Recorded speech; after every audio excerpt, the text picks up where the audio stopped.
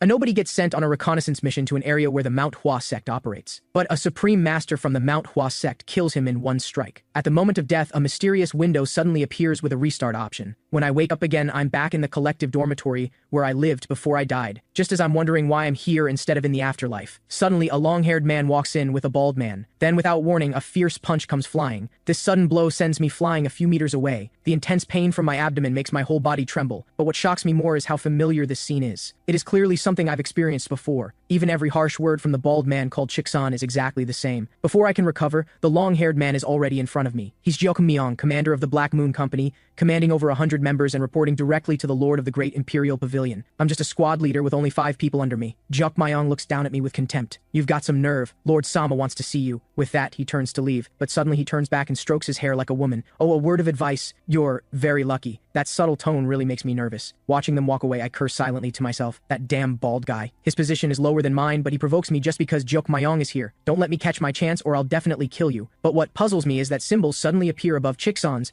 and Jeok Myong's heads. Although I don't understand what this means, it must have a huge connection to my own experience. The scene shifts, and I soon arrive outside the Great Imperial Pavilion office. I am Seolwi, squad leader of the Flying Hand Company, formally requesting an audience. After receiving permission, I carefully walk inside. The old man in red before me is Jibawai Sama, the lord of the Great Imperial Pavilion. This is the Crimson Demon Palace, one of the core strongholds of the demonic cult. Under it are 5 pavilion lords, each immensely skilled in martial arts. Jibawai Sama of the Great Imperial Pavilion has mastered the fire mass demon style. It is said that even a wisp of its heat is enough to reduce someone to bones. His violent temper is also widely known, so the slightest misstep in his presence can be fatal. Gui-sama looks at me with a kind expression. Would you like to become secretary of the Heavenly Sun Archive? I can see you want to learn martial arts, so I've specially arranged this for you. At the mention of the Heavenly Sun Archive, I'm secretly delighted, because that's the archive hall holding tens of thousands of martial arts tomes. But before I can celebrate, Jidui-sama adds, on the condition that you take on a corresponding mission. At these words, I freeze in shock. According to my previous memory, he should next send me on a reconnaissance mission to an area where the Manhwa sect operates. That's no different from being a live target. So I must find an excuse to avoid this mission, or I won't escape the fate of being killed. But before I can refuse, my body freezes in place, unable to move. The 2 old men are also motionless like statues, as if time has stopped. Seeing this, I finally confirm that I've returned to the past after being killed. At the same time,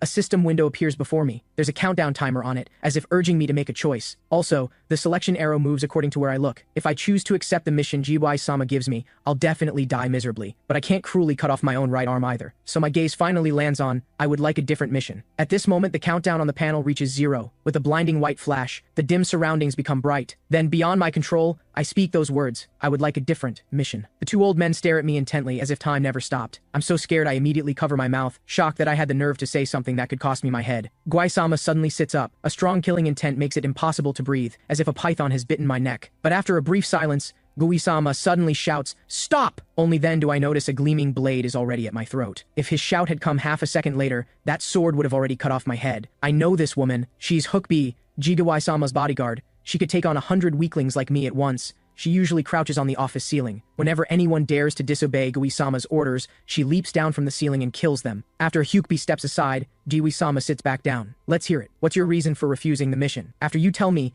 I'll decide whether to spare your life. Terrified, I quickly bow my head. Please don't misunderstand. I heard the Manhwa sect will gather recently at the Hanam borderland, and you've always wanted to eliminate those masters from Manhwa, so I hope to seize this opportunity to ease your burden. Just tell us when the masters of our cult will provide reinforcement. The Flying Hand Company is ready to go on reconnaissance at any time. Jidiwai-sama strokes his beard with a grin. What a coincidence. That's exactly the mission I was going to give you. As you said, the deputy commander plans to personally go there for battle. So before that, we need someone to scout the terrain. After a detailed observation, you just need to report the intelligence to your superior. The reason I say that is because I realize I can't escape this cycle no matter what. Rather than die now, better to die in a few days. Maybe I can find a glimmer of hope. So I stumble to my feet and walk toward the door. Unexpectedly, the moment I pass by Hyukbi, the system window appears. Again, I casually glance back and discover the symbol above Hyukbi's head reads +4 lives. 2 more than Jeek Myong of the Black Moon Company. Although I don't know what this means, it must have a huge connection to the system. After narrowly escaping death, I come to the lakeside to clear my head. This series of strange events leaves me feeling troubled. Inadvertently, I see my own reflection. It turns out there's also a strange symbol above my head,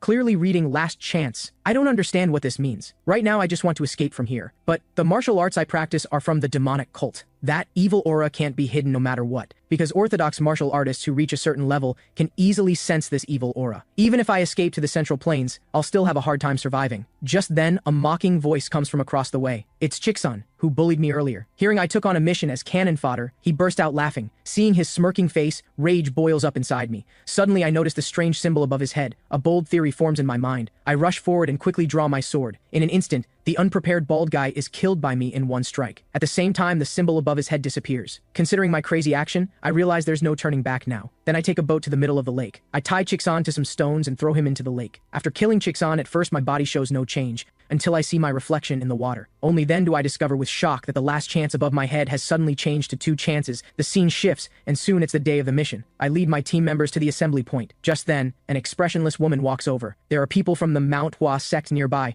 so don't make any rash moves. Once you determine the number of enemies and the surrounding terrain, return immediately. I politely bow to accept the order. She's Chiol Sujin, my direct superior and the commander managing 3 squads of the Flying Hand Company, but she's not personally joining this mission time. In the past, without experience, I didn't notice anything unusual, but now it does seem rather strange. Either she received orders from GDY-sama, or they're in cahoots. Thinking of this, I suddenly order my subordinates to go right. The team members look at each other in confusion. Captain, shouldn't we go left? I don't pay them any mind and instead dash straight towards the right. The team members don't dare say more and continue running with me, because I clearly remember that in my last life, we immediately fell into the Manhwa sect's ambush after reaching the designated location. So this time I plan to do the opposite, running all the way toward the central plains, determined to avoid this death trap. Right now, the words 2 chances fill my entire mind. I know the hope of surviving this life is slim, so I'll gather more clues for a chance of survival in the next life. Suddenly, I signal for them to stop, because a wooden cabin has suddenly appeared on our escape route. It's a square building with windows all around, which is most likely an outpost. If I ignore the outpost and go straight through,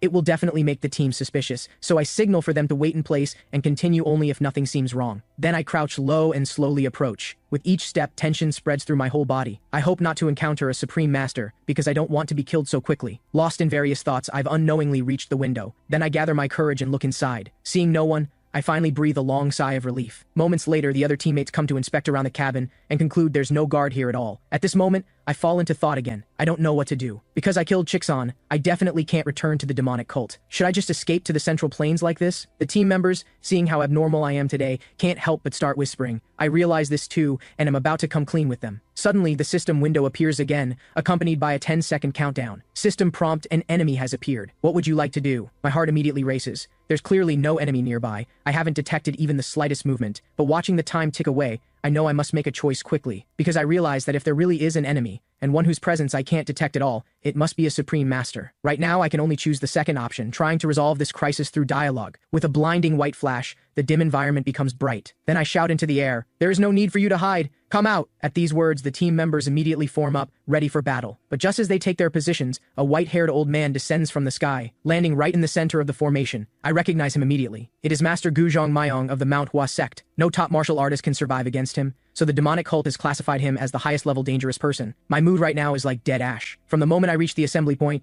I've been running in the opposite direction, so we are already far from the mission area, yet Guzhong Mayong of the Manhwa sect shows up here. It's completely baffling. Guzhong Mayong also looks puzzled. How did you know I was here? Since you've intruded on my patrol area, you'll all stay here. After all, you're all remnants of the demonic cult. Your deaths are no loss. With that, he draws his sword. My team members and I frantically draw our swords too, but how can we be his match? With several flashes of brilliant red light, the team members fall one after another. I don't even know when that sword pierced my chest. Guzhong Mayong walks up to me with a mocking expression. Pathetically weak. If even the captain is this stupid, the others are even worse. My gaze blank, I suddenly raise my head and demand, "You knew we were coming all along, didn't you? Otherwise, none of this makes sense." A flash of annoyance crosses Guzhong Mayong's eyes. He grabs my hair and glares at me viciously. "How did you figure it out, you idiot?" I gasp heavily. "I guessed it by accident. Your pursuit speed was beyond imagination. You even knew the exact date and arrival time of our coming here. Otherwise, the ambushers couldn't have appeared so precisely." Guzhong Mayong gives a cold laugh and leans close to my ear. "Since you figured it out, I'll be frank. Think about it carefully. One side improves their performance, the other eliminates annoying people. Isn't that a good thing for both of the sides? But by the way, you really have audacious courage, daring to disobey your superior's orders. Farewell, dear Flying Hand Company squad leader." With a cold flash of red light, I'm back in that collective dormitory again. This is already the second time I've experienced this. Even if I want to escape, I can't. But I know clearly in my heart that this rebirth won't continue forever. Before dying, I clearly saw the words, "last chance." I'm acutely aware that I can't just sit and wait for death. If I keep sitting here, those two guys will come soon. So I hide in a corner and observe from the side.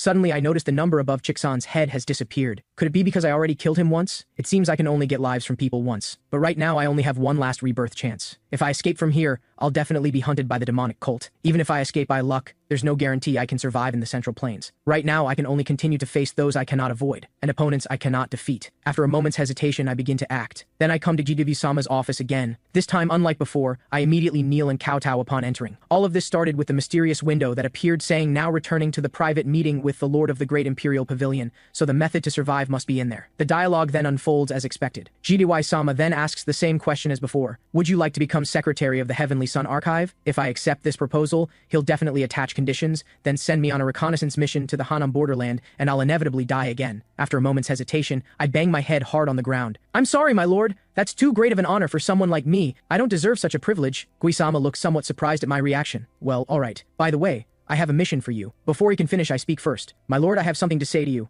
As soon as I finish speaking, the system window immediately appears. I've experienced this before. Choosing the first or second option both lead to death. So now I can only choose the third option. I'll cut off my right arm for you. It's an inescapable fate anyway. I just want to witness this outcome myself. GW-sama stares at me in confusion, probably finding this absurd. Why would you cut off your arm for no reason? Nervously, I quickly answer. I've reflected on myself during this time. I once overestimated myself and wanted to learn superior martial arts. I also didn't know my place and went through your office. My fault deserves death. Please allow me to cut off my arm to express my loyalty to you, my lord. The two lords chuckle. It seems he's even more interesting than the rumors say. Then a dagger is thrown in front of me. Then give it a try. I pick up the dagger without hesitation, because I know that once I pass this test, I'll definitely find a way out. I grit my teeth and close my eyes. Soon I feel a chill. The dagger has pierced my shoulder. But suddenly Gui-sama shouts, "Stop!" Then Hyukbi leaps down from the ceiling and knocks the dagger from my hand. Trembling, I put my left hand on my right shoulder. I'm grateful my arm is still there. It is just temporarily immobile. The two lords before me suddenly burst into laughter. What an interesting guy. Since the founding of our cult, this is the first time I've seen someone like you. These words don't make me feel humiliated or ashamed. Instead,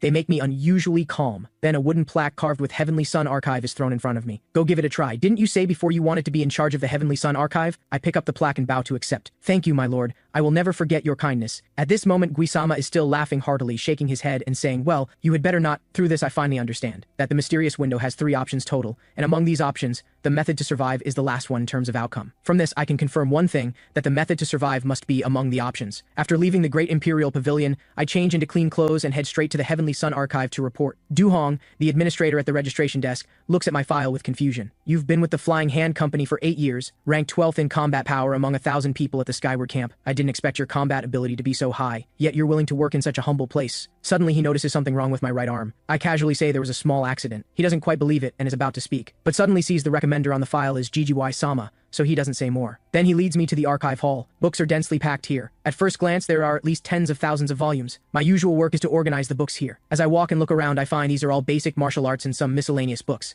After all, this kind of place couldn't have superior martial arts tomes, but I don't need such powerful martial arts anyway. I just need something that can kill this administrator before me, because the system showed me the life symbol above his head. If I eliminate him, I can gain 1 more life. So how powerful are his martial arts? I quietly move behind him. Then I reach my left hand into my clothes. He seems to sense something's wrong. The instant he turns his head, I pull out the dagger and stab it directly into his abdomen. He pushes me away with a horrified expression. Have you gone mad? I ignore him and take up a fighting stance again. In my heart, I regret stabbing too shallowly, failing to take his life immediately. But seeing the +1 life symbol above his head, I guess his combat ability should be about the same level as Chiksan's. So I need to end this quickly. The longer it drags on, the worse it is for me. But haste makes waste. While I'm not paying attention, he suddenly grabs me tightly. Because I can't use my right arm, I can't break free at all. I can only watch helplessly as he raises the dagger above his head. Fortunately, all of the above is actually a battle I rehearsed in my mind. In my current state, I can't guarantee I can kill him. So when he turns back to look at me warily, what I pull from my clothes isn't a dagger but money, and I don't forget to show a smile. Lord Du-hong, I am looking forward to working with you. The weather is cold. You must be working hard. Please accept this small token. He first glances at me with an expressionless face. I thought this trick wouldn't work. Fortunately, he finally accepts the money cheerfully, and his attitude becomes much better than before. It seems you're someone who understands social matters. If you have any questions, ask me anytime. By the way, your name is Seo Lei, right? A word of advice.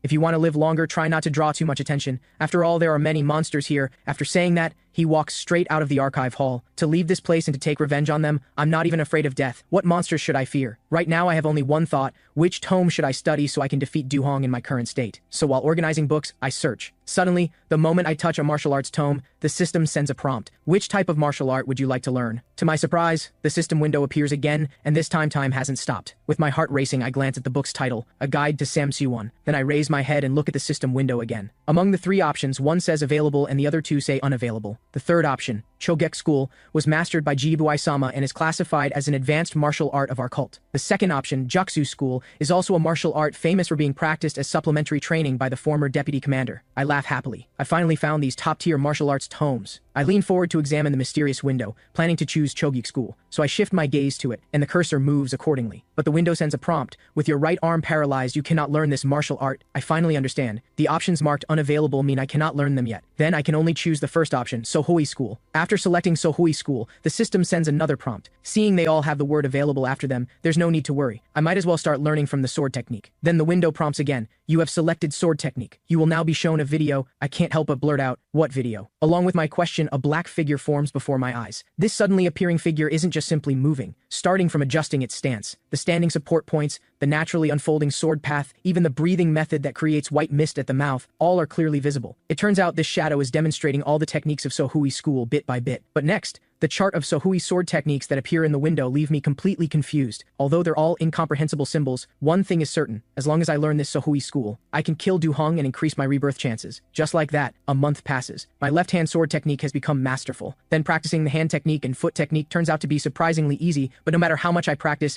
I can't master the grand ship sword from the Sohui sword technique. Even looking at reference materials, though I can see it refers to the left hand, I just can't understand what the direction means. But this is already very good for me. I never expected that by unexpected chance I would obtain divine arts I'd never have the opportunity to practice in my lifetime. It seems killing Duhong is only a matter of time. Looking at the books scattered all over the floor before me, I feel it's time to organize the shelves. Just then, the sound of a door opening comes from behind. Before I can make any move, I lock eyes with the other person. The person before me has his hands behind his back, dressed like someone from the Central Plains. Because of my confusion, my eyes haven't had time to move away from him. What makes my heart race even more is that the life symbol above his head actually shows +10 lives. Hyukbi, the Supreme Master by GDY-sama's side, only has 4 lives. Could this be the monster Duhong mentioned? Unexpectedly, just as I stand up to bow, he waves his hands with a smile. Haha, you don't need to act so formal. This is very different from my expectation. At first glance, he gives off an innocent character. Then he asks what work I do here. After learning I'm the secretary here, he makes a request. There's a book I really like here called A Guide to Samsuan. Have you seen it? At these words, my heart immediately drops 1,000 times, because that book is right in my hand. What surprises me even more is that the mysterious window suddenly appears, and time around me stops as well. Right now my heart is in my throat. If I say the wrong thing, I could very well be killed right here. But why is he looking for this book? No, wait.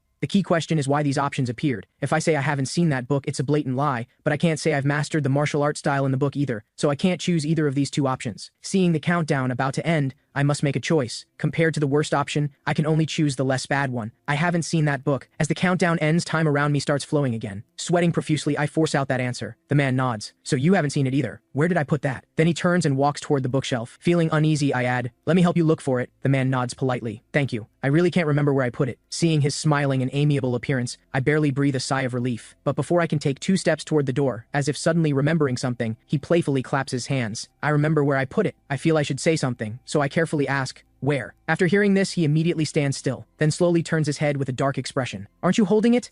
In an instant, my mind starts spinning. Have I been discovered after all? This is my last chance at rebirth. Watching the man approach step by step, extreme tension makes my whole body tremble. It seems I still can't escape this monster. Should I insist I don't know? Just as I'm about to explain, the man suddenly bursts out laughing. I'm just joking with you. It seems you haven't been on the job long, right? I'm Ilgi-bu. Pleased to meet you. After speaking, he walks to the bookshelf and starts browsing random books. I'm left standing there bewildered. His smile sends chills down my spine, and his teasing behavior, I don't know if it's intentional, but I must stay alert. After a while, the silent Ilgi-bu suddenly speaks. I heard Giri-sama recommended you here. That's quite surprising. That old man isn't the type to go out of his way to ask favors. Hearing the words, old man, I unconsciously frown. Since he calls Gibi-sama old man, it means his status is higher than Gibi-sama. I quickly answer him, he's kind to me. Ilgi-bu gives a cold smile. If he's really so kind to you, why did he make you cut off your own arm? I don't know how to respond and can only freeze in place. His gaze remains on the book, his face wearing an all-knowing expression. I'm sorry. I didn't mean to pry into your past. I'm just too curious about new faces. But at least you're lucky he didn't cut off your head. You'll just have to give up learning martial arts. At this moment, I suddenly realize his true intention. He probably came here from the start to probe me. After all, he came here to find a book, yet he's been reading irrelevant books. Suddenly, the sound of him closing the book pulls me back from my thoughts. Are you wondering who I am? How can someone so young call Gui-sama an old man? In an instant, my expression changes drastically. How does he know what I'm thinking? Can he read minds? I quickly bow and answer, no, I wouldn't dare think such things. Ilji-bu puts the book back on the shelf, then casts another scrutinizing look at me. It's normal for you to wonder. So tell me now, how far have you progressed with Sohui School? I lower my head, not daring to meet his eyes. Does he already know? Or is he testing me? I quickly adjust my mindset and say, I don't know what you're talking about. I can't use my right arm, so martial arts are basically out of reach for me. He chuckles and pats my shoulder. I see. You don't need to be so serious. Seeing his reaction, I believe my words worked. Of course, this is before his next sentence. He suddenly leans close to my ear and says ominously, but if you're not telling the truth, then you are taking me for a fool. Hearing his tone, which is impossible to tell if he's joking or serious, heart-clenching fear is filled with me. After saying that, he politely takes his leave and walks toward the door. Watching his retreating figure, I finally breathe a sigh of relief, thinking I've temporarily avoided crisis. But the next second, Ilgi-bu freezes in place. Only when I hear a ding do I understand that it's not that Ilgi-bu intentionally stopped, but that the mysterious pop-up has triggered freezing time around us once again. But when I see what the pop-up asks me to choose, I instantly feel as if the sky has collapsed. His true identity is actually Chionma's fourth disciple, Ganma, ranked 30th in power within the demonic cult, and his martial arts ranking is near the absolute peak. The person standing before me is indeed a monster. Next, my gaze shifts to the second option. If I say I've mastered Sohui School, he'll definitely say I'm taking him for a fool. As for the third option, I don't even need to look, it's absolutely not selectable. Then I don't need to worry, I have no choice. So I decisively select the first option. Aren't you Ganma, the fourth disciple of Chionma? With a flash of brilliant white light, time around us begins to flow again. Ganma turns back with a slight smile. It seems you are impressive. Though I don't know how you discovered it, that doesn't change anything. I'm just someone who lost in the power struggle long ago. At these words, I quickly kneel and apologize. Please forgive me. I didn't mean to ask something so improperly. At this moment, there isn't the slightest fluctuation in Ganma's eyes. It's fine. Carry on with your work. He then turns to leave. However, after just a few steps, he stops again. The mysterious pop-up appears once more. I'm confused. Didn't I just make a choice? Why is it asking me to choose again? What the hell is going on with this damn pop-up? Just when I thought we'd moved on, the pop-up still isn't done. Once again, it's time to choose the lesser evil. The task continues. I drop to my knees with a thud. In fact, I've already learned the Sohui martial art from the book you were looking for. After speaking, cold sweat pours down again. I don't know how to clean up this mess. Ganma's face darkens severely. So you've been treating me like a fool this whole time. I see you have a death wish. As his words fall, he draws his sword and attacks me. At this critical moment, the mysterious pop-up triggers again. Ganma freezes midair. Looking at the single option on the pop-up, I understand this can no longer be called a choice. It's a one-sided coercion. I'm being forced to accept the worst situation. But this time's countdown is different from before. The time has become 3 digits, meaning the pop-up is giving me time to figure out why this option was given. If in this situation there's still an answer that allows escape, then a prerequisite emerges. The current option transforms from the worst choice into the optimal solution. Facing Ganma, who's openly showing hostility, how can I persuade him? Suddenly I recall his earlier words seem to reveal hostility toward Jigidui-sama, and he said he doesn't care about power struggles. Is that true? Since this option was given, it means his situation is no different from mine. That's why I can understand his desperate desire for power, because I'm the same. So the way to quell his anger now is to give him power. After all, I have a trump card in my hand that Jigidui-sama holds the position of lord in the demonic cult, yet he's secretly communicating with righteous faction members. Thinking of this, I decisively choose to continue. I immediately shout loudly, "You seem to be in more or less the same situation as me." At these words, he indeed stops his attack. His expression now shows both shock and anger. Convincing him not to kill me is indeed very difficult, but I can only muster my courage and try. When Chionma chose you as a disciple, the other disciples had already built their foundations. So no matter how hard you work, it's difficult to close the gap with the other disciples. What are you trying to say? Stop beating around the bush. At these words, I finally see hope of survival. Because he could have killed me immediately, yet he only presses the sword against my neck. This means he's curious about what I mean. I immediately shout, "Please win over the Lord of the Great Imperial Pavilion." At these words, Ganma's expression undergoes a subtle change. I continue. The Great Imperial Pavilion is the core branch of the Crimson Demon Palace. If you control the Great Imperial Pavilion, it means you control one of the major strongholds of the demonic cult. Isn't that why you came to see me? Ganma pauses, then sheathes his sword. The killing intent surrounding him dissipates, so I raise my voice even louder. "You weren't here to find a guide to Samsuan at all, otherwise you would have taken the book and left already. I wondered, why would you, as Chionma's disciple, come here? Why keep talking to someone at the very bottom like me?" Finally I understood. You came to find me. No, to be precise, you came to find someone who might know Lord Sama's weakness. A month ago, Lord Sama assigned the Flying Hand Company a reconnaissance mission, and I was the only one left out. And none of the Flying Hand Company survived that mission. You must have heard about it, so you saw me as an unusual figure. After hearing this, Ganma finally laughs, and keeps laughing. You're quite interesting. No wonder that old Jigidui-sama dislikes you. Since that's the case, tell me, what's his weakness? I bow again. If I provide you with the information you need, what will I get? At these words, his expression sours. But I don't back down, because I know I'll die sooner or later anyway. But dying later is better than dying sooner. So I make my own proposal instead of being led by Ganma. I've already gambled my life, so I want to know what I can get from this. Ganma asks back, what value does your life have? I know it has no value, but if I can save you time and effort or provide you with a good opportunity, wouldn't my life then have value? He thinks for a moment, then sheathes his drawn sword again. If your information is true, I'll give you appropriate compensation. Getting this answer, I reach the moment of revealing the truth. Lord Sama has been secretly communicating with Gu Zhongyang of the Manhwa sect. Though I can't provide evidence yet, your influence is not to be underestimated. Among them are surely mysterious masters who can uncover the truth. Given some time, you'll definitely find proof. Ganma accepts my proposal, but to test my loyalty to him, he assigns me a task. That is to kill Jokmyong, captain of the Black Moon Company. If I accomplish this mission, it will prove I'm not aligned with Jidawai-sama. But I know very well that his real purpose in sending me to assassinate Jokmyong is to send me to my death. Because in his view, someone at the very bottom like me couldn't possibly defeat Jokmyong. So sending me to kill Jokmyong is just to eliminate me and silence me. Meanwhile, according to the state window, Jokmyong's combat power is 10 times mine. Right now, only a sneak attack gives me a chance of survival. And the best time to kill an opponent is when they're most relaxed. So I come to the toilet in Jokmyong's territory. I prepare to crawl into the toilet pit below and wait for my chance. I had observed Jokmyong for a long time. Whenever he went to the toilet, he would stay for a while. I still remember when I was under his command. He would beat me whether he is bored or happy. To kill him, I had rehearsed countless times in my mind. This time, I finally got my chance. I believe with Sohui School, I can defeat the enemy in one move. Soon night falls. Just then, a series of hurried footsteps rapidly approaches. I know it must be Jokmyong because he goes to the toilet at a fixed time every day. Today won't be an exception. So I quickly jump into the toilet pit and hide. Fortunately, it's relatively clean down here. Looks like it was just cleaned not long ago. I slowly draw my sword and wait for the moment. When I hear the sound of his pants dropping, I know the moment has come. I immediately channel my chi, infusing power into the sword. Then, following the techniques of Sohui School, I prepare to strike. Suddenly, an unidentified object drops from above. I curse silently, damn it. My body immediately leans back, quickly dodging. Then I swing my sword again. Just then, a suddenly appearing pop-up blocks my vision. The content reads,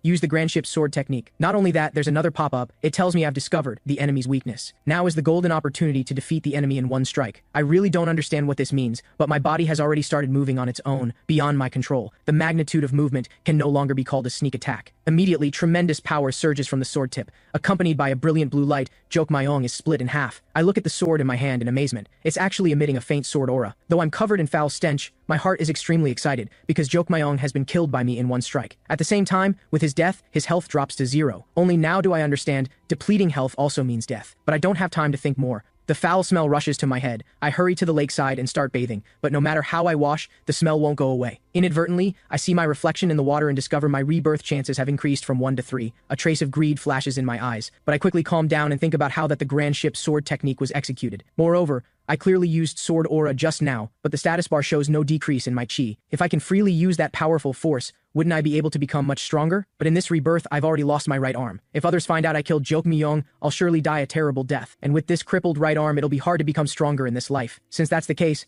I might as well plan carefully for my next rebirth. Now that I've completed the task, I should report back to Ganma, but I can't fully trust him yet. More accurately, I still don't know his intentions. But if I can grasp Gubi-sama's weakness, even at the cost of this life, it won't be a pity. So I put on my clothes and head straight to Gubi-sama's office. Arriving at the door, I don't send word ahead. Instead, I walk straight in and kowtow. Seolwi, secretary of the Heavenly Sun Archive, greets Lord Sama. Jibui-sama's expression darkens. Have you completely lost all respect? You dare barge into my office? What exactly do you want to do? He speaks while approaching me. And why do you reek so badly? Out of fear, I don't dare lift my head to look at him. I keep my head down as I answer. I had no choice. After all, it isn't an easy thing to kill Jokmyong. Hearing this shocking news, Jubi-sama shows no expression. Instead, he approaches me step by step. My face grows increasingly red. Is this the terrifying effect of fire masked demon style? He then gets in my face and grabs my hair. Although I'm curious how you killed Jokmyong. Before that, who did you go see? I advise you not to play clever with me. If you dare lie, I'll kill you immediately. Gibi-sama thinks I'll confess honestly, but I gasp heavily and ask back. Rather than who I went to see, what's more important is what you're trying to hide, isn't it? My tone makes Gibi-sama furious. Since you went to the Heavenly Sun Archive, has you lost your mind? I see you truly have a death wish. At this moment, I finally let go of my fear.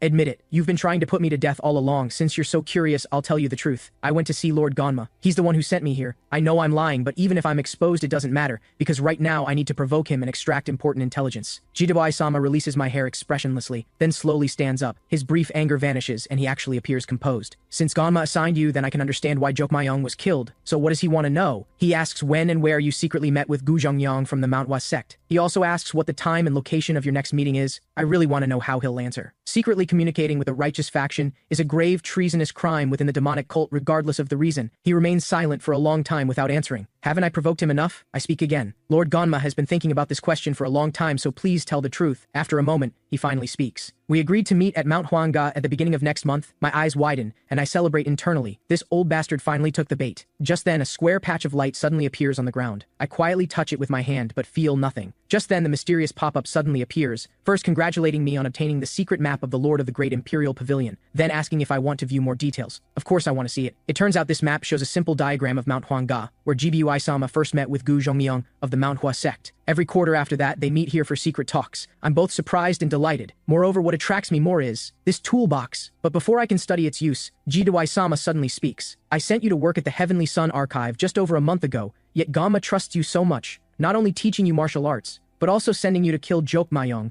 and finally having you come here to gather information. Is that right? His tone, gaze, and expression make me uneasy, but I still nod firmly. Unexpectedly, as soon as I finish, he stabs a huge hole through my chest. You really do take me for a fool. Do you know where you went wrong? I might as well tell you, since you're about to die. Ganma doesn't teach martial arts to others, because he only uses the martial arts the master taught him. Seeing GDV-sama's smug face, I want to laugh. You fool. It looks like you still don't know. This question confuses Giwi-sama. What are you trying to say? I grin. I mean, you've completely lost. Gi-sama is both furious and speechless, regretting ever letting me enter the demonic cult. Then, with his fatal blow to me, the mysterious pop-up triggers again. I return once again to the timeline before meeting Jidawai-sama. Though my rebirth chances dropped from 3 to 2, this intact arm gives me much peace of mind. Looking at the status bar on the system panel, perhaps because my right arm has recovered, my health and chi have both increased somewhat. But why is there no Sohui school? I try hard to recall every move of the martial art. A pop-up then notifies me I've obtained Sohui school. So as long as I remember, the pop-up will display it. Not only that, I can also freely retrieve the map stored in the toolbox. Opening it, there's indeed the diagram of Mount Hwanga that Jijiwai-sama mentioned. At the same time, there are medicinal herbs and red bean jelly that help restore my health. Just tasting a bit, my health indeed recovers somewhat. Such good items should of course be saved for critical moments,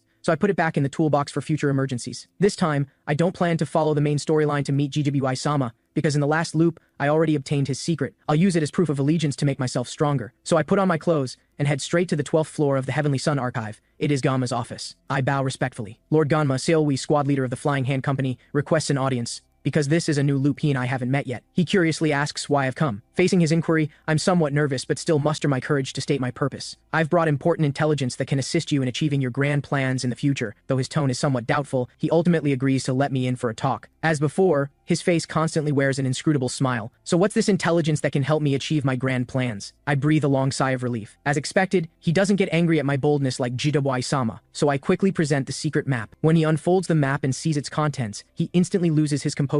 Even his tone changes. He coldly questions whether this intelligence is accurate. His gaze makes me somewhat restless, but I still state I can guarantee its authenticity with my life. He snorts coldly. Your life is worth nothing. So, what do you want? I bow again and voice my thoughts. I want to pledge myself to you. I want to become powerful like others. He slowly folds up the map, then comes before me. If this intelligence is accurate, I will grant your wish. He then leaves the office. And so, 3 hours have passed since Ganma went to verify the intelligence. I'm increasingly anxious. For some reason, his unpredictable smile keeps giving me an inexplicable unease. The hierarchy within the demonic cult is very complex. I obviously don't fully understand the political relationships between the various factions, but the only thing I can confirm now is that Jijiwai-sama's superior isn't Chionma's 4th disciple Ganma, but the 1st disciple Salma. From this, I deduce that Ganma won't directly take the map to Gibi-sama. My life is temporarily safe. Just then, Ganma returns. Seeing his expressionless face, my heart fills with both fear and unease. What if this plan fails? How should I plan my next life? Just then, the pop-up suddenly triggers. It asks if I need to create a save point. At first, I don't quite understand, but when I see the next pop-up with the word save point, I finally realize this represents the time point for my next rebirth. As I click confirm, the text begins to appear word by word. Time save point, year 95 of the Heavenly Calendar, Chapter 2. Title, 3 options presented by Ganma. As the save completes, Ganma finally speaks. Choose one of these 3 options. As soon as the words are spoken,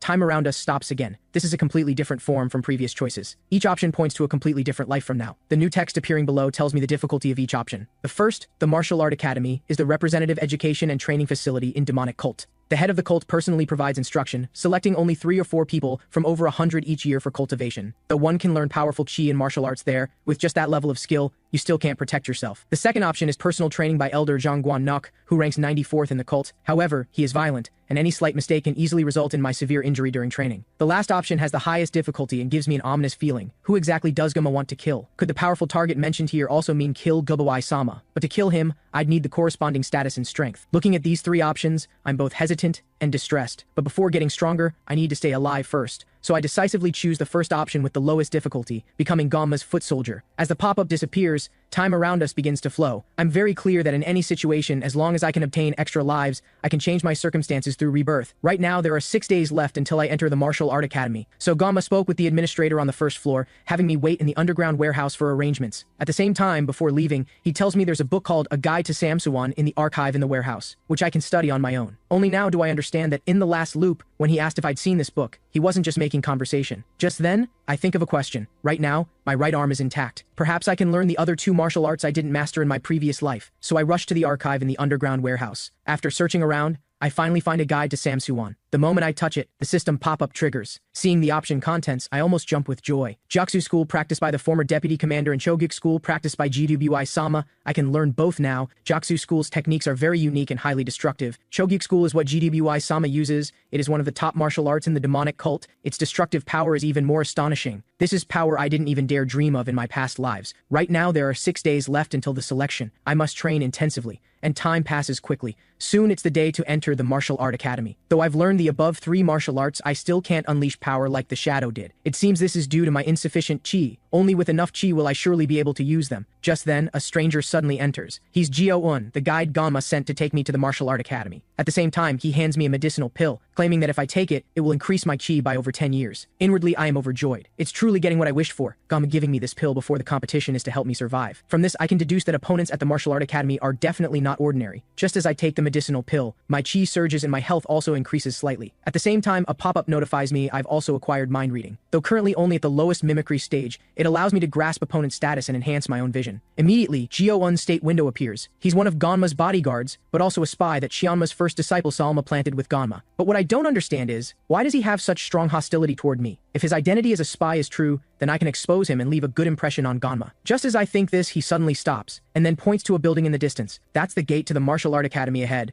Walk the rest of the way yourself. After speaking, he turns to leave. But just as I pass him, that damn pop-up appears again. Looking at the options, I realize Gamma gave him 2 pills. And from the third option, I can tell this choice isn't about dialogue but action. So I deduce the first option can't be chosen. It's too direct and I fear for my life. Moreover, the third option is meaningless. So I decisively choose the second option. Don't you have anything to say to me? The moment the pop-up disappears, he turns his head with a puzzled expression. Worried he didn't hear clearly, I steel myself and repeat, "Don't you have anything to say to me?" Seeing his fierce expression, I quickly continue explaining. The Martial Art Academy is where top-level warriors gather. Lord Gamma surely knows my level, and the medicinal herb you just gave me shows that surviving here won't be easy, but I've only gained a little chi. Wouldn't entering rashly like this pose great danger to my life? After hearing this, he first coughs awkwardly, then silently reaches behind his back. I think he'll give me the other pill, but what he pulls out is a sword. The pop-up tells me that though this sword isn't powerful, it mysteriously has a mood-improving effect. I smile awkwardly, cursing bastard silently a few times. I then carry the sword to the gate of the Martial Art Academy. This is a place only those recommended by core figures can enter. Not only can one obtain martial arts tomes here, but also practice the ability to complete missions. But after entering,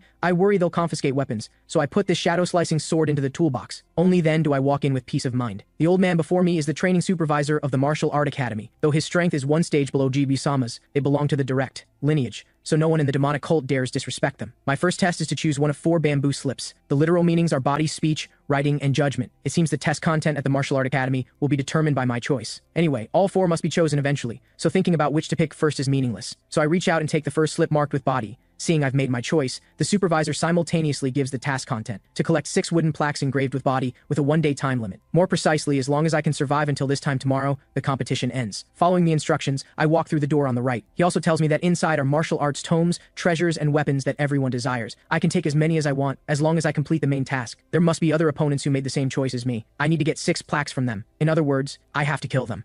Soon I arrive at the trial grounds. There are all kinds of buildings here. I figure if I just look around, I can find things useful to me, but that also means exposing myself to greater danger. To get what I want, I must move as quickly as possible. But come to think of it, it's way too quiet here. I can't hear any sounds at all. Did I arrive too early? To avoid alerting anyone, after locking onto a target building, I start moving quickly. I don't stop until I reach a safe area. Looking around and finding no signs of movement, I finally breathe a sigh of relief. But just then, a pop-up triggers a warning, notifying me that an unidentified enemy has found my weakness. How would I like to respond now? It then gives me 3 choices: fight back, defend myself, or run away. This is the first time I've seen options like these. Seeing the countdown about to end, to save my life, I decisively choose to run away. I immediately jump into midair, but ultimately, I'm still slashed from behind by the enemy. I end up falling to the ground. The bowl cut guy who ambushed me has more health than me, but his chi is far below mine. Damn it. If I'd known, I would have chosen to face him head on. I lost half my health for nothing. Seeing his provocative manner, my anger flares up. I slowly draw my sword. In an instant, the sword gleams sharply. This time, I use the sword technique from Soi's school. The sword aura carries a chilling cold. Precisely because of this cold, the opponent's movements slow down. With a flash of icy sword light, that damn enemy's head falls to the ground. Though my martial arts are still at the imitation stage, they're several times more powerful than before. After using them, both my health and chi decrease slightly, though being able to see my state in real time is good. Because of this, I also feel death more acutely. But I don't have time to think more, because now it's time to loot. Not only do I find a wooden plaque needed for the mission,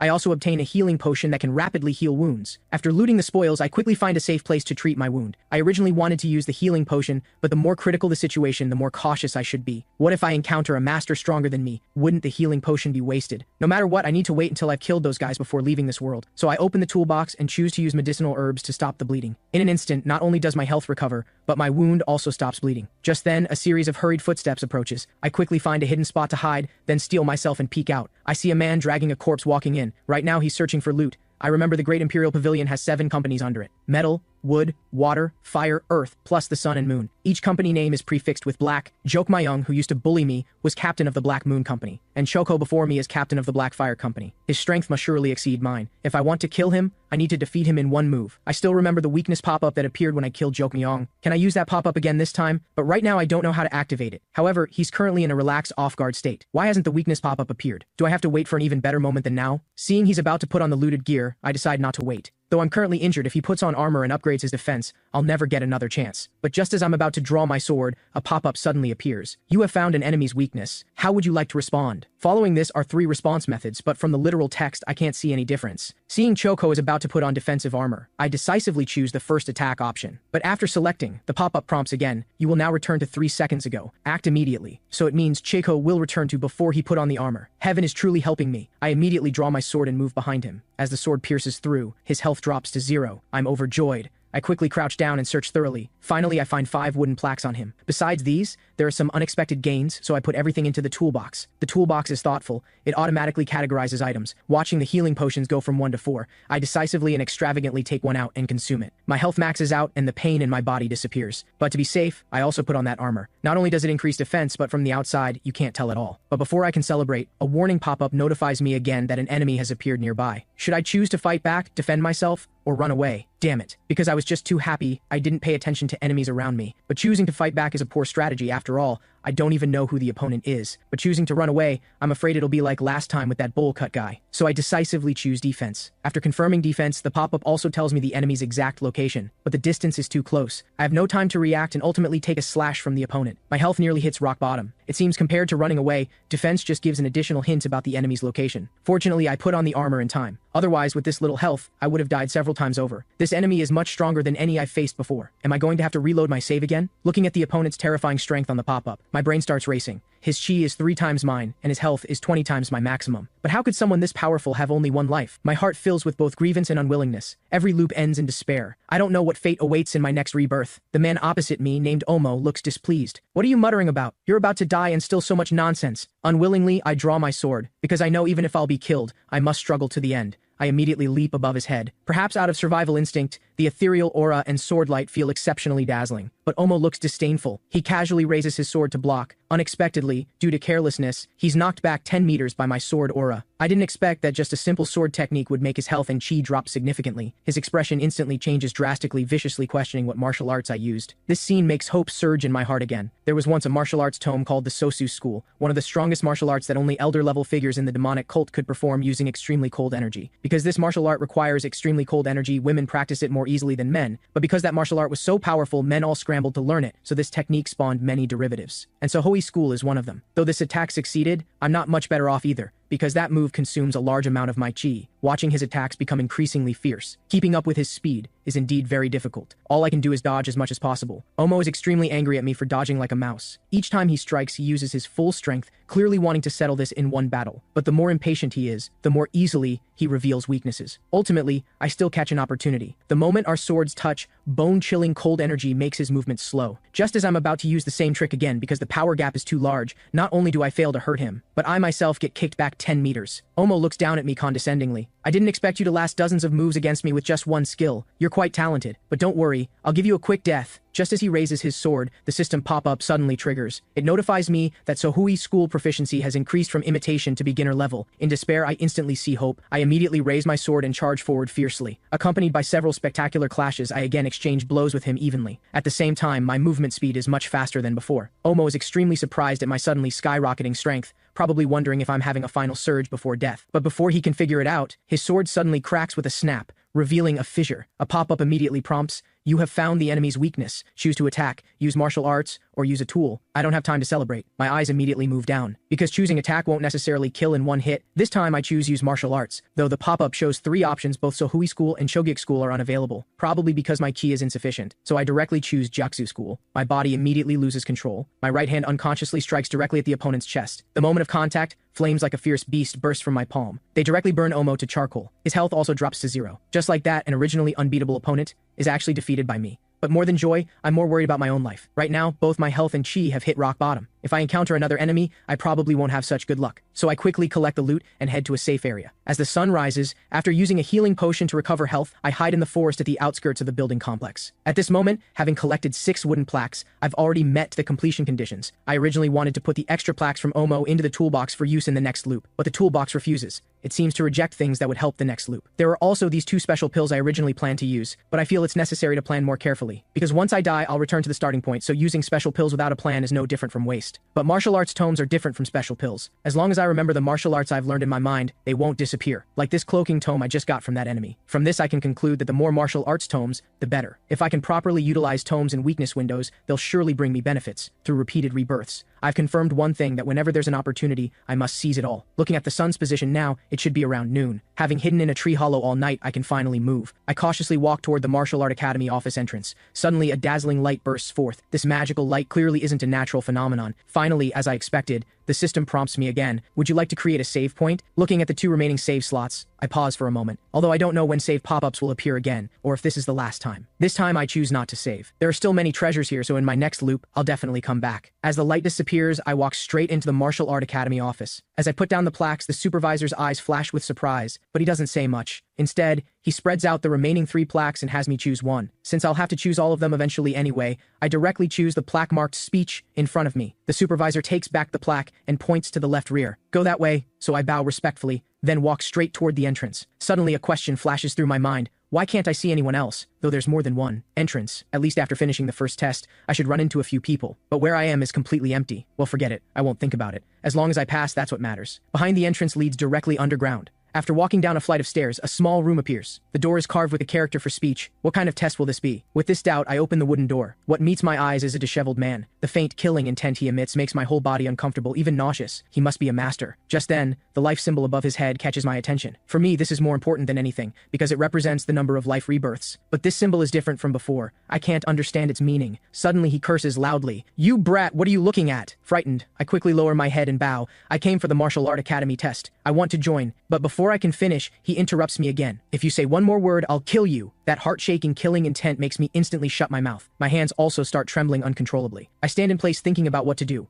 Is this also part of the test? If I can't take the test, I'll lose my qualification. So right now, I must do something. I slowly look around the room. It is empty with nothing in it. Just as I'm at a loss, a note in a bowl catches my attention. So I quietly circle around the man. At the same time, I don't forget to glance back at him. Does he not care what I do? Then I carefully pick up the note. Suddenly, a pop-up triggers. Question 1. You've received a secret mission to kill people from the Central Plains. After searching, you discover they're hiding in a house deep in the mountains. Right now, they're preparing to leave. Among them are some stronger than you, some equal to you, and some weaker than you. Moreover, your superiors are around. How would you like to respond? It randomly gives me 4 options. This test question really confuses me. The first option, try to catch the enemies by surprise and kill them, is too risky. The second, talk with them, is also dangerous. The fourth, make no choice, feels meaningless. So the third, wait for superiors to arrive, might be the wisest choice. As I confirm the choice, I inadvertently blurt out, just wait nearby. Safety first, after all. At these words, the man's face suddenly darkens. You brat, I clearly warned you. These words instantly fill me with inexplicable fear. I quickly turn around, but it's already too late. At some point, he's grasped a sword in his hand. With a flash of cold light, a clearly visible bloodline appears on my neck. I curse silently, damn it, then my vision goes black,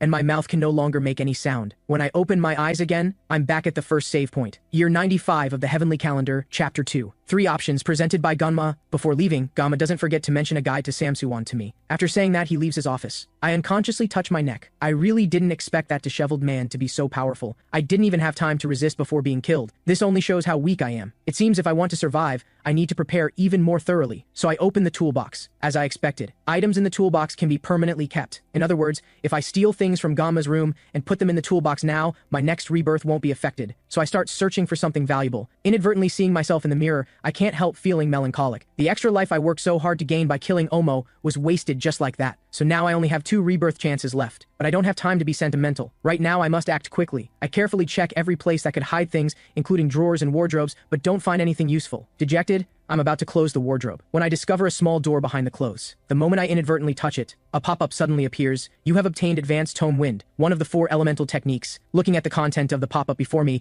my heart starts pounding instantly. Because this isn't an ordinary tome, it's martial arts Chionma taught his disciples, one of the top techniques in the demonic cult. I excitedly run all the way to the seldom visited underground warehouse. Then I quickly open the toolbox and store it. Seeing it safely stored, I finally breathe a sigh of relief. Next, I start checking my state window. Right now, my health and chi can be described as pathetic. This time, I must get the other pill from Jio-un. After being inexplicably killed in my last life, I understood one thing, that safe and cautious choices don't bring the best results. And whoever gets the treasures at the Martial Art Academy first will have a great impact on fate. Especially to fight masters and pass the test, I need to be fully prepared. In other words, I need to become powerful by any means necessary. So I choose to use all the remaining special pills. Immediately, my health and chi values jump from 3 digits to 4 digits. But it's not just numerical changes. The physical changes exceed my expectations. My fat decreases, muscles increase, and even my height seems to have grown considerably. Next, what I need to do is learn the wind technique I just obtained. This is an amazing technique that can destroy a building with just a finger. But before I can celebrate, a system pop-up suddenly prompts, you can't use this, you must have at least 30,000 health and 50,000 ki to use it. Looking at the astronomical numbers displayed on the system panel, they feel impossibly distant. It seems right now I can only achieve this goal by seizing various opportunities. So I turn my attention to the chart of the Grand Ship Sword Techniques of Sohui School. This is a move with powerful sword aura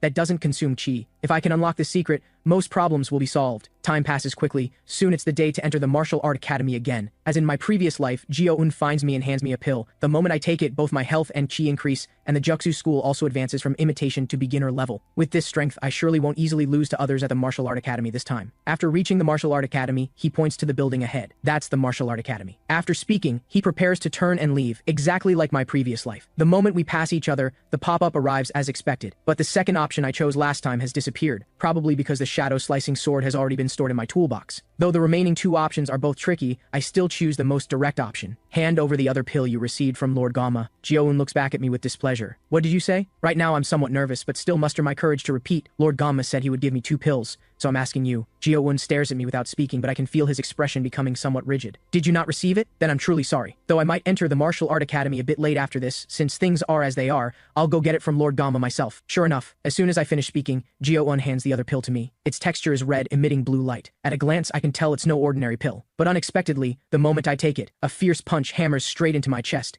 instantly making me lose combat ability. Then Jio-un comes before me, looking at me viciously. Anyway, you won't come out of the Martial Art Academy alive. Even if you do survive, I'll kill you. After spitting at me, he turns and leaves, watching his disappearing figure. I have only one thought. If I can pass, he'll be the first one I kill. I immediately put the pill in my mouth. In an instant, all my stats increase dramatically. At the same time, mind reading advances from imitation to beginner level. Geo1 status panel can finally be viewed. Health 15,000, QI 12,000. It seems I must improve my strength as soon as possible. Soon I arrive at the Martial Art Academy office. After confirming my identity as expected, the supervisor hands out 4 wooden plaques. In the same scene, he says the same words. This is within my expectations. I then choose the plaque-marked body again, but this time, unlike before, I raise a question with him. This test wouldn't have just me alone, would it? From the wooden plaques, there should be other people. But why haven't I seen anyone here? Are there other entrances besides this one? But the supervisor remains silent. More accurately, he's motionless like a stone lion at a temple entrance. I think I should just go in directly. The moment I step through the entrance, he finally speaks, saying something inexplicable. He tells me, the standards get higher over time. I don't understand the meaning of his words. Does higher standards mean entering later requires greater strength? Either way, I'll have to fight eventually. I should act quickly to get more treasures, that's what matters. And so,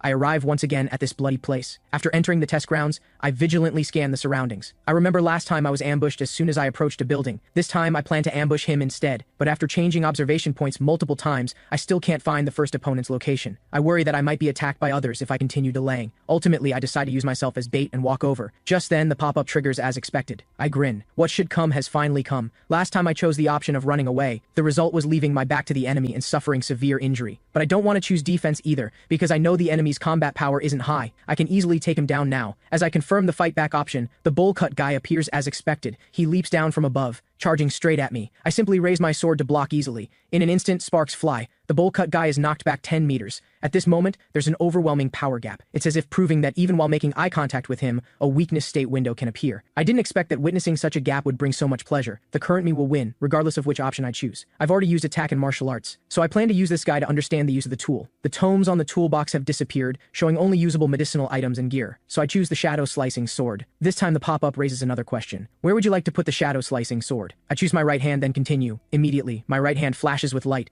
and the sword appears simultaneously. It seems this function will be very useful when the sword falls, but it can only be used when the pop-up appears. At this moment, the bowl cut guy opposite me looks shocked. He then charges at me without restraint, but in my eyes, his speed is too slow. With just a simple strike, I easily kill him. While searching for loot, I'm thinking which option is best when discovering an enemy's weakness. Choosing to use the tool isn't better than choosing attack. Return back to 3 seconds ago. But in a crisis, using special pills does help restore health. After finding the wooden plaque marked body, I arrive at a larger building. Because in my view, the bigger the building, the more treasures there will be. After looking around, I cross the wall, continuing forward while keeping a low posture, and I don't forget to activate cloaking to hide my presence. Though I'm much stronger than before, this is relative. As long as the opponent's strength is similar to me, I won't be discovered so easily. I jump back and forth on the eaves between floors. Soon I arrive at the target building's roof. Then I quietly infiltrate and start searching for targets. But after searching around, I have no gains. Though thinking about it, this makes sense. If treasures could be found so easily, they wouldn't be called treasures. Just then, I sense movement nearby. I quickly hide in a corner and peek out to observe. Normally in this position, I definitely couldn't hear. It must be the effect of cloaking, allowing me to hear faint sounds around me. Cloaking is a martial art developed to hide one's presence. Detecting others' presence is also part of the martial art, so having this effect isn't strange. Watching the opponent enter the adjacent room, I prepare to quietly follow and wait for the weakness window. But outside the door, I can only hear him moving around. I can't see the specific situation inside. I'm getting increasingly anxious because being exposed in the hall without defense like this could be dangerous. To avoid the extreme situation of having to deal with threats both inside and out, I cautiously steel myself and push open the door. The man searching inside suddenly turns his head. His reaction is so fast that the weakness window doesn't trigger. Only the enemy's status bar appears. He's the commander of the Myolsa company at the tumultuous Sky Pavilion, with combat power far below mine. So without hesitation, I rush forward and swing my sword down, though he barely blocks this fatal strike. In his panic, his unstable posture causes him to twist his ankle. He then crashes to the ground with a thud. Naturally, I won't miss this excellent opportunity. I directly stab my sword into his shoulder. This powerful strike makes his health instantly drop to rock bottom. Based on experience, the weakness window should appear, but why hasn't it this time? At this moment, the man suddenly weakly begs me to kill him.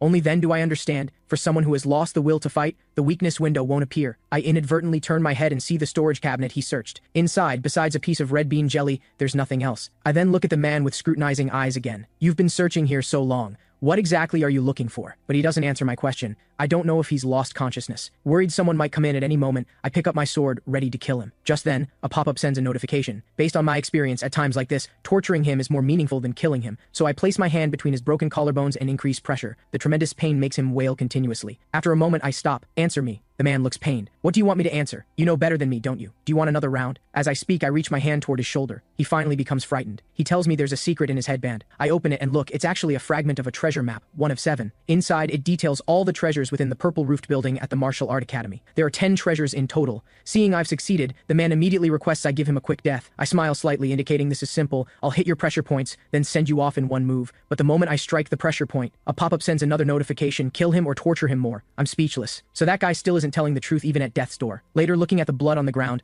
I breathe a long sigh. The treasure map fragments are finally all collected by me, but I didn't expect that guy to be so disgusting. Hiding fragments of map on his feet and crotch is somewhat understandable, but it is really excessive to stuff the fragments in the buttocks. I look at the map and the red bean jelly in the drawer. If I'm not mistaken, there should be a treasure in this drawer. No wonder that guy searched for so long. The treasure isn't where it should be. In other words, someone replaced the treasure with red bean jelly to mock others. Before all the treasures are taken, I must act quickly. I then find the first treasure, a guide to the mysteries of sound. Generally, learning martial arts tomes takes a lot of time, so in this situation, one can't utilize it well. But I'm different. With cloaking as a foundation, learning a guide to the mysteries of sound is lightning fast. The second treasure is found behind the wardrobe. Although this book on making poison is temporarily useless, learning it never hurts. The third treasure is hidden in the ceiling. Advanced treasure, Demon Fist Gloves. A treasure item of Zhongguan Nok, ranked 34th in the demonic cult.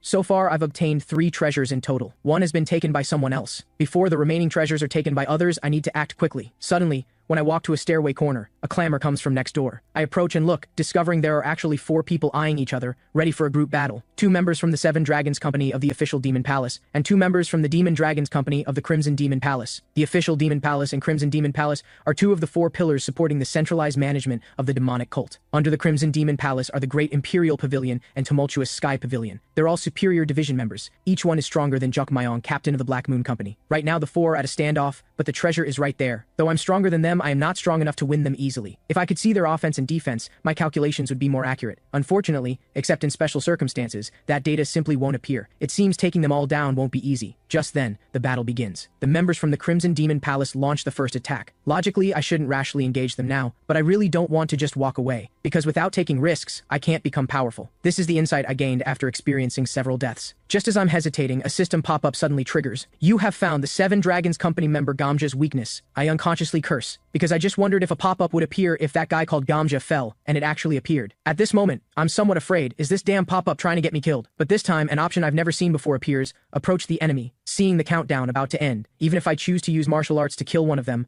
I can't do anything more. There are 4 enemies, and once I choose to one to kill, the other 3 will join forces against me. Seeing only 2 seconds left on the countdown, I can only leave it to fate and choose that newly appeared option. Unexpectedly, the pop-up prompts again, asking where I want to move. Immediately, 4 blue columns rise around Gamja, reaching the ceiling, having me choose one of 4 positions to teleport to. I'm stunned by this sudden change. Time remains still. The 4 enemies stand motionless. Even their breathing has stopped. Most importantly, there's no countdown this time, so I must think carefully. Currently, with Gamja at the center, Salyu is positioned to the south, Gamja's companion Mugyong to the west. The east and north are relatively safer, not too close to Salyu and Seote, nor too close to his companion Mugyong. To minimize variables, I must simultaneously kill 2 targets who aren't companions. In that case, it will create chaos. Ultimately, with minimum risk, I determine the teleport position. I choose the north. As I confirm the option, in the blink of an eye, I'm already beside Gamja. He turns his head toward me a beat slower. But by then it's too late. I've already precisely pierced his chest. He dies instantly. The other 3 are immediately shocked by this scene. In my view, they're not far from death either, because all of their weakness windows appear almost simultaneously. So I act according to plan. I choose to strike Salyu, who's from a different faction than Gamja.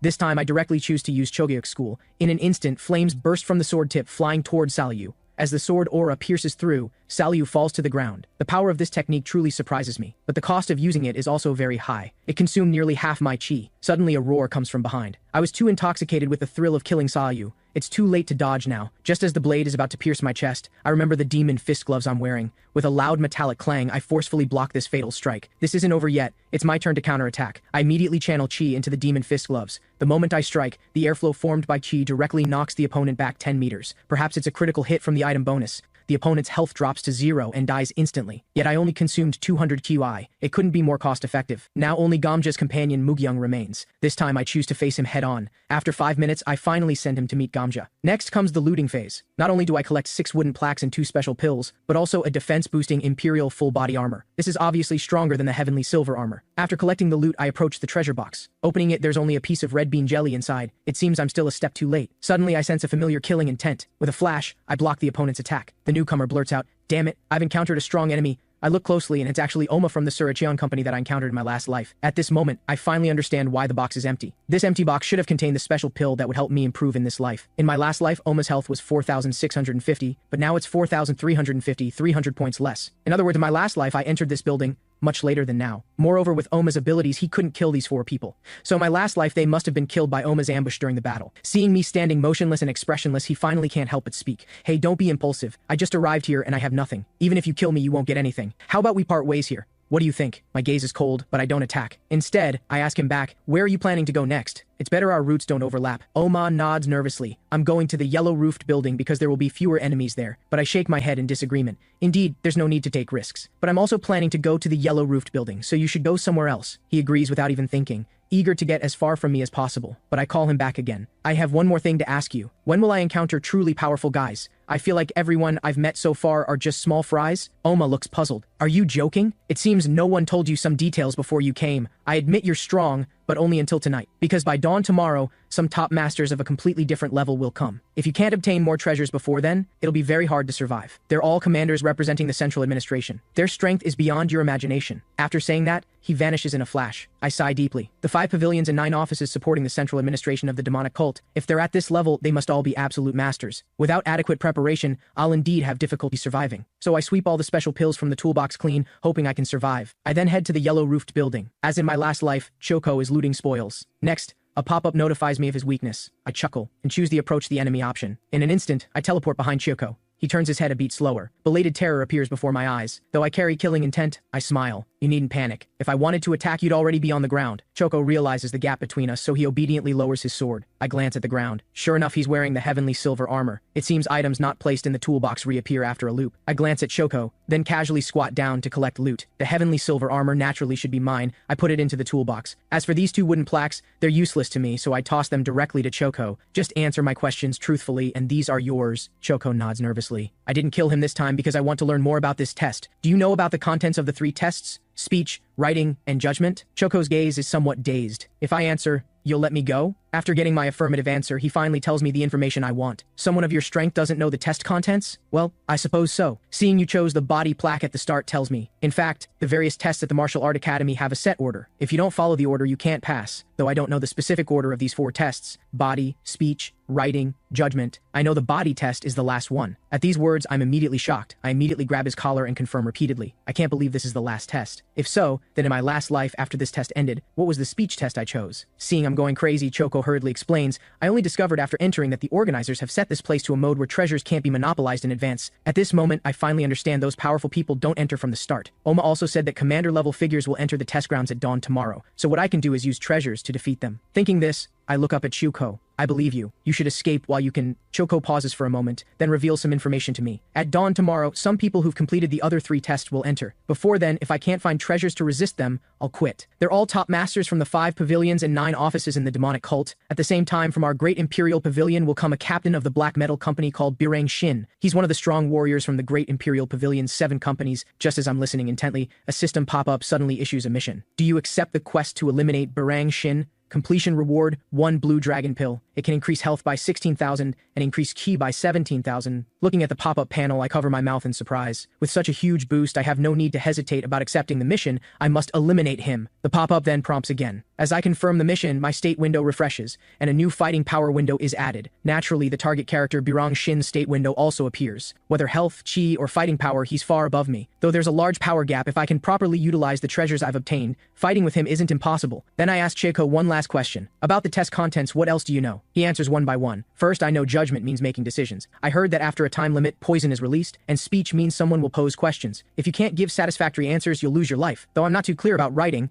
I heard they give you a book, pose questions based on its contents, and you write and submit answers. After speaking, he hurriedly leaves, but I stand there grinding my teeth in anger, because Jio-un didn't tell me any of this information. It seems he deliberately didn't want me to qualify. The remaining time I spend searching for treasures in the yellow roof building. Right now, what can be useful are only the lightning bomb and some special pills to restore health and chi. At dawn, I prepare for battle. Suddenly, wails come from the distance. It means the slaughter time has begun. I immediately activate cloaking to hide my presence. Using the rooftops, I leap continuously, arriving at an observation point. Unexpectedly, corpses are already strewn everywhere here. Even those who hid well are ultimately discovered and killed on the spot. They're the Dawn Hunters, conducting one-sided slaughter. Seeing the clearly visible word target above his head, I know he's the captain of the black metal company. Barang Shin. Right now, my greatest concern is how to find his weakness, but following too closely is tantamount to seeking death. Suddenly I think of a question: how did I survive in my last life from these hunters who can even find those in hiding? I huddle and slowly approach, but always maintain a certain distance from Barang Shin. I peek out and actually see Choco. It's already past midnight, yet he hasn't left. It seems he hasn't given up his greed for treasures. Fighting him is none other than Barang Shin. Apparently he's already received permission from the Lord of the Great Imperial Pavilion. After midnight, even fellow disciples can be killed. Choco grits his teeth and squeezes out his last bit of chi to counterattack. But how could he be a match for Barang Shin? With just one strike, he's killed on the spot. Barang Shin then squats down to search for loot, pulling out several wooden plaques and miscellaneous items from Choco. A trace of irritation flashes in his eyes. Damn it, there is not a single useful thing on him. At this moment, outside the door, I'm also very anxious. After observing so long, the weakness window still hasn't appeared. Suddenly, I think of the lightning bomb in the toolbox. I plan to use it first to distract, then look for an opening. Unexpectedly, the system prompts that the toolbox can't be opened, because the enemy nearby has been aware of my presence. To open the toolbox, I must escape his influence. I didn't expect that even with cloaking, Barang Shin is still aware of my faint presence. Realizing the danger, I turn and start running frantically, but I'm still cornered by Barang Shin at the end of the corridor. I think I'm surely dead, but the moment he turns back, a pop-up notifies me of his weakness. My heart leaps with joy. I originally wanted to use martial arts, but I hesitate. Our distance is too far. Even if I've discovered his weakness, I might not successfully kill him, because his weakness appeared at quite a distance. Using martial arts is ultimately only effective at close range. Ultimately, I choose to teleport behind Barang Shin. He suddenly turns his head. Right at this unavoidable moment, he surprisingly manages to defend. At the same time, he quickly jumps and retreats. Though he avoided my attack due to his flustered retreat, I discover his weakness again. I don't have time to think. I directly choose to use martial arts. In an instant, blazing sword aura bursts from the sword tip, directly dealing 8,000 damage to Barang Shin. Attacked by flames, Barang Shin staggers backward. At this moment, I have no time to check the status bar. Instead, I frantically rush forward, continuously attacking with Sohui sword techniques. The moment our swords touch, I kick toward his chest. After this combo, his health drops another 410 points. Barang Shin tries to stand,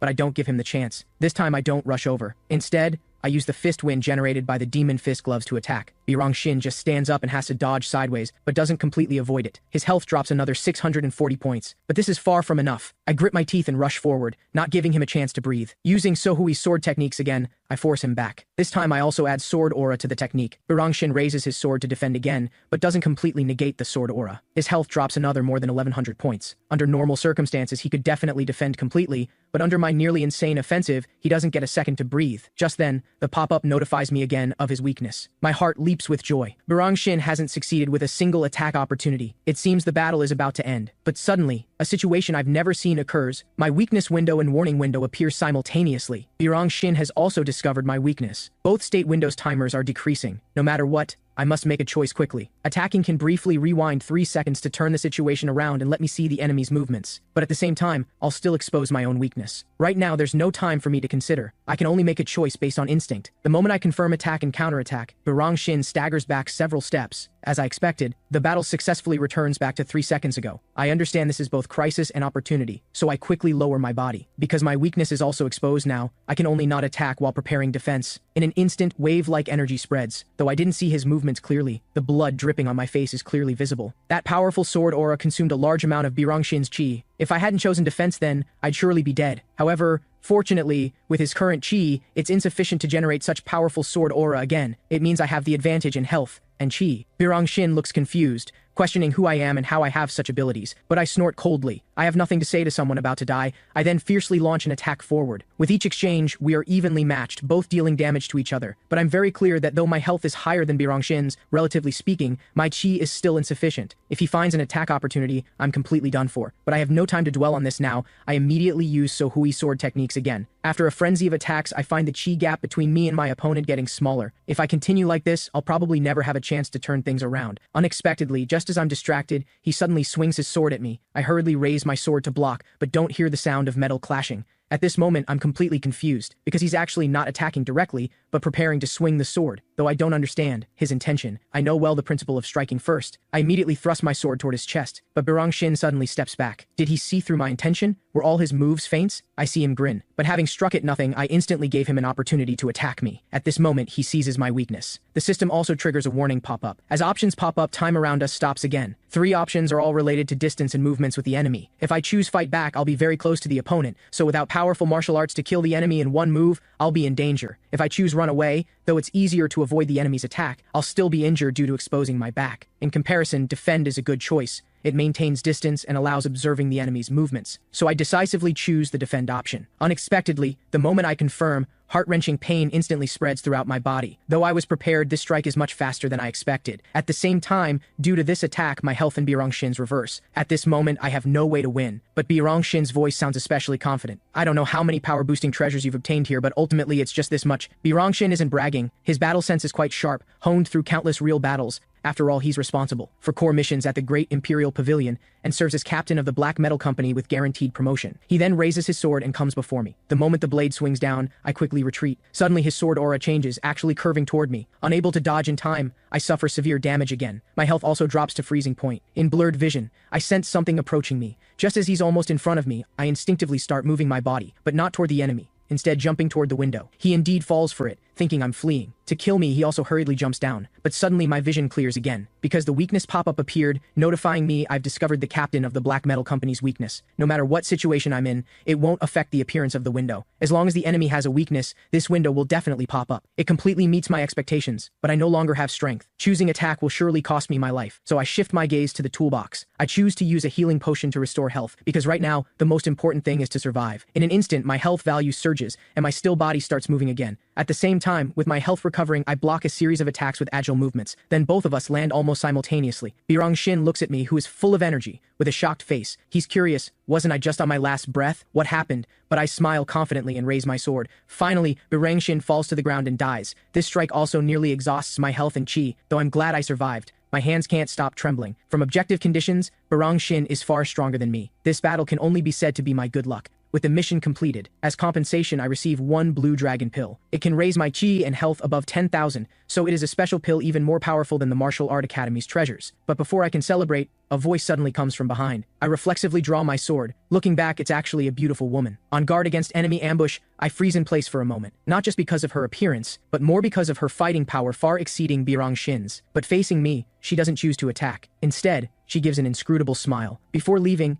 she tosses out an inexplicable line. Look forward to seeing you again. I stare at her alluring figure for a long time. Not because I'm infatuated, but because her stats far exceeding Birong-shin's leave me without even the courage to chase after her. Afterward, I come to the forest at the building's outskirts and hide, because in my last life I safely waited here until the test ended. Currently, I have 2 lives left. I must determine which of these 2 lives I should focus on more. Right now, all my stats have hit rock bottom. If I take the blue dragon pill now, I'll gain strength surpassing Birong-shin. But if I'm besieged by those dawn hunters, my chances of survival are almost 0. In my next life, I might not have such good luck to obtain the blue dragon pill again. Helplessly, I set aside this troublesome problem for now. I plan to first put the demon fist gloves into the toolbox. Though it doesn't quite suit me as a sword specialist, it's helped me through several crises after all. Also, this imperial full-body armor is already in tatters, so there's no need to put it in the toolbox. Oh right, there's also the shadow-slicing sword. Just as I'm about to open the toolbox to put it in, it doesn't respond. In an instant, my hair stands on end. The reason the toolbox won't open must be that someone has been aware of my presence with hostility. At the same time, I faintly hear a voice. I didn't expect there'd be a fish that slipped through the net here. As the words fall, a fierce sword aura slashes directly toward the tree hollow where I am. I quickly jump to dodge. Looking closely, it's indeed a dawn hunter,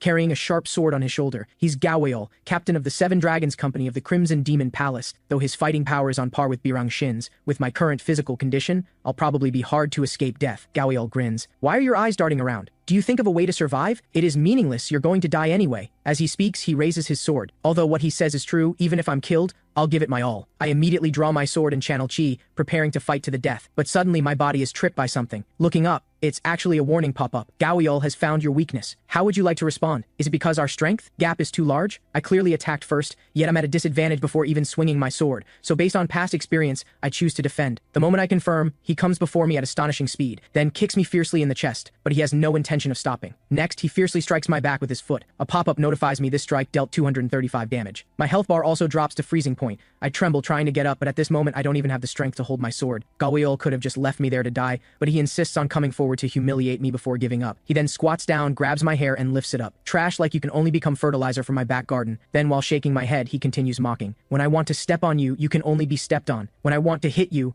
you can only be hit. When I want to kill you, you can only die. Due to lacking of power, I can only listen without a trace of resistance. Even at the moment of impending death, I'm thinking about how to become powerful. Even in adversity, I'll never give up. At this moment, the sword in my hand bursts with pale blue flames. At the same time, a pop-up triggers, now use the grand ship sword technique. I stare blankly at the text on the pop-up, doubting if I'm seeing wrong. After all, Both my health and chi are exhausted right now. Forget killing someone, I can barely even grip my sword. Unexpectedly, my body moves on its own. Massive sword aura surges out like a waterfall. This passively executed move deals an astonishing 20,000 damage to Gawiol. The method to use Grand Ship Sword is actually the sequence of head shaking. Having taken a fatal blow completely unprepared, Gawiol gasps heavily. At the same time, with an expression of disbelief, he questions how I did it. In fact, if not for my exhausted health preventing me from exerting full power, he'd already be dead. I don't answer his question. Instead, I tell him his doom is sealed. After all, with such severe injuries, the other hunters surely won't spare you. Gawiol grits his teeth in anger. He hurriedly raises his sword, ready to fight me again. But at this moment, my vision is already starting to blur. The strength in my hands disappears. Even my sword falls to the ground. I'm already satisfied with this life. After all, I have the blue dragon pill and know how to use the Grand Ship Sword, but for some reason the pop-up appears again, notifying me I've discovered Gawiol's weakness. But right now, forget fighting. I don't even have the strength to hold a sword. I'm already in a state of certain death. But in an instant, a thought suddenly flashes through my mind. There's still a lightning bomb stored in the toolbox. I immediately throw the lightning bomb at Gawiol. Then I curl up beside a protruding rock. Through blurred vision, I witness this spectacular scene. Flames instantly turn the surroundings into a sea of fire. The explosion is enough to shake the earth. I didn't expect this power to be so great. Gawiol's body is blown away. Moreover, the explosion avoided me. Apparently, the lightning bomb's damage can avoid its owner, but with such severe injuries, I won't have much time left either, so I desperately try to crawl to Gawiol to collect some loot. Seeing it's so close, if I can't get something, it would be such a waste of the lightning bomb. Suddenly, I think of the red bean jelly I took a bite of in the toolbox, though after eating it, my health didn't increase much. It greatly helps me as I crawl, gritting my teeth. Just as my health drops to 1 point again, I finally harvest what I want. I immediately put everything into the toolbox. Having arranged everything, I finally breathe a sigh of relief, waiting for death to come. But just then, I suddenly open my eyes wide, because the shadow-slicing sword I used hasn't been put in the toolbox yet. I struggle to lift my hand toward the shadow-slicing sword, but it's too late. As my health drops to 0, those familiar words once again block my vision.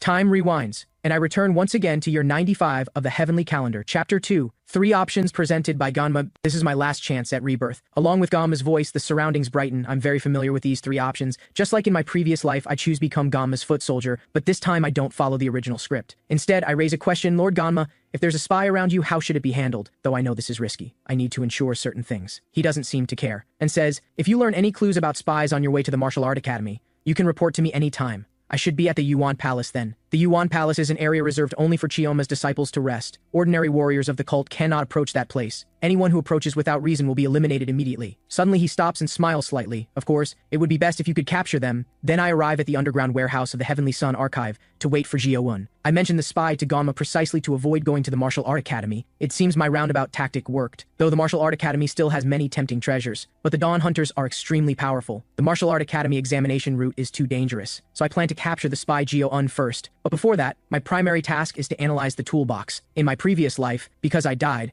all the special pills I consumed turned to nothing. My health and chi also reverted to their saved state. Fortunately, before dying, I obtained some spoils from Gawiol. Besides weapons, there were also some special pills that could increase my strength. I consumed the special pills, along with the blue dragon pill. In an instant, both my health and chi rise to an astonishing level above 20,000. These unprecedented numbers give me a feeling of breaking through my body's limits. At the same time, the enhancement in my senses is very noticeable. I can even hear clearly the sounds of people walking on the roof, picking up things, and even coughing. It also brings a special ability. My mind reading level has increased from imitation to elementary. Finally, I draw my sword. Following the head-shaking motion from my previous life, I directly unleash the Grand Ship Sword technique. The energy blast condensed from blue particles erupts violently, producing a powerful explosion in an instant. I promise this life will be completely different from before. Though powerful, it also has a fatal weakness. The head-shaking motion takes too long. No enemy will obediently wait to be killed, just as I'm thinking about how to simplify the process. Administrator Du Hong suddenly walks in. He looks impatient. It seems the commotion from my sword strike disturbed him. He looks around at the damaged bookshelves and books with displeasure. But that doesn't matter to me at all, because my attention is drawn to the life symbol above his head. Just as I'm about to strike, the word mission in his status bar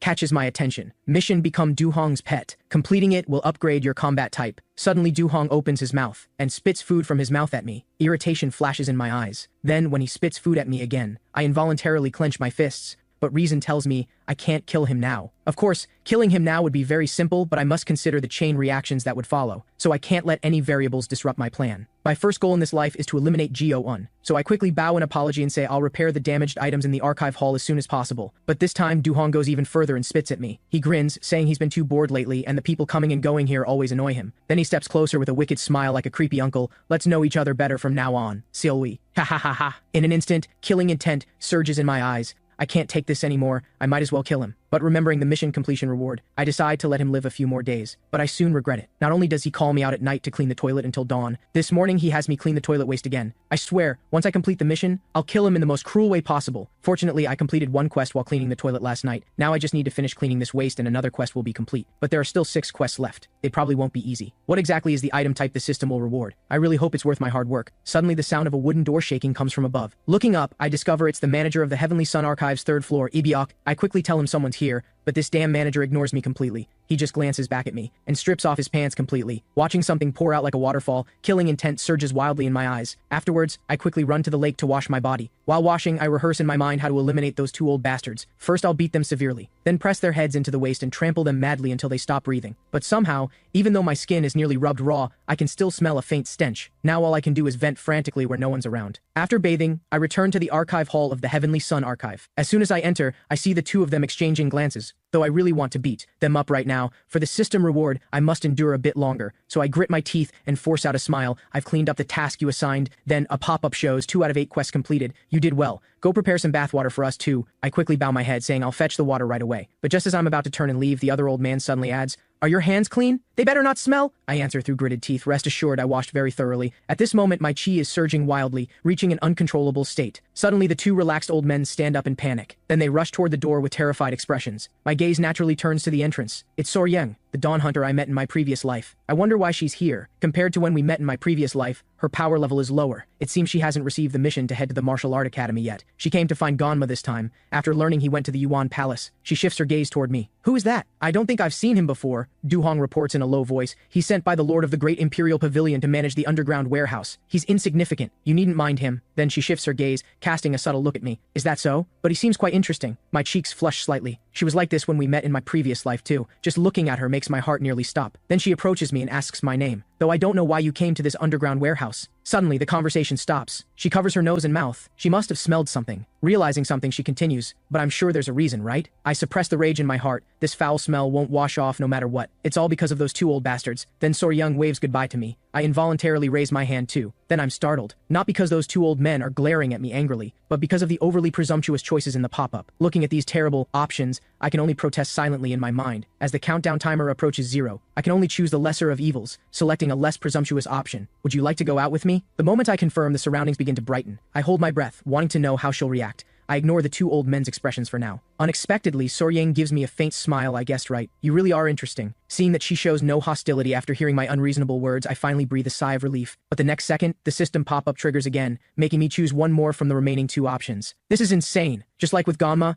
it's an unavoidable choice. Until now, I've been choosing options slightly better than the worst, but they always end up becoming the worst outcome. And the worst option often turns out to be the best choice, though this only holds true under the assumption that all options must be chosen. Finally, I decide to take a gamble this time. "Would you like to spend a hot night with me?" The moment she hears my words, Soryang's expression instantly stiffens. In my view, her reaction is normal. Anyone would think I'm a madman. To ease the awkwardness, I quickly speak. I know no normal person would say such things. I struggle every day to have a better day, but I still end up like this. Just now, I was covered in filth and couldn't even utter a word. That's why I said such blunt words even though I knew it was impossible. Because I want to find a reason to keep living, though it might offend you. Meeting you is already my greatest fortune. Perhaps remembering my life of being repeatedly killed and reborn, I suddenly feel sadness. At first, I only started speaking to lessen her anger, but later, even I don't know what I'm saying anymore. It's like venting my inner emotions. But her unexpected answer makes me unable to believe my ears. I don't feel offended. What? Is she being sincere? After hearing those words, she's actually not angry. Flustered, I hear her voice again. "I just think you're too candid." After hearing my words, the 2 old men's expressions twist grotesquely. "Do you know who you're talking to? How dare you speak such nonsense?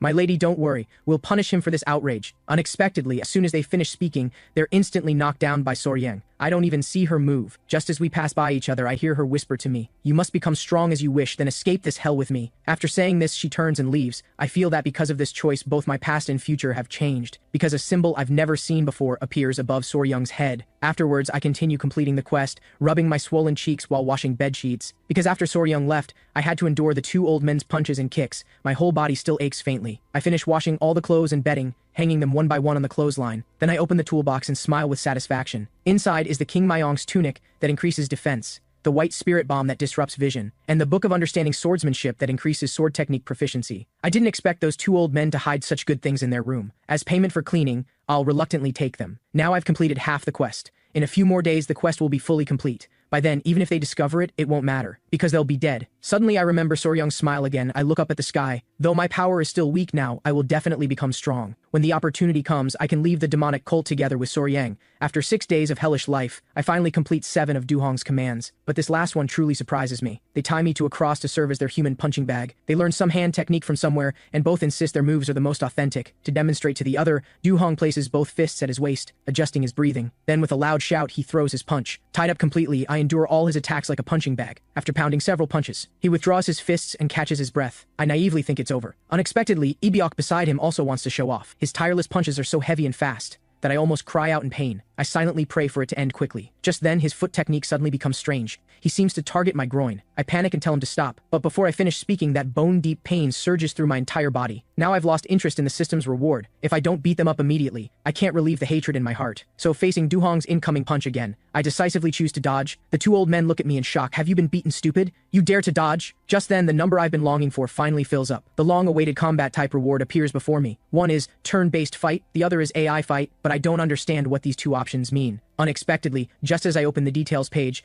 Ibiok's fist comes at me. Not only do I not dodge, but I feel unusually excited. I break free from the ropes and catch the incoming fist. These hellish 6 days I'll return in full. Ibiok's expression freezes instantly. Just then, I raise my right foot and kick his groin. Immediately his screams echo through heaven and earth. In an instant, Duhong also lunges from behind, but his punch is too slow. I just casually throw a punch, and he is sent foaming at the mouth. Then a pop-up shows, Duhong is dead. I'm shocked at first, then quickly grab his collar to check. I had planned to torture him for days as revenge. I didn't expect this old thing to be so fragile. At this moment, the pop-up on the left draws my attention. This is the turn-based details page I just opened, but didn't have time to read. The system window appears when the user either leaves himself exposed or senses danger. Then, time stops and options are provided based on the type of attack. The advantage is increased efficiency and the ability to use items. The disadvantage is that when there are many enemies, it may not activate or time may not stop. In comparison, the AI fight mode is much simpler. The user hands control to the system and watches from a distance. But the disadvantage is not only I can't use items, but once the system controls the body, I can only wait for the outcome. You cannot intervene midway. The second option looks cooler, but how will I fight? Watching Ibiok get up from the ground. So I curiously activate AI fight. In an instant, I separate from my body, then float high in the air, looking down. Watching Ibiok attack my body, AI Seolwi stands motionless with his head down. Is there a system malfunction? But I can't do anything now. I can only watch helplessly as my body is about to take damage. Fortunately, the moment the attack is about to land, he opens his eyes, and then performs a backflip kick that sends Ibiok to his death on the spot. His skilled and precise technique surprises me greatly. He didn't even use a power strike to defeat the enemy, but the battle doesn't seem over. I'm still floating in midair, because it seems someone's coming. Looking closely, it's Pyogum,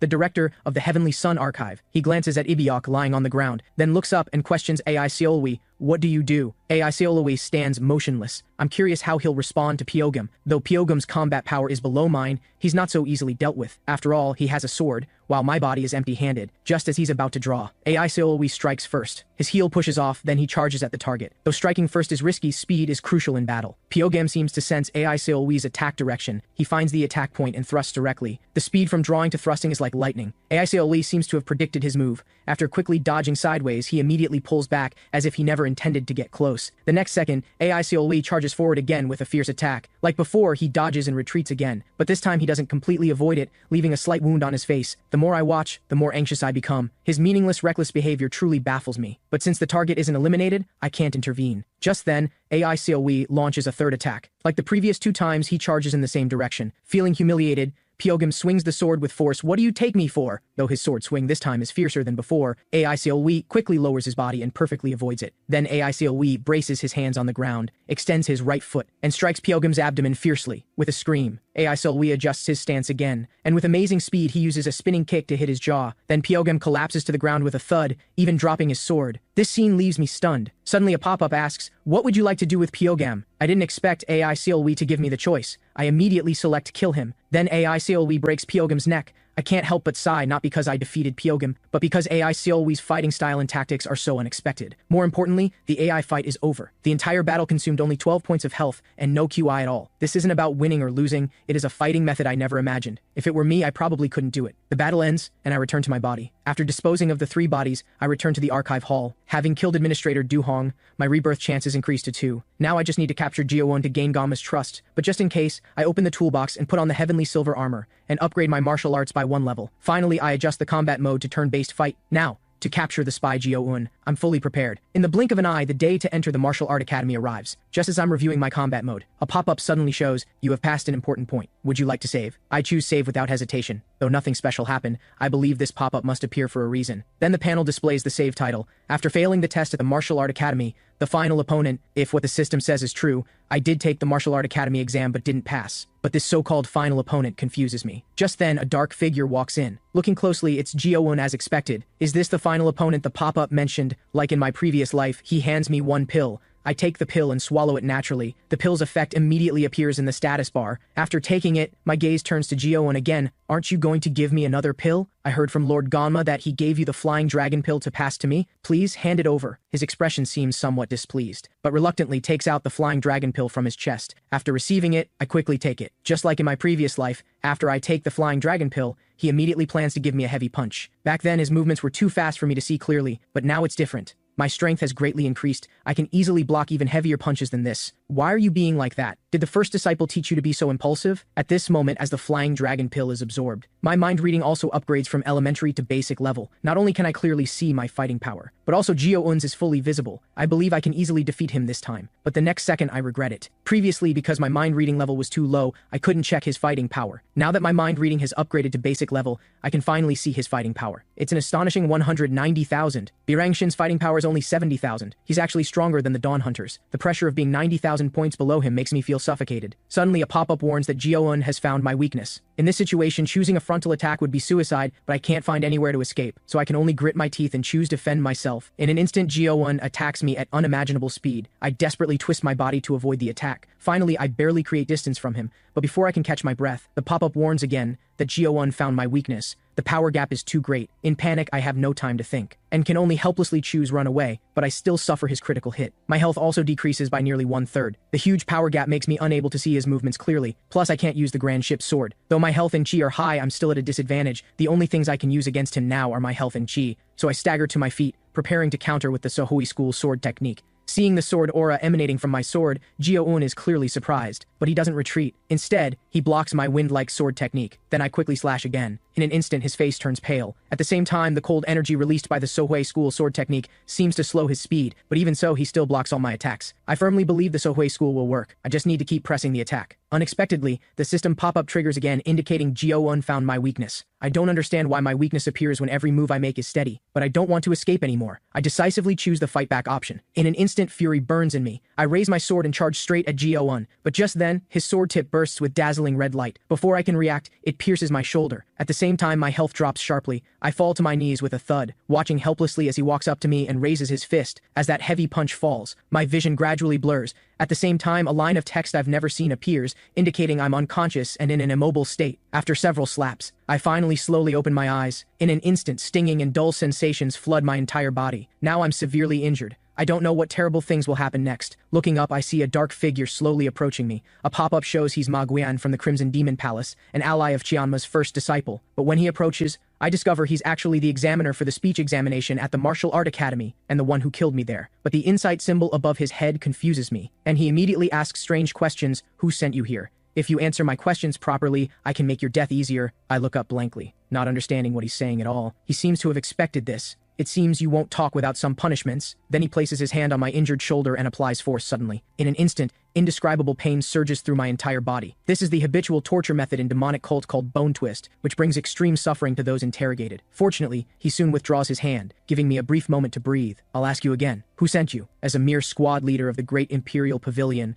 with such profound strength, you must have a backer. Barely conscious, I look up with a slight smile. You're right. The Lord of the Great Imperial Pavilion sent me. As soon as I finish speaking, he begins his bone twist again. This time it lasts slightly longer than the first, causing me to pass out from the pain. But then comes a loud slap. How can you pass out? Wake up! We have plenty of time to take this slowly. Though my body is now covered in wounds, my eyes grow brighter. Didn't you get that backwards? If you don't kill me before the Martial Art Academy, you're the ones who can't deliver, right? At this moment, Ma Guian's expression changes subtly. Why do you think that? Because Ganma will come looking for me. That's why you're stopping me from passing the exam. Why would we do that? Hearing this, I show a mocking smile because I know the Lord of the Great Imperial Pavilion's secret. At this, he remains expressionless. How amusing. What does your knowing his secret have to do with us? I chuckle. Do you really not know, or are you testing me? Admit it. You're working with the Lord of the Great Imperial Pavilion. After all, the first disciple's spy is torturing me. This proves you're all in this together, including colluding with the righteous sex Gu Zhongmyong. This time they react. It seems I guessed right. They all have the hostility symbol above their heads. There's only one reason. I'm a threat to the first disciple, Salma, but I haven't done anything to threaten Salma, nor do I have that ability. It seems I'm threatening their ally, the Lord of the Great Imperial Pavilion. Though they discovered the secret map was stolen by me, they're not sure if I revealed the secret to Ganma. That's why they tied me to this remote cave for interrogation. Unexpectedly, at this point, a pop-up suddenly shows. Congratulations. You have figured out the first disciple's intention using good insight. You've earned the system reward insight points. Now you can upgrade one of your martial arts skills to a higher level, but before I can celebrate, their third accomplice appears in the cave. She seems to have been eavesdropping nearby. When I see her face clearly, I'm not surprised at all. She's Hawkby, the Lord of the Great Imperial Pavilion's bodyguard. Seeing they can't extract useful information from me, she has no need to hide anymore. You're more interesting than I imagined, but there's no need to listen further. Whether the Martial Art Academy exam is over or not, as long as you threaten Lord Salma, you'll be killed without question, with that crimson sword flash. My vision is once again blocked by this familiar text. Then reloading, I return to the archive hall. Through this death, I learn one thing. There's no way I'll be accepted by the Martial Art Academy. At the same time, no matter what, I must fight Jio-un. From what I've seen of AI Solwe's fighting method, he's much stronger than me fighting personally. So I change from turn-based to AI fight mode.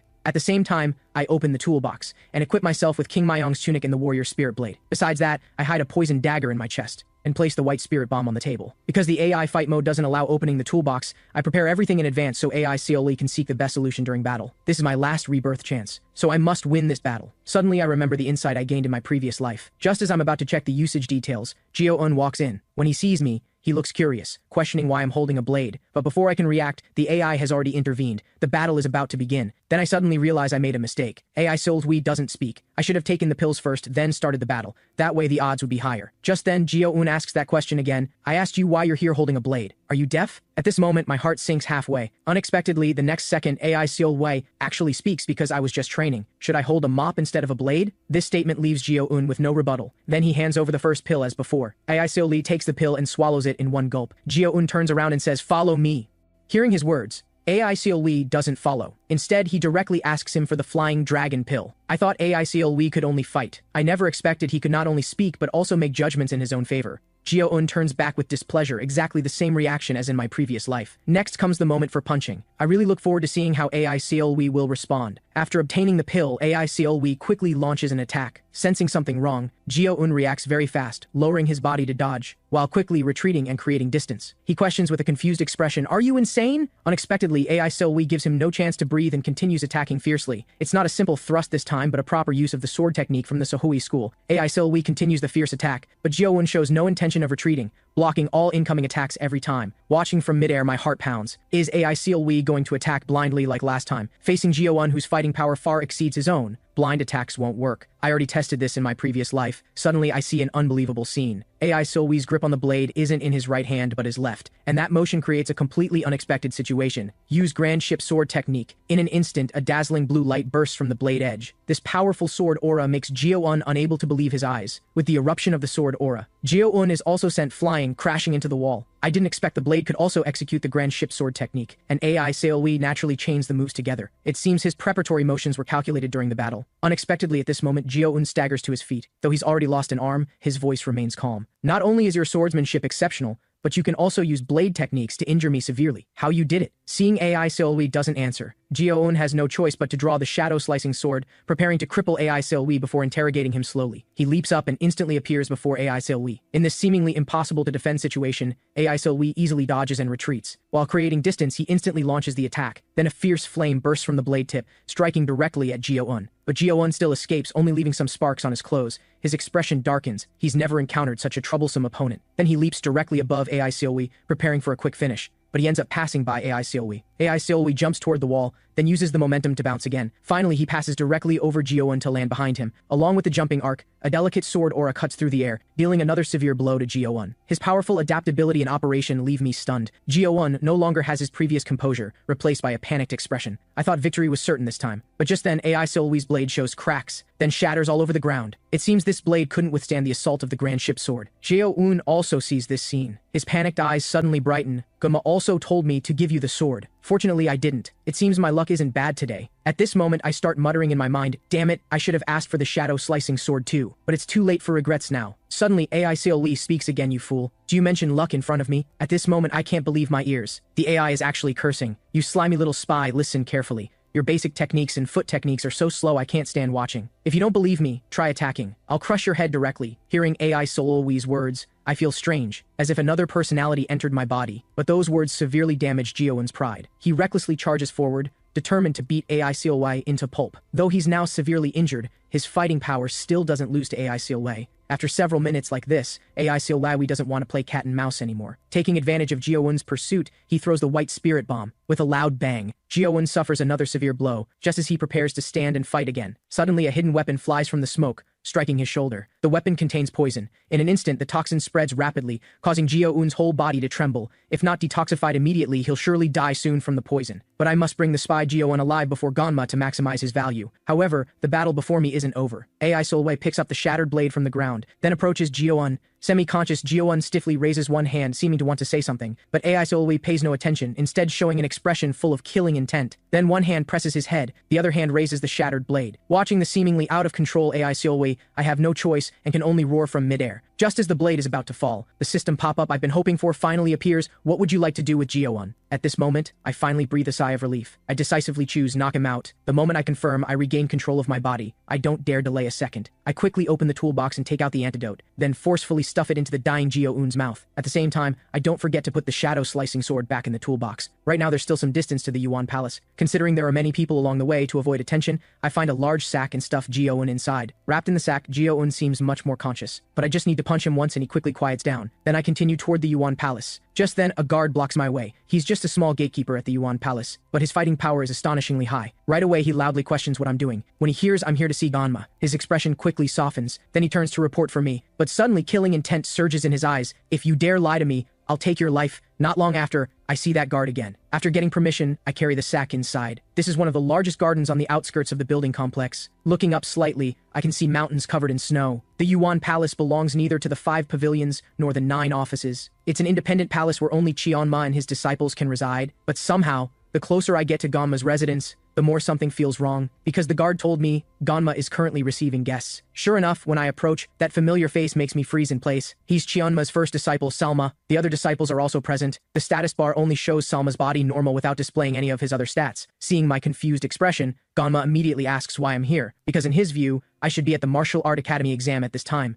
I feel a chill down my spine, because Jiowon on my back is the spy Salma sent to Ganma. I wanted to present Jiowon to Ganma, but Salma happens to be here too. Seeing I don't answer, Ganma's voice rises again. I'm asking you, why are you here? At this moment, Cheonma's second disciple Mahu suddenly sits up straight. What's wrong, Ganma? Who made you so angry? But as soon as he finishes speaking, the surrounding colors instantly dim and time stops abruptly. A mysterious pop-up appears, prompting me to make a choice from the following options. But seeing those crazy options, I instantly want to die. Option 1, I brought you Salma's spy. Option 2, step outside, Mahu, or I'll kill you. Option 3, it's me, you fool. The last option is clearly responding to Mahu's words, and among these crazy options, it's the worst one. But based on my past experience, the worst option is often the best solution. This time I'm betting my last life with no chance to be reborn. I absolutely cannot make any mistakes. The moment I confirm, I involuntarily shout those words, "It's me, you fool!" The moment it slips out, I break into a cold sweat. While Mahu, who is insulted, smiles slightly, his eyes still scrutinizing me. At this instant, a powerful sword aura rushes toward me, followed by a flexible sword that bends. The person attacking me is Cheonma's third disciple, Aryung, and the one blocking her attack is Mahu, whom I just insulted. But Aryung seems unwilling to back down.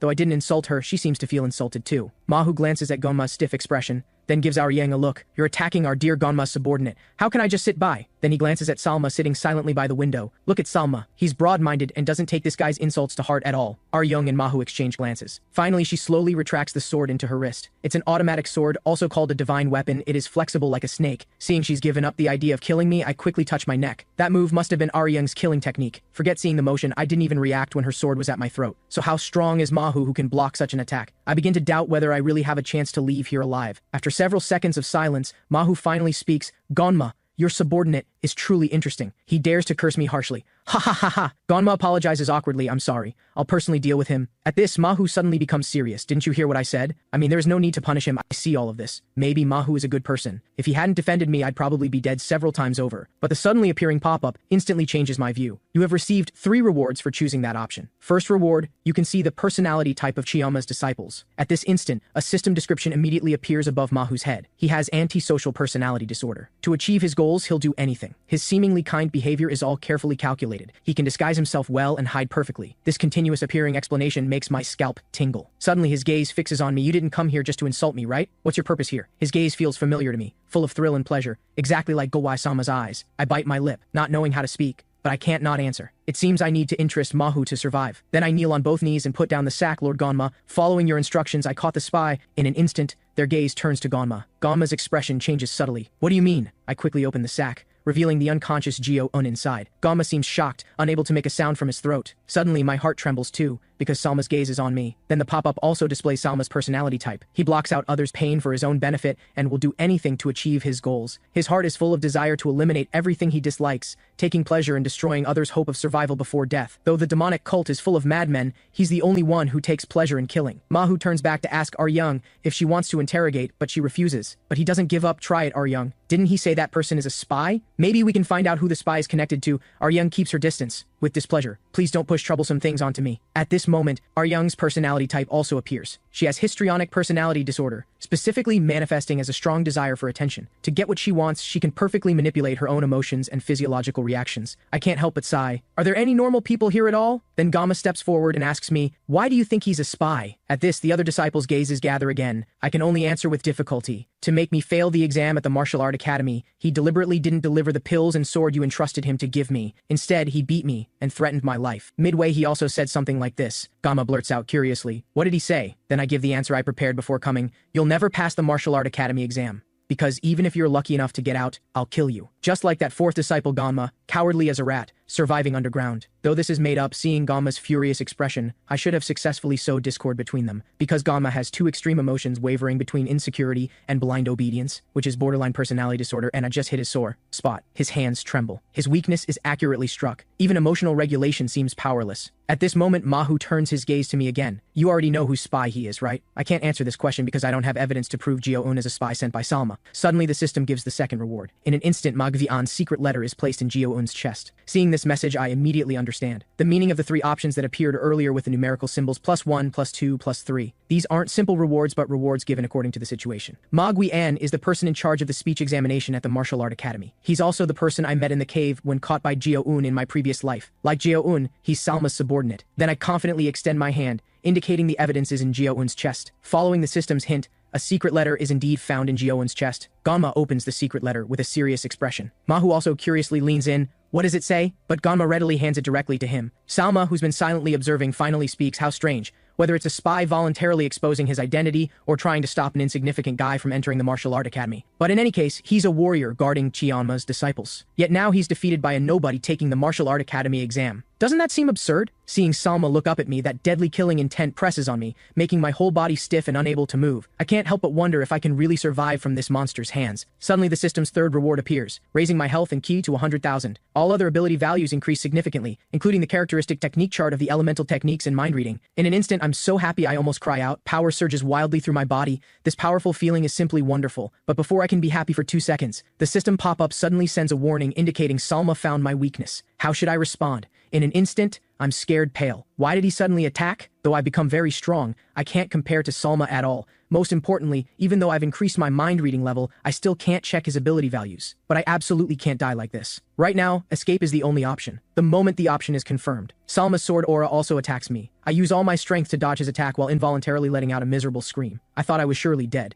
But that powerful sword aura didn't hit me. After checking the status panel, I discover that my enhanced abilities in King Myong's tunic change the sword aura's direction. At this moment, Salma's blade is still humming. I thought he'd attack again. Unexpectedly, the next second he sheathes his sword. It seems you have some ability after all. After speaking, he begins walking toward me. Right now, my limbs can't move. I can only helplessly let events unfold. His powerful pressure is too terrifying. One must reach the highest realm to be like him, able to make enemies completely stiff with just a look. Am I really going to die here? Fortunately, Mahu suddenly blocks Salma walking toward me for some reason. That's enough, Salma. Salma glances at the secret letter in his hand, then quickly looks at Ganma. but Gamma doesn't speak or take any action. Seeing this, Salma clicks his tongue, then turns and leaves. Fortunately, he doesn't walk toward me but leaves Gamma's courtyard directly. I breathe a long sigh of relief, glad I'm still alive. But when I look down and see Gyo-eun's separated head and body, I'm startled. Because Salma's sword aura wasn't aimed only at me, but also at Gyo-eun. It seems he planned from the start to silence us both. Before leaving, Mahu returns the secret letter to Ganma, also praising him for taking in a good subordinate. Yang, who's been staring at me, also leaves me with an uncomfortable look. Then she and Mahu leave. I'm bewildered and uneasy. It's not strange that Salma, who's involved, reacted this way. But why did the other disciples also react that way? I can't help but be very curious about the secret letter's contents. After they leave, Gamma's expression softens considerably, and he doesn't mention what just happened. Instead, he takes me to a remote place. Along the way, the pop-up unexpectedly displays Gamma's various stats. His fighting power is astonishing, the highest value I've seen in any ability so far, but I don't understand the meaning of that symbol after it. Suddenly, he takes me to a dead end. An ominous feeling arises. I cautiously ask what place this is. Gamma smiles slightly. What else could it be? Then the next second, he changes to a creepy expression, of course. A place to interrogate you. In an instant, countless warning pop-ups appear madly, constantly indicating the enemy found my weakness. I break into a cold sweat at a loss. This is a situation I've never seen. At the same time, there are countless countdown timers. So before I can choose, choices are automatically made, with countless counterattack options confirmed. In an instant, I completely lose consciousness. When I wake up again, I'm shocked to discover I still can't escape the fate of being tied up. What makes me more desperate is my status panel shows my pressure points have been sealed, my body can't move, one ear has lost hearing, I have 6 stab wounds, 32 minor injuries, chaotic blood circulation with continuous pain. Almost all abilities have dropped to rock bottom. I weakly look up at Ganma and question him, why are you doing this to me? He doesn't answer directly but spreads the secret letter before me. I force my eyes open to look. It's full of dense symbols. Unable to understand, I can only ask back, is this a cipher? Ganma seems to have expected my answer. Since you're pretending not to know, I'll tell you. Chianma's disciples know all the ciphers used by the 5 pavilions and 9 offices. This is the cipher of the Night Sky Pavilion that follows me. Decoded,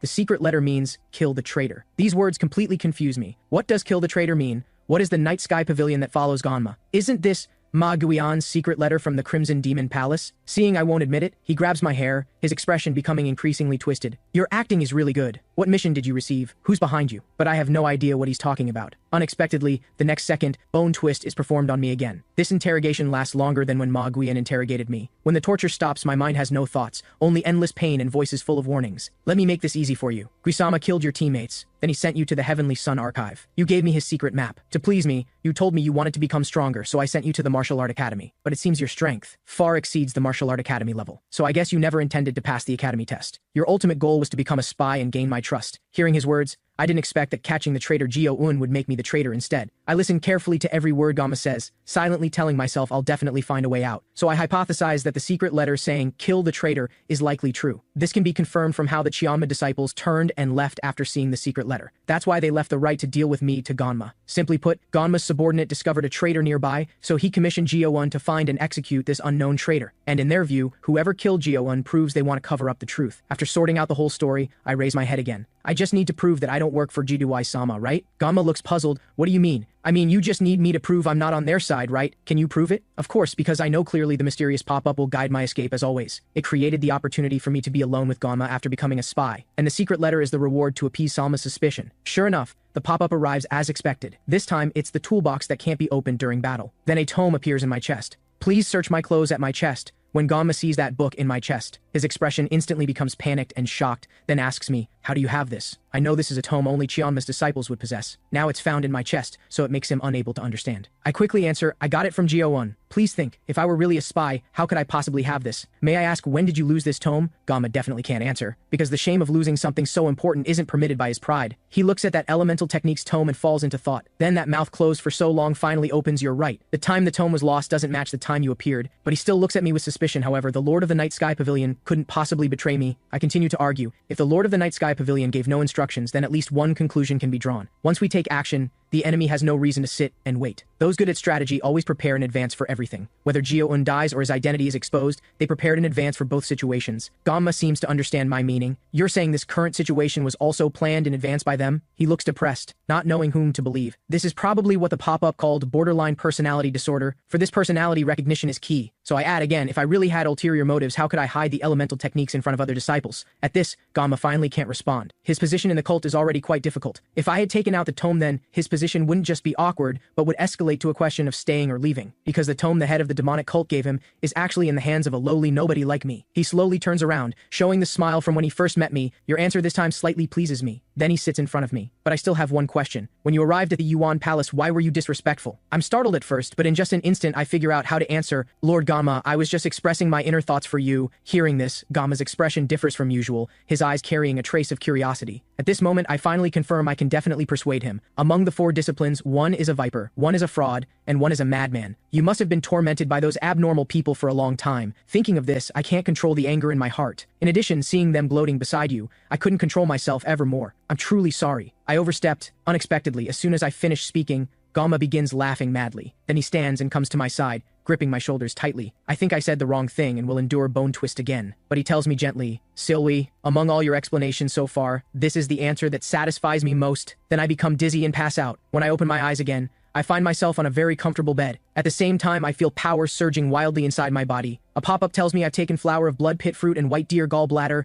My body has not only fully recovered, but my health, chi, and fighting power have each increased by 10,000. It seems Gamma gave me special pills. And this place seems to be a room only people of noble status can inhabit. Not only is there a comfortable large bed and wardrobe, even the mirror on the desk sparkles. I quickly rush forward to check the text above my head. As expected, it's my last life. Though I'm glad I survived this time because I joined Ganma, the weakest of the 4 disciples, there will definitely be more situations that could kill me. So I need more lives. After this crisis and becoming stronger, I can finally use the elemental techniques. With it, I can surely become even stronger. Suddenly I remember the insight points I gained last time. They can upgrade any existing martial art to a higher level. So I choose to upgrade the Sohui school. With the use option confirmed, the Sohui school successfully upgrades to the Sosu school. It's so powerful that one can fight swords with bare hands. So it basically makes the user invincible to sword strikes. Though this tome has only existed for 20 years, someone once used it to overwhelmingly eliminate hundreds of members of the Iron-Willed Guards. She's called the Level-Headed Witch, Mirio Chion. So I come to the open space in front of the door and begin practicing the martial art that generates cold energy. Though I haven't reached the state to fully execute this technique, its power is still astonishing. The air from all directions instantly transforms into hundreds of blades, cutting the ground to pieces. Just then, Gamma walks over. What a mistake. I was too excited after obtaining the Sosu school and forgot to observe my surroundings. He seems somewhat surprised. Are you Mirio Chion's disciple? No wonder I felt something was off from the beginning. After all, how could a nobody like you possibly capture Gio-un? Right now, Gamma has no trust in me at all, but just being seen using the Sosu school, I already sense friendliness in his words. Maybe I can use this point. Then I show an embarrassed expression. You still discovered it. You're right. I am Lady Mirio Chion's disciple. At this, his trust in me rises another level. I see. I really wronged you. You probably wanted to hide this secret, but I'm too suspicious. Is your master still training? Because she's so elusive, almost no one in the cult knows her whereabouts. Though I don't know either, I must adapt to the situation. More than 10 years ago, my master said she wanted to break through to a higher realm, then left.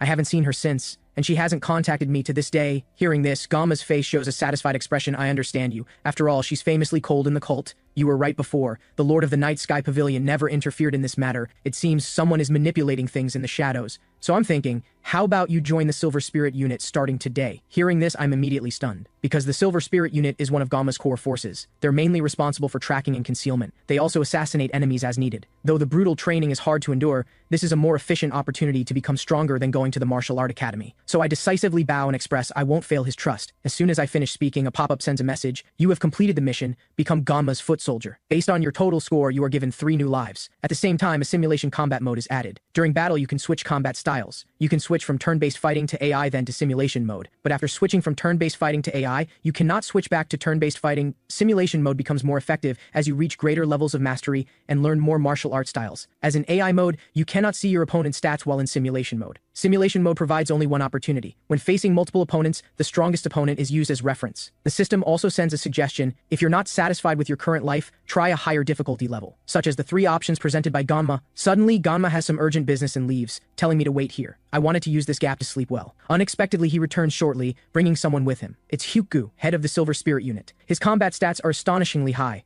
I can't imagine how strong he is. Normally joining the Silver Spirit Unit requires a selection exam, but since I'm Mirio Chion's disciple, the exam is waived. But a simple test is needed to assign me a position, and the test content is I need to try my best to attack the head of the Silver Spirit Unit. But in the upcoming battle, because the head of the Silver Spirit Unit before me is too powerful, even I use my strongest technique, the Sosu school. It's all useless. He even mocks me as a loser, completely unworthy of joining the Silver Spirit unit. With no choice, I can only switch from turn-based to AI mode. In an instant, the aura around my body changes noticeably. With the AI's intervention, a new round of battle begins. At the same time, my view rapidly expands, finally stopping at a position overlooking between AI Seolwi and Hyukgu. As usual, AI Seolwi begins attacking fiercely. While observing the opponent's movements, he reacts quickly, but none of the close-range martial arts work. Even the most powerful attack is easily neutralized. As expected, the gap of dozens of times in fighting power is insurmountable. Just then, I see an unbelievable scene. AI Seolwi below is staring at me with crimson eyes. Not only that, his whisper echoes in my ears. You fool. Knowing the level gap is so huge, you still make me take over this battle. Look at you there, hiding like coward. Do you know what you lack most? I'm both surprised he dares speak to me so openly and unable to answer his question. You lack endless greed. You should tear the enemy apart at all costs. Understand? At this moment, I'm deeply ashamed. Most top demonic cult members indeed fight with the awareness he mentions.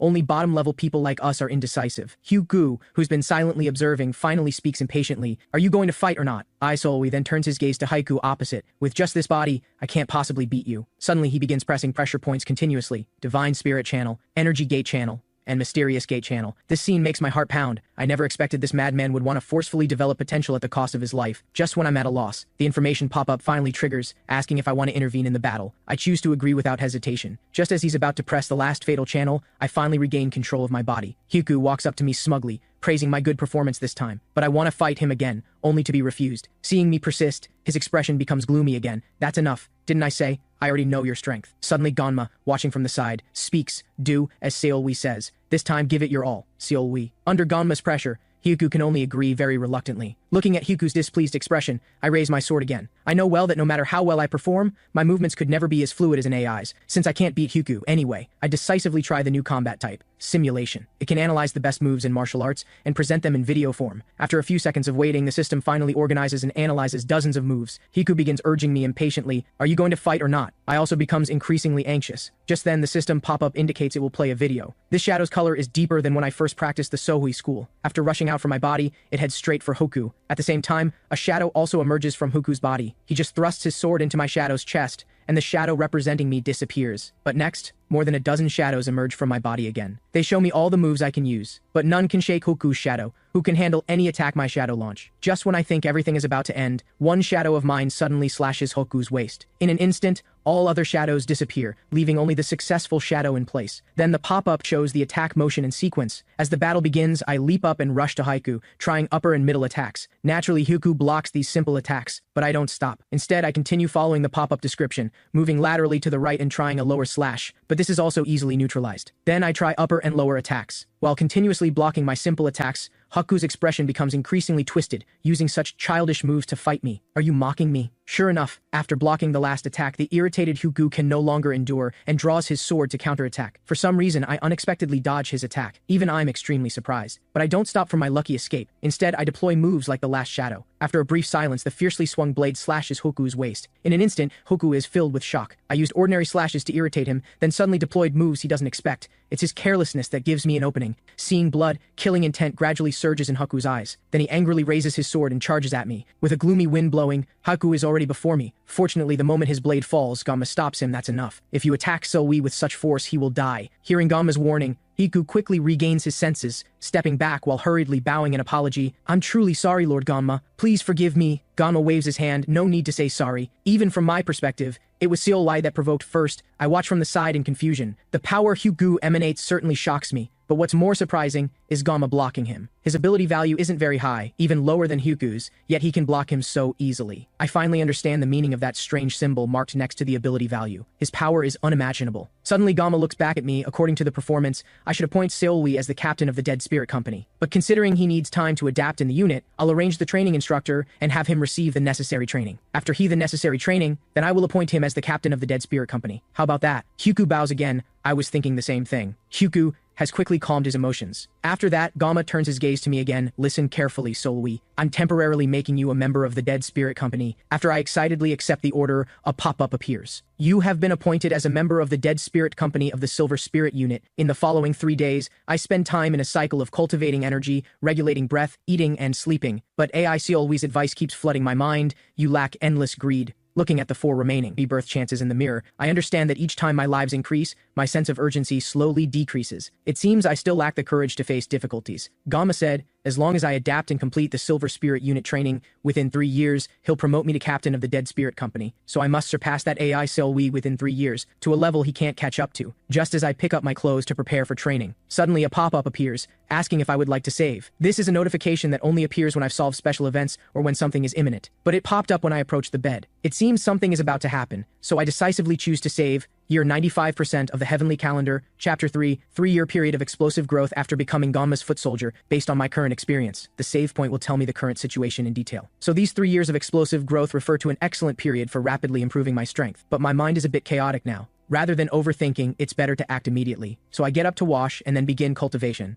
But the moment I touch the wooden door, I have to stop again because time around has stopped. A pop-up prompts me about what I need to do in September. 36 should represent 36 months of 3 years, and this September is the first month. Eager to become stronger, I decisively choose Learn Martial Arts. After confirming, the expanded list makes my eyes light up. The first option is the Silver Spirit Unit's main school. As a member, it is definitely what must be learned first. The Silver Spirit Unit's main school is called Ilwanso School. The moment I confirm, the door opens, as if he's been waiting outside for me to press the confirm button. He's Jakpa, the training instructor here, and also my direct superior.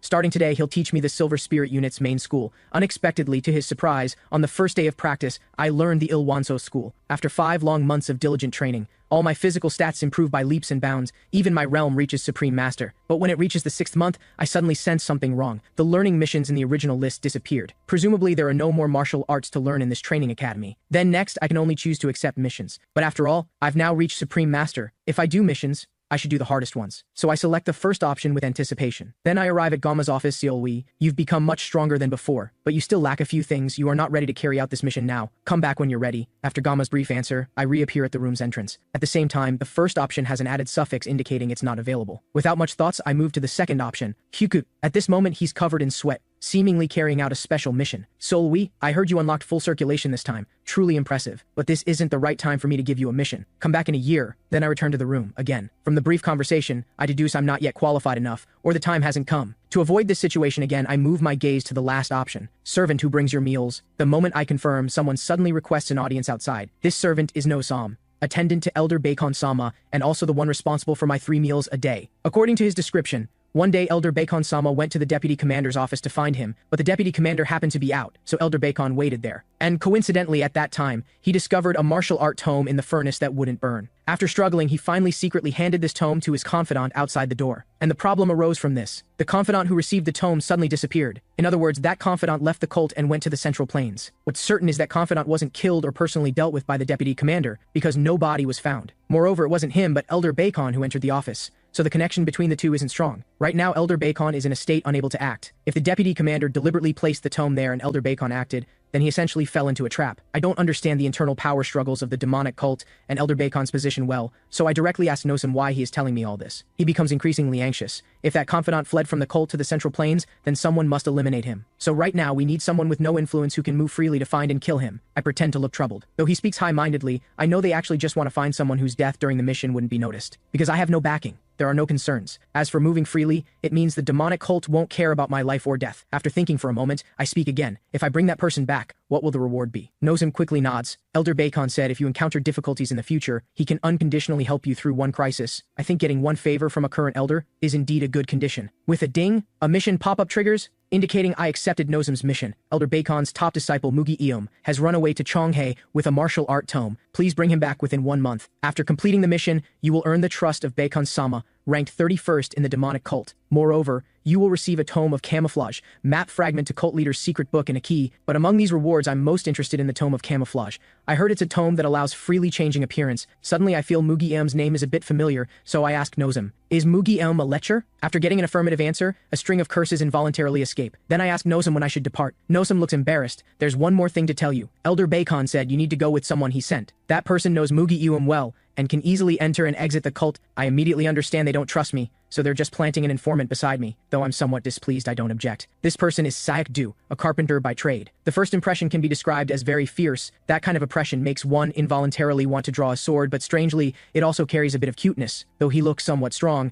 he has no chi at all, and his method of freely entering and exiting the demonic cult is going out to buy lumber under the pretext of building a frontline defensive wall by the entrance to the demonic cult. Sakdu and I then set out on the official road to Chonghae. Along the way, I learned Mugi Eum is Siakdu's childhood friend. No matter what Mugi Eum becomes, he can recognize him at a glance, because even if he changes his appearance, habits and behaviors can't be changed. Whenever Mugi Eum's name is mentioned, Sakdu becomes especially angry because Mugi Eum bullied him daily, saying he's ugly and can't marry a wife. At this point, I've heard enough of his nagging. What's with all the crying? He's a grown man. Fortunately, we soon reach our destination. Looking at the bustling scenery on the road, an inexplicable sadness wells up in my heart. I was born into a butcher family but became an orphan early. When begging on the street, I often suffered beatings and scolding. As I was barely surviving in this filthy world, several black-clothed people suddenly found me and asked if I wanted to learn martial arts. Because of the last sentence, I came to the demonic cult. At that time, I didn't know my life would fall further into the abyss. Suddenly, Sakdu's voice brings me back. Captain Seolwi, I'm hungry. Let's go to the inn ahead to eat something. Across the road is a large 3-story inn. So I walk in with Siakdu. Unexpectedly, the inn is filled with tension. It turns out disciples from 2 sword sects are arguing to get a woman's attention. As the situation escalates, a woman to the side is somewhat uneasy, asking Miss Ju beside her if they should intervene. But Miss Ju remains calm. Those guys are all cowards. After shouting a bit more, they'll probably agree to fight another day. They're just putting on airs to make a good impression on me. Just then, 2 unfamiliar faces catch her attention. At this moment, Sakdu and I don't want to watch the excitement. Our eyes are fixed on the delicious food, but halfway through eating, we discover all our money went to the carriage fee. As we are at a loss, a dart suddenly attacks from behind. Sakdu easily catches it with just chopsticks. Then his eyes light up with an idea. Captain Seolwi, don't worry. Leave the money problem to me. Then he stands and pretends to let out a miserable wail. Oh no, my hand. I think it's broken. Poor Sakdu is going to die. Then he throws a wooden stool at the 2 groups arguing, which draws all eyes in the inn to him. Sakdu shows a fierce look, asking them, which useless idiot threw this dart? The 2 groups exchange glances, finally mustering courage to speak. Get lost. Don't you see we're fighting? Seeing no one answers his question, Siakdu angrily stomps the ground hard. The entire inn shakes. The onlookers are shocked by his unreasonable action and overwhelming power, yet still no one speaks. So Siakdu walks straight forward, grabs the leaders of the 2 groups demanding who did it. Before such terrifying power, the 2 are already frozen in place with fear.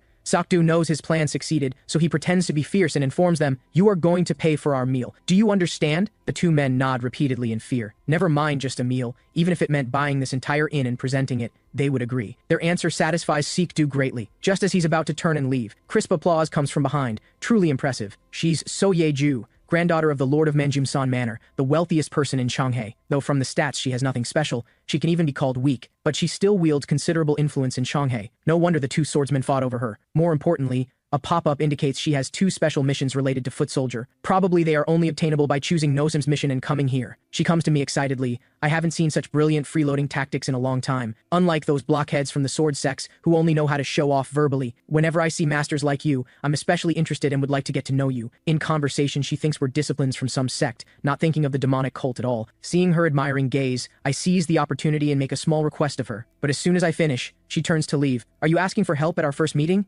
Isn't that a bit presumptuous? However, her curious eyes quickly betray her. Then let me hear what it is. She orders servants to bring a pot of tea. I explain we came here to capture a criminal, Miss Ju. Compared to us who are strangers here, you should be able to find him easily. Moreover, the Manjumsan Manor is very good at gathering intelligence, so we hope you can lend us a hand. So Ye-ju doesn't nod immediately but asks if we have information about that person. I shake my head. That lecher is skilled in disguise, so there's no record of his appearance. We only know he's obsessed with women and possesses the demonic martial art. Hearing the demonic martial art, she immediately pauses, her expression instantly changing subtly. Although Chonghae is a border region far from the Central Plains, the fear of the demonic cult seems no less than the people of Central Plains. Seeing she shows no reaction, I continue. He can hide his demonic nature, so as long as he doesn't use the demonic martial art, we can't discern his original appearance. Seeing I know the demonic cult so well, her expression becomes more tense. Are you also from the demonic cult? I quickly shake my head in denial. After all, there's no need to let her have unnecessary prejudice against us. Unless one reaches the highest realm, no one can tell I'm a supreme master who can even control demonic energy. And Sikdu is just an ordinary demonic cult member with no ki, only brute strength. So Hyeju smiles slightly. If I accept your request, what can you do for me? I chuckle. Miss Ju, you seem to have some misunderstanding. Try to imagine 2 warriors successfully capturing a dangerous demonic cult member with the help of the Manjumsan Manor. Wouldn't that be a meritorious deed for the Manjumsan Manor? I can't let her seize the initiative. If she doesn't accept my proposal, I'll have to find another way. So Ye-ju shows a composed smile. What you say makes some sense. I'll help you. Then I add, I hope you can generously provide us 2 more things, a space to rest well and food to fill our stomachs. She suddenly freezes. I thought she'd say I'm pushing my luck, but she says, Is that enough? I'll also provide enough money, intelligence resources available anytime, and maps of the surrounding area. But after successfully capturing that lecher, please visit the Mangjumsan Manor again, though I don't know the reason. I can guess it's related to the mission she faces. Then, we come to the Mangjumsan Manor with her. Suddenly a maid reports that Soye-ju's marriage partner has been invited to the manor. A trace of irritation flashes in Soye-ju's eyes because she doesn't want to discuss marriage yet. After settling us in, she goes straight to where her grandfather receives guests. He's the wealthiest person in Chonghae, also the lord of Mangjumsan Manor, Wang Gulju, and the distinguished-looking person opposite is Mu Yonjong, disciple of the Manhwa sect. But as soon as he sees Soye-ju, he becomes somewhat nervous because Soye-ju doesn't have much fondness for him. She immediately questions why he suddenly came to visit. Hearing this, Mu Yonjong becomes more nervous. Miss Ju, please forgive my rudeness. I just missed you too much. Seeing the atmosphere too subtle, Wang Gulju quickly smooths things over. Mr. Zhong just happened to meet me on his way back after handling the matter I entrusted him with. Meanwhile, in a side room of the Mangjumsan Manor, I'm studying the technique chart of the elemental techniques wind. Siakdu beside me is lying on the door eavesdropping. It turns out people in the manor are all watching and discussing Miss Ju's marriage partner. Siakdu is very curious about this and asks if I want to join the crowd. Right now I'm studying the elemental techniques and have no interest in anything else. But when I hear Siakdu say her marriage partner is from the Manhwa sect, my expression instantly twists. After all, the Manhwa sect is the sect that teamed up with GW-sama to drive me to desperation. Hearing someone mention the Manhwa sect, I feel my blood flowing backward. Then I take the shadow slicing sword and have Siakdu lead the way, because I'm very curious what the discipline from the Manhwa sect looks like. Meanwhile, Wang Gulju is still talking about his granddaughter's marriage. Mr. Zhang is a distinguished disciple from a famous family in the Manhwa sect. He has integrity and understands chivalry. Moreover,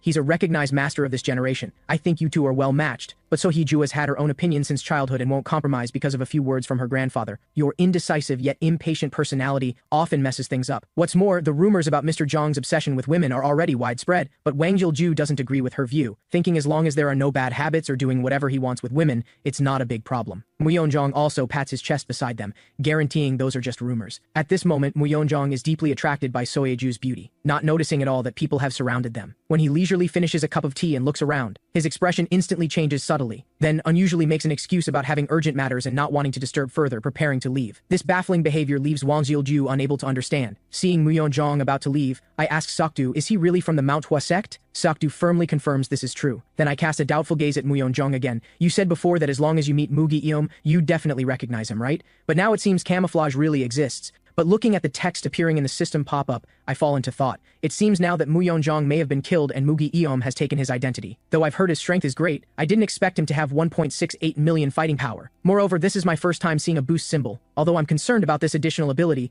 defeating him should be no problem. What troubles me now are Miss Ju's 2 missions. If she discovers I'm using the demonic martial art during battle, those 2 missions will surely disappear. Fortunately, Mugi Eom's identity is now confirmed. It is best to simply follow him and look for an opportunity to expose his identity. Just then, I sense Mugi Eom's sinister gaze. He seems to have discovered me, but looking carefully, I find his gaze slightly to the side. He's not looking at me, but at Sakdu. Suddenly, Sakdu stares at me with clear eyes. Captain Seolwi, do you think this person surnamed Jung is who we're looking for? I remain calm and just nod. But he confidently states, I dare say I can recognize that guy at a glance, so it's really not him. At this moment, I'm speechless, wondering if Sikdu is an idiot. Just then, the 3 walk out of the pavilion but still keep distance from the crowd. There really are some impressive people here. Soyeju beside him picks up, you mean those 2? They're both my guests. Hearing this, Mu Yonjong frowns. I can tell you must be masters. Then he turns and walks before us. Am I right? Sakdu's eyes remain clear. We are indeed a bit special. Manjumsan Manor invited us after seeing our martial arts. Just then, Mu Yonjong's eyes narrow slightly. At the same time, I sense sticky demonic energy from his gaze. I can tell he wants to test my martial arts, but I'm not flustered at all because I'm already using a non-demonic internal energy into my practice. At his current level, he can't detect my demonic martial arts. Just as the atmosphere becomes more subtle, Soyeju finally can't help but interject. You're so rude! What do you think you are doing to my guests? Mu Yonjong seems to realize his problem and quickly waves his hands to explain it's just a misunderstanding. He just wanted to see what her guests were like. Just as he's about to turn and leave, I suddenly issue him a warning. You think we can't find you? Actually, I plan to follow him and look for opportunities,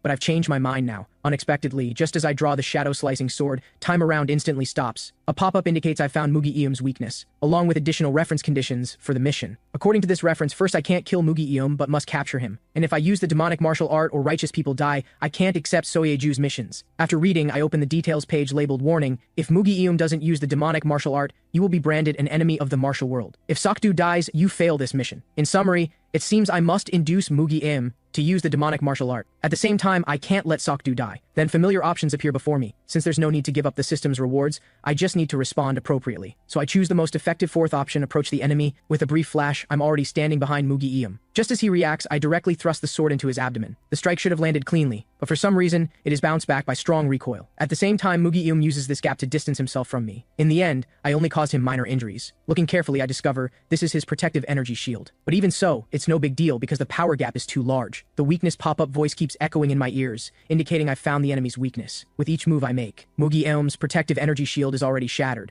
Even though I only use 10% of my power, his stats keep declining. Finally, the desire to live forces him to kneel and beg for mercy. But just then, soldiers from Manjumsan Manor surround us, claiming to rescue the righteous Mr. Jong, who is from a distinguished sect. Because I never thought about dealing with these people, but their weakness pop-ups start appearing explosively. Those pop-ups overwhelmingly block my vision. When fighting with them, I can't take their lives. With no choice, I can only knock them unconscious. Watching Mugi Iyum's back gradually disappear, my patience finally snaps, and I finally decide to change from turn-based fighting to simulation mode. Then the overwhelming weakness pop-ups quietly disappear. But now the knocked out people wake up one after another. Just then, Sakdu rushes over. Suddenly, it occurs to me that I can have Sakdu attack in my place. He probably doesn't have special restrictions like me. After explaining everything, I change simulation back to turn-based fighting. Unexpectedly, the system refuses. Only then do I remember I can't change combat modes at will. But in simulation mode, I can't see the opponent's ability values at all. It seems I can only screen through the crowd one by one, but this way he might escape. Suddenly, a miserable scream comes from behind. Looking closer, I'm startled. A man who seems to have had his essence drained lies on the ground. This must be Mugi Iyum's amplification ability, essence absorption. He must be trying to recover health using the demonic martial art of absorbing human essence. But he changed his appearance with camouflage. What's worse, my status window can't display, which makes me very anxious. Suddenly a shout comes from across.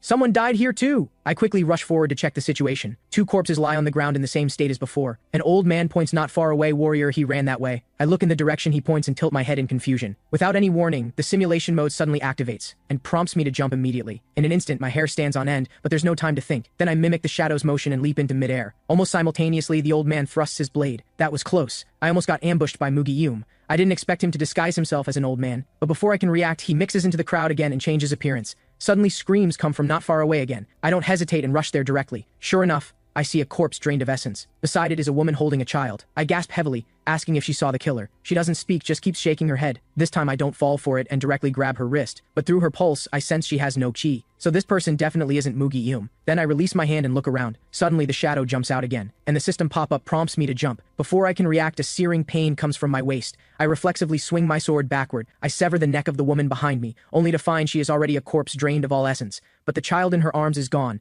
Was it the baby in her arms who attacked me? Damn it. I didn't expect that camouflage can actually transform to this extent, even freely changing the body structure. At this moment, I'm already severely injured. If I don't heal immediately, there might be danger to my life. Just then, the Lord of Manjumsan Manor orders all his guards attacking me to stop, because he learned from the captain of the guards that demonic cult people are around. Several have already died from losing essence. Then he turns his gaze to Sohye-ju. Did that person called Seoli really tell you he was looking for a lecher skilled in camouflage? After getting an affirmative answer, he asks the captain again if he's seen Muyeon Jong. At this moment, the captain shows a subtle expression. Mr. Jong disappeared while fighting that warrior. In my view, Mr. Jong should be, but he doesn't continue saying because he's never seen such an absurd scene in his life, in this deathly silent situation. Not far away, two Seoktis look at each other, roaring madly as if seeing mortal enemies.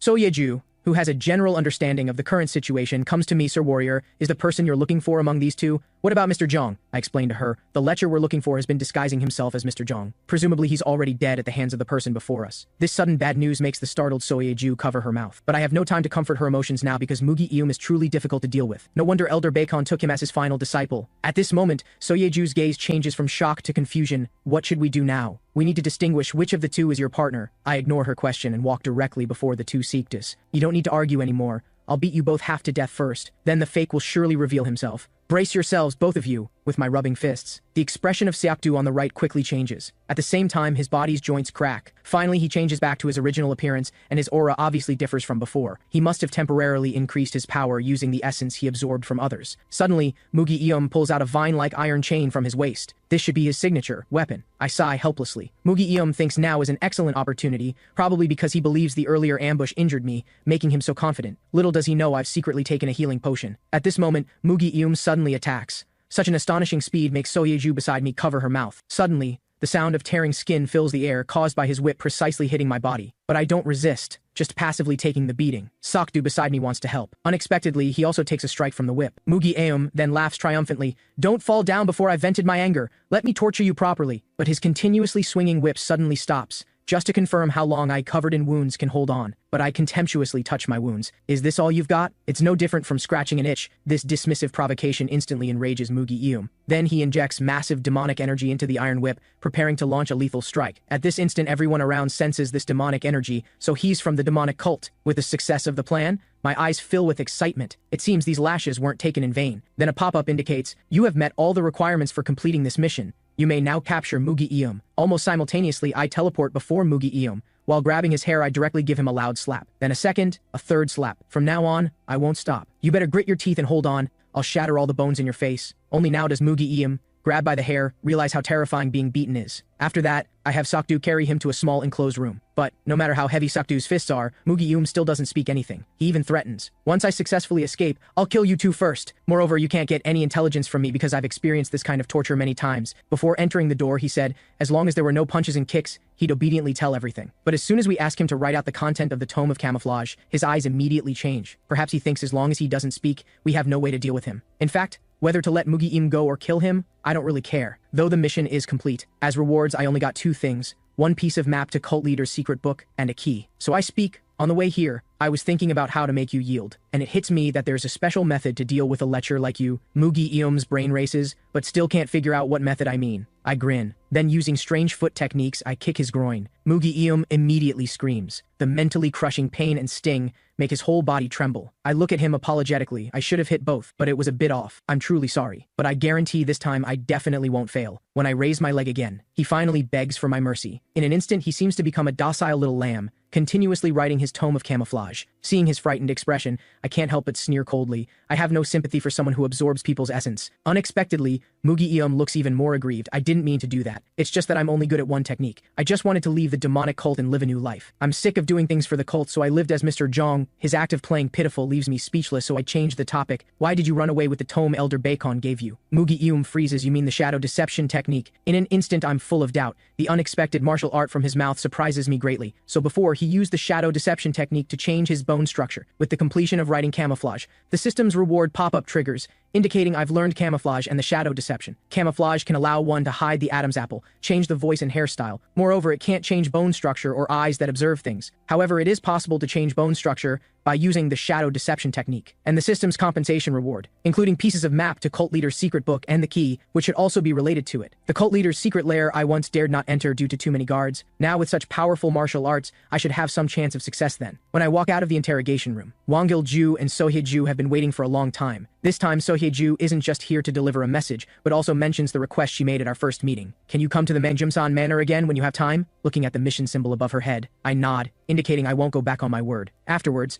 I return to the Silver Spirit Unit's residence. After completing the mission, Bacon-sama's favorability toward me reaches its peak. At the same time, all my body's stats increase by 10,000. Now the 11th day's mission is over. For the remaining 17 days, I can finally move freely, but I don't slack off. Instead, I plan to review the newly learned martial arts. First is camouflage, then the shadow deception that can enlarge or shrink the body, the Soshinsu school that catches blades with bare hands, the blazing fist school that can shoot flames, and wind, one of the elemental techniques. In this way, I make full use of the remaining 17 days. The greatest gain is I finally learned how to speed up the elemental wind technique, though I can't use it flexibly yet. Just thinking about becoming stronger excites me. After completing the final energy circulation, I stand and walk toward the door. Next is the training of the 7th month. Like last time, I choose the lowest difficulty 4th option among 4 options, the doctor who healed me. With a dazzling white light, I then arrive at Mount Na in the White Dream Palace's jurisdiction under the central administration. Just as I'm puzzled about the specific mission for being teleported here, a warning pop-up triggers telling me, Dr. Hong is being pursued by the White Blood Company. Please find Dr. Hong before they do. After looking around, I immediately understand what I should do because a figure is running wildly on a hillside in the distance. Seeing the exclamation mark above his head, it's not hard for me to tell he should be Dr. Hong mentioned in the mission, and dozens of people are chasing him behind. At this moment, the leading captain is extremely angry, ordering they must capture Dr. Hong before he escapes the White Dream Palace. His order receives a response from his subordinates, but there's also someone who doesn't respond. That person is me at the end of the company.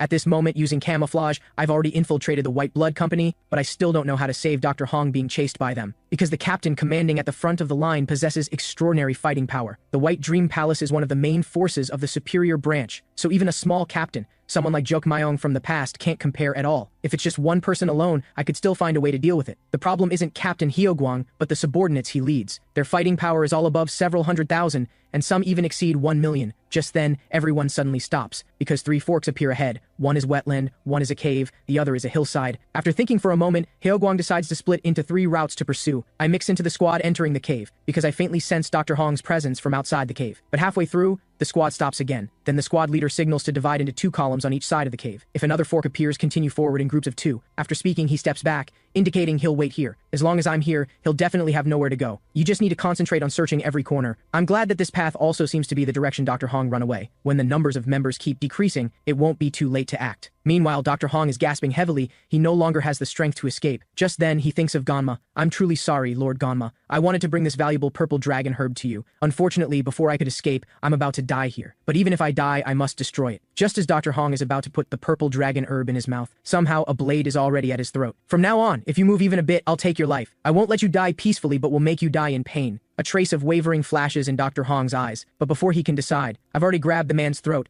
Drop your sword now, or I'll snap your neck. Of course, the man cooperates, but in the end, I still break his neck. Then I walk before Dr. Hong and drop the camouflage. Don't worry, I'm not your enemy. Perhaps because the cave is too dark, Dr. Hong remains immersed in terror. To let him see clearly, I use my ki to ignite a flame at my fingertip. Only then does he recognize me as Seolwi, who often has him treat ailments. After simple communication, I finally sort out the whole story. It turns out Hyeogwang from the White Blood Company accidentally discovered the purple dragon herb during training. The more precious the medicinal herb, once reported, it's almost impossible to return to one's own hands, so he planned to secretly keep it for himself. But taking it directly might be life-threatening. So he asked Dr. Hong to appraise and help him process it. But Dr. Hong ran away after getting the purple dragon herb, and all material assets within the cult belong to the central administration. Therefore, Hyeogwang is chasing him to destroy evidence of wanting to monopolize the purple dragon herb. I asked Dr. Hong somewhat curiously, why did you steal this purple dragon herb? Didn't you think things would develop like this? Unexpectedly, Dr. Hong's gaze remains firm. The purple dragon herb is a very precious medicinal herb. Even at the cost of my life, I must present it to Lord Ganma. I follow. I'm somewhat speechless but still say those words, how should I help you? Unexpectedly, as soon as I finish, a mission pop-up triggers, indicating I've accepted Dr. Hong's mission. The content is, Triseo Hong, the central administration's doctor is being pursued by the White Blood Company. Please show him that you can be trusted. Upon success, you'll attract the attention of Asura, the Lord of the White Dream Palace. Compensation rewards are the highest level purple dragon herb among special pills,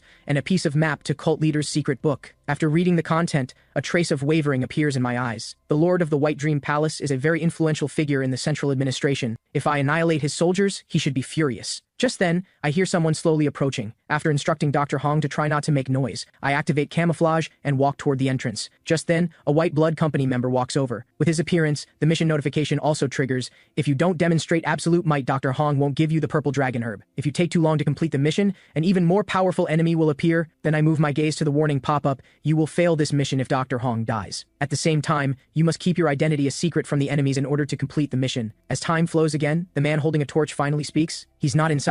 I don't answer directly but raise my hand indicating I want to walk in a bit more, and asking the man if he wants to go together. As I expected, the man quickly walks toward the cave's depths. Suddenly he turns back, seeming to want to say something, but I kill him with one strike. Then I signal Dr. Hong to hurry and leave here. But before Dr. Hong can stand, an angry rebuke suddenly comes from behind me. Do you really think you can escape? Unexpectedly, the cave that was pitch black just now suddenly has many dazzling torches. At this moment, the 6th group leader steps out first to break the silence. You look unfamiliar. Where are you from? Well, obviously not from the White Dream Palace. While changing the topic, I quickly scan the surroundings. This battle needs my preemptive action to secure victory. Although they have many people, they haven't reached a level I can't handle. The leader before me darkens his face. What an audacious guy. Don't you see what the situation is now? Do you think you can escape? According to the system's reference, I should end this battle with overwhelming power, and I must fight while using camouflage to hide my true identity. But the problem is, compared to consuming Chi, it's a technique that must consume mental power, so I can't exert my full strength. At this time, switching to simulation mode is more suitable than turn-based fighting. Then the analysis window appears as expected. With the system's battlefield analysis complete, dozens of shadows move in various forms and attack enemies. These countless shadows quickly show me the best fighting method. Then I launch into action. First, I jump behind them by using untraceable phantom steps, using lateral slashes to kill the last 2 members, then followed by sideways movements.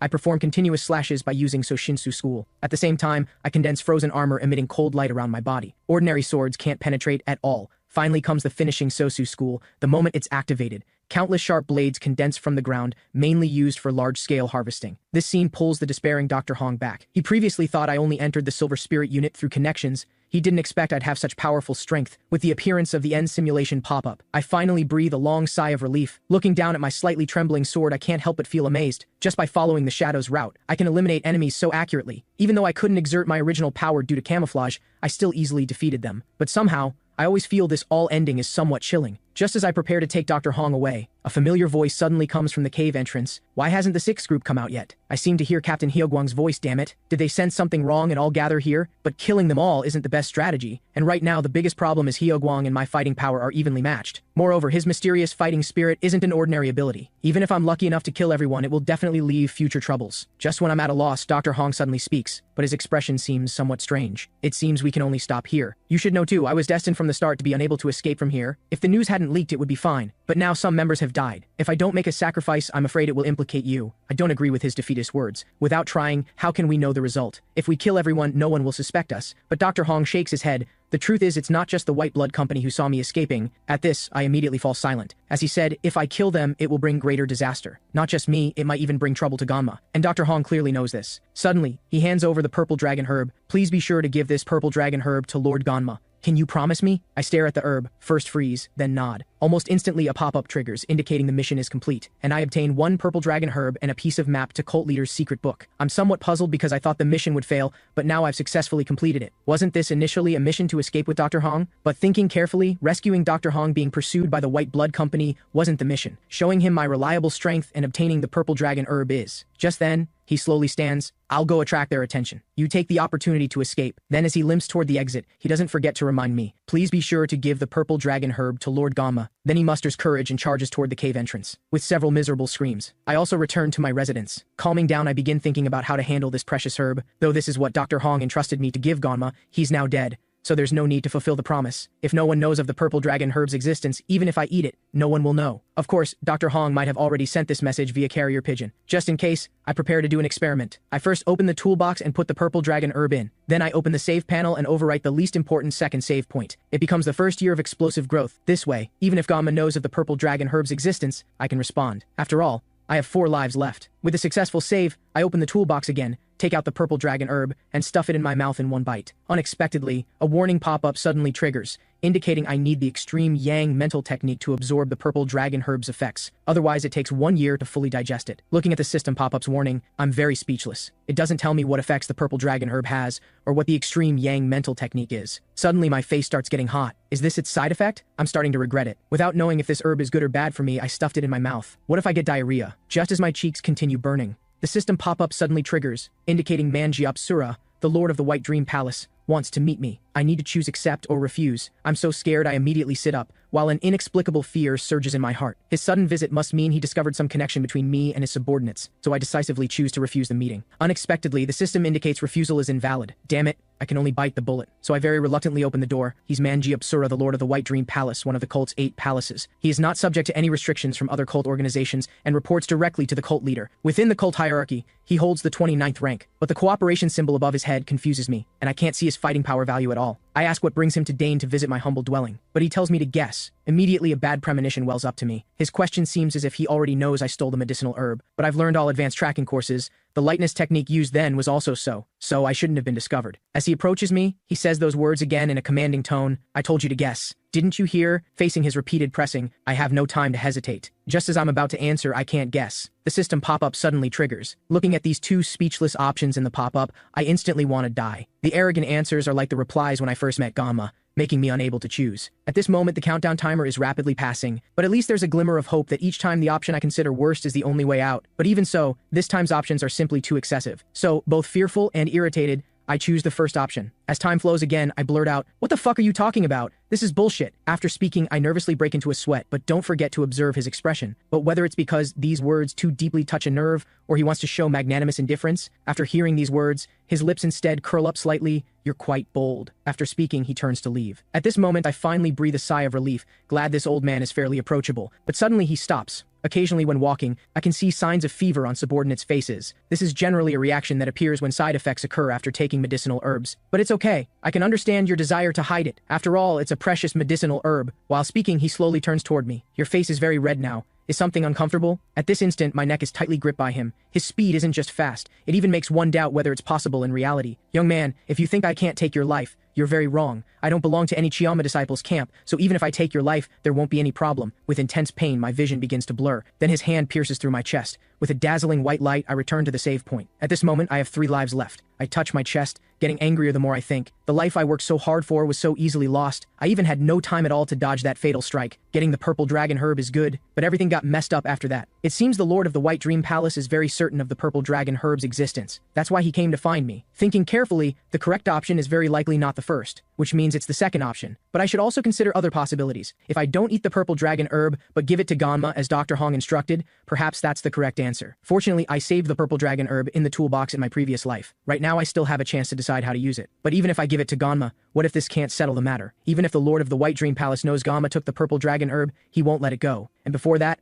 worried about friction with the Lord of the White Dream Palace, Ganma is also very likely to abandon me. After thinking for a moment, I don't want to make various assumptions anymore. I had better to make judgments based on what I'm certain of now. With the pop-up's trigger, the Lord of the White Dream Palace comes to my residence again. The dialogue is still the same as in my previous life. Nice to meet you. Let me introduce myself. I'm Asura, the Lord of the White Dream Palace. Though his tone is calm, my spine feels a chill, because I've experienced his ferocity before, and the cooperation symbol above his head must contain some meaning. Though I don't know how it will work, he's definitely related to the purple dragon herb. Finally, I decide to try. So after he introduces himself, I speak first, because I'm worried that arrogant pop-up will trigger at any time. Regarding the purple dragon herb's whereabouts, I have something to tell you. The Lord of the White Dream Palace looks me up and down, while his lips change subtly. Giving the purple dragon herb to the Lord of the White Dream Palace instead of Ganma is my well-considered decision. I know doing this has certain dangers, but the symbol of cooperation might bring me another turning point, so I think this is a choice worth trying. But I indicate that to know the purple dragon herb's whereabouts, he must first promise me one condition. At this, killing intent immediately surges in the Lord of the White Dream Palace's eyes. Are you trying to make a deal with me? You're really a bold fellow.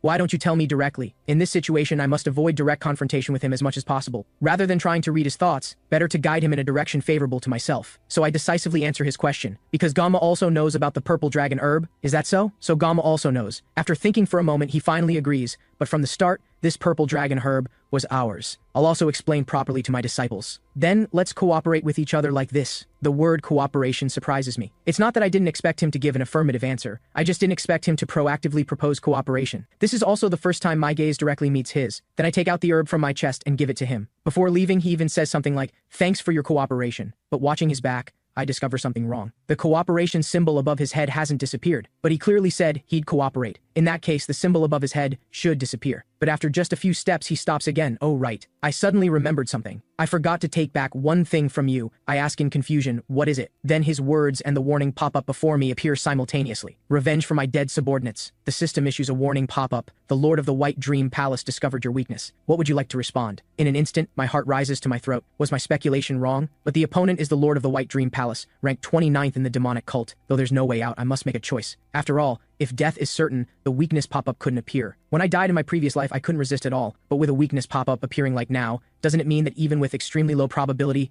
there's a possibility of survival? In the continuously decreasing countdown, my gaze stays on the combat mode column. With a bang. There's only one way I can think of to deal with this situation before me. That's to activate AI mode. Then I arrive in midair overlooking the battle. AI Solway first looks around. Then he stares fixedly at the Lord of the White Dream Palace before him. Soon his whole body trembles. Finally he curses loudly at me, who is overlooking from midair. Is this something a human can do? You're simply a bastard.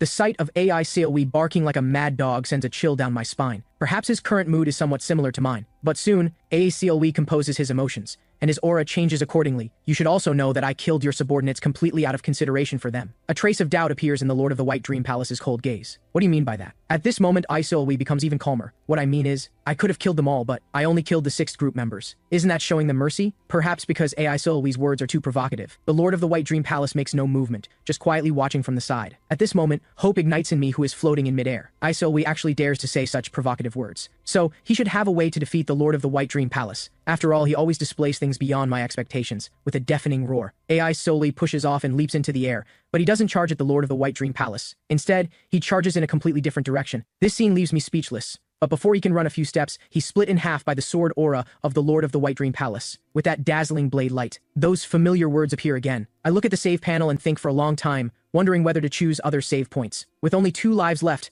I have regretted countless times why I accepted this crazy mission. But despite this, I still choose the latest save point. Repeatedly experiencing the same things makes me extremely irritated, but I still can't give up the mission that took 2 of my lives. I slowly sit up, take a deep breath, and finally feel alive again. After much thought, the only way to escape now is to give the purple dragon herb to Ganma. So the scene changes and I arrive at his office. His expression upon seeing me is no different from before. He just asks what brings me here. But when he sees the purple dragon herb, his expression instantly changes subtly. Did Dr. Hong really ask you to give this to me? It helps me greatly. I won't forget this. So you don't need to worry too much. Even if the Lord of the White Dream Palace comes to find you, he can't do whatever he wants. Returning to my room, I immediately breathe a sigh of relief. Something so simple to solve, yet it cost me 2 precious lives. A strong sense of self-reproach wells up in my heart. Through this matter, I also understand a principle that excessive greed can cost me my life. Even missions shouldn't be blindly accepted. Just as I prepare to sleep well, the system pop-up suddenly triggers, indicating Asura, the Lord of the White Dream Palace, wishes to see me. Like before, my refusal option is rejected by the system again, but I've already given the purple dragon herb to Ganma. Why would he still come looking? And with the same actions and tone as before. It seems after Ganma got the purple dragon herb, he didn't communicate with the Lord of the White Dream Palace. More desperately, this pop-up leading to death triggers again. But I don't give up. Rather than dying directly, it would be better to choose a different option from before. Perhaps there's a glimmer of hope. So I fix my gaze on the second option. As the pop-up disappears, I involuntarily say those words, "I ate the herb. Is there a problem?" My arrogant answer makes the Lord of the White Dream Palace freeze. But soon he draws his sword. "You insolent fool. I see you don't want to live." With killing intent surging in his eyes, I begin quietly waiting for judgment to come. But just as he swings his blade, a familiar voice suddenly comes from outside the door. "So you're here. You really made me search." The moment I see Ganma, the grievance in my heart instantly vanishes. After some time passes, their conversation finally ends. But the Lord of the White Dream Palace's gaze at me still fills with killing intent. Although I worry he'll suddenly launch a killing spree on me again. But this worry soon disappears, because he walks toward the main door. After the Lord of the White Dream Palace leaves, Ganma slowly comes before me. I've already talked with him. You don't need to worry. As long as I'm here, he won't lay a hand on you. Looking at his refined appearance and reliable demeanor, I temporarily forget what kind of person he is. Though I don't know if it's due to his prestige as a disciple of Chionma or some kind of deal, he's someone who can protect me by persuading the Lord of the White Dream Palace. At the same time, he doesn't forget to encourage me. You were able to get the purple dragon herb from Dr. Hong surrounded by the White Blood Company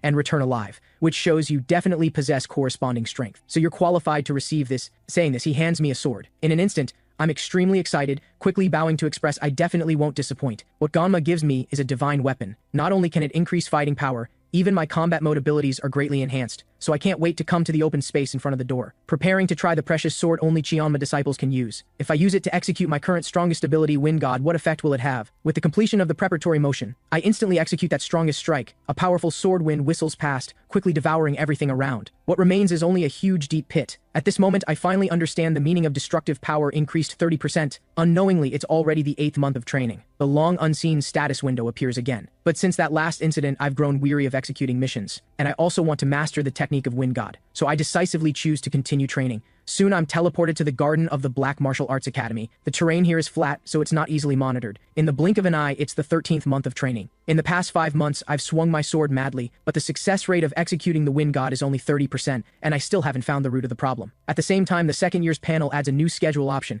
That's Teach Martial Arts in the first row. Driven by curiosity, I click this option. The first row is an executable option. Teach the company commanders of the Dead Spirit Company demonic martial art. The second is a non-executable option. Carry out a mission with the company commanders of the Dead Spirit Company. I suddenly remember Ganma said before he'd appoint me as the captain of the Dead Spirit Company, but only after I adapt to the organization and have qualifications. It seems today is the day of appointment. With confirmation of the first option, I'm teleported to Haiku's office, who is the head of the Silver Spirit Unit. The dialogue greeting me unfolds. I heard you completed the Silver Spirit Unit's commander training course in just 1 year. It is truly unbelievable. It seems Lord Ganma's judgment was indeed correct. Since you now possess all qualifications, I'll formally appoint you as the captain of the Dead Spirit Company starting today as agreed. By the way, all Dead Spirit Company members are talents carefully selected by Lord Ganma. Managing them well is your duty. If you can't manage them well, you may need to give up the commander position. After hearing these words, my vision gradually blurs, as if I'm about to return to my room. But a new save prompt suddenly appears before me, asking if I want to save. Based on my past experience, this is a sign danger will surely occur. Though there's no reason I must save, I want to know what description will appear on the panel when saving. With confirmation of the save, a prominent title instantly appears before me, but it just changes the first year to the second year. I thought this was a meaningless save. Unexpectedly, after saving, a line of text I've never seen suddenly appears, asking if I would like to see an episode. I don't understand what this means, but since it's just watching, there's no reason to refuse. After confirming, darkness suddenly falls. But soon it brightens again. The projection before me is actually the Dead Spirit Company commanders. At the same time, their whispered conversations continuously enter my ears. The man with a tuft of white hair on his head is Yoram, first company commander of the Dead Spirit Company, also the earliest member selected into the Dead Spirit Company. Have you all heard? The person chosen as captain of the Dead Spirit Company is coming here. The man by the wall is Jake Song, second company commander of the Dead Spirit Company, the oldest among the commanders. It seems personnel are being filled quickly this time. The woman sitting by the window is Sor Young, fourth company commander of the Dead Spirit Company, specially selected by Ganma at the Crimson Demon Palace headquarters. A note shows on the pop-up, if Seol Wee falls in love with this woman, he can obtain 3 lives. I think the person coming this time should be predetermined. Right now, the captain of the Dead Spirit Company position is vacant, and there are rumors this person has a connection with Lord Ganma. Yoram looks puzzled. How do you know such things? But Soryang smiles mysteriously, indicating she can easily recognize her own kind. Just then, Yongjin, third company commander of the Dead Spirit Company, walks in. He has the worst temper among these commanders,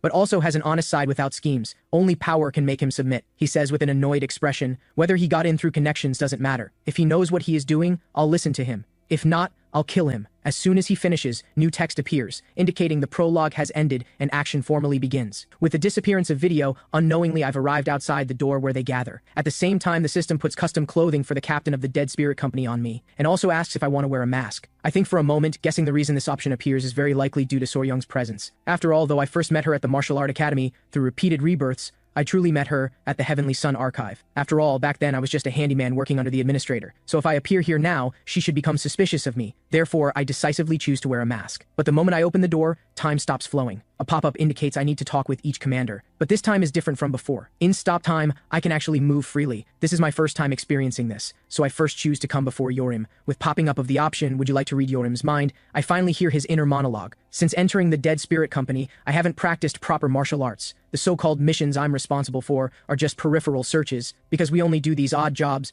Guys from other companies mock us, and the captains who should teach martial arts do nothing. I also want to learn martial arts like night vision and scent masking. Night vision is a vision technique that allows clear sight even in darkness. This is martial art I cultivated while deepening tracking techniques. At this moment, I slightly understand why the education director taught me these martial arts. It should be to have me teach them martial arts and gain trust. When Yoram's mind is no longer read, I look at Joksong leaning on the wall. His inner monologue also displays to me, I'm sick of these boring missions. I want more thrilling missions. I don't care who the new captain is, I just want to fight stronger soldiers and be assigned special missions. As long as that can be achieved, I can give this life to him anytime. Then it's hot-tempered Yongjin's turn. What a bunch of bastards. We actually have to clean up after other companies every day. The captain of the Dead Spirit Company coming in this time should also be someone with backing, right? If this time it's also a bastard, I definitely won't let him go. Damn it! Might as well become another disciple subordinate to avoid this humiliation, right? After hearing 3 commanders' inner voices, I involuntarily take a deep breath. It seems everyone has many grievances. And in summary, previous captains who came in were all bastards. Now only the last commander remains. So I slowly come before Soryang and begin listening to her inner monologue. What good does joining this kind of organization do for me? The result won't change anyway. I must find a way. If I can't find one,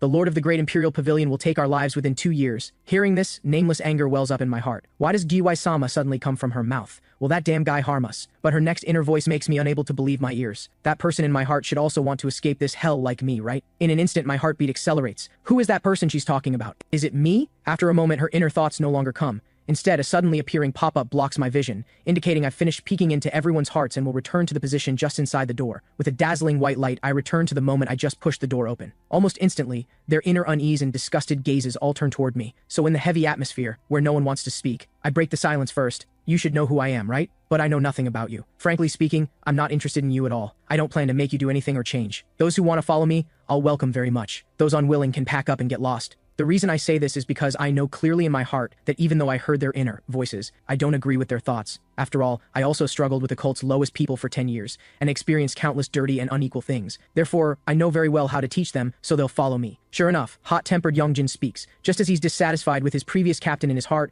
Who are you? How dare you say such things? But when he sees killing intent surging in my eyes, he instantly shuts his mouth. Listen well, all of you. Now whoever is dissatisfied with what I said can come at me any time. You had better come together. Unexpectedly, as soon as I finish speaking, Yongjin pounces. Then I adjust the combat mode to turn-based fighting. A pop-up instantly reveals I found his weakness. I don't think much but directly choose to approach behind him. Then I grab his collar and fiercely throw him backward. The other 3 commanders are shocked by this scene, not because Yongjin was defeated, but because they didn't see my move at all. I gently rub my neck. The motion is slow and composed. I can probably guess why the Dead Bandit Company and Dead Emperor Company usually look down on us. You losers becoming commanders, in their eyes you're naturally not worth mentioning. At this, everyone's fury instantly ignites. Even Yongjin, lying on the ground, pounces. Dealing with 4 people at once is very risky for me, but if I deal with them one by one, I can't leave a deep impression. It seems I need to suppress them all at once, so I adjust turn-based to simulation mode. With time around stopping again, countless shadows burst out from my body. They try and err from all directions. Finally, only one shadow remains.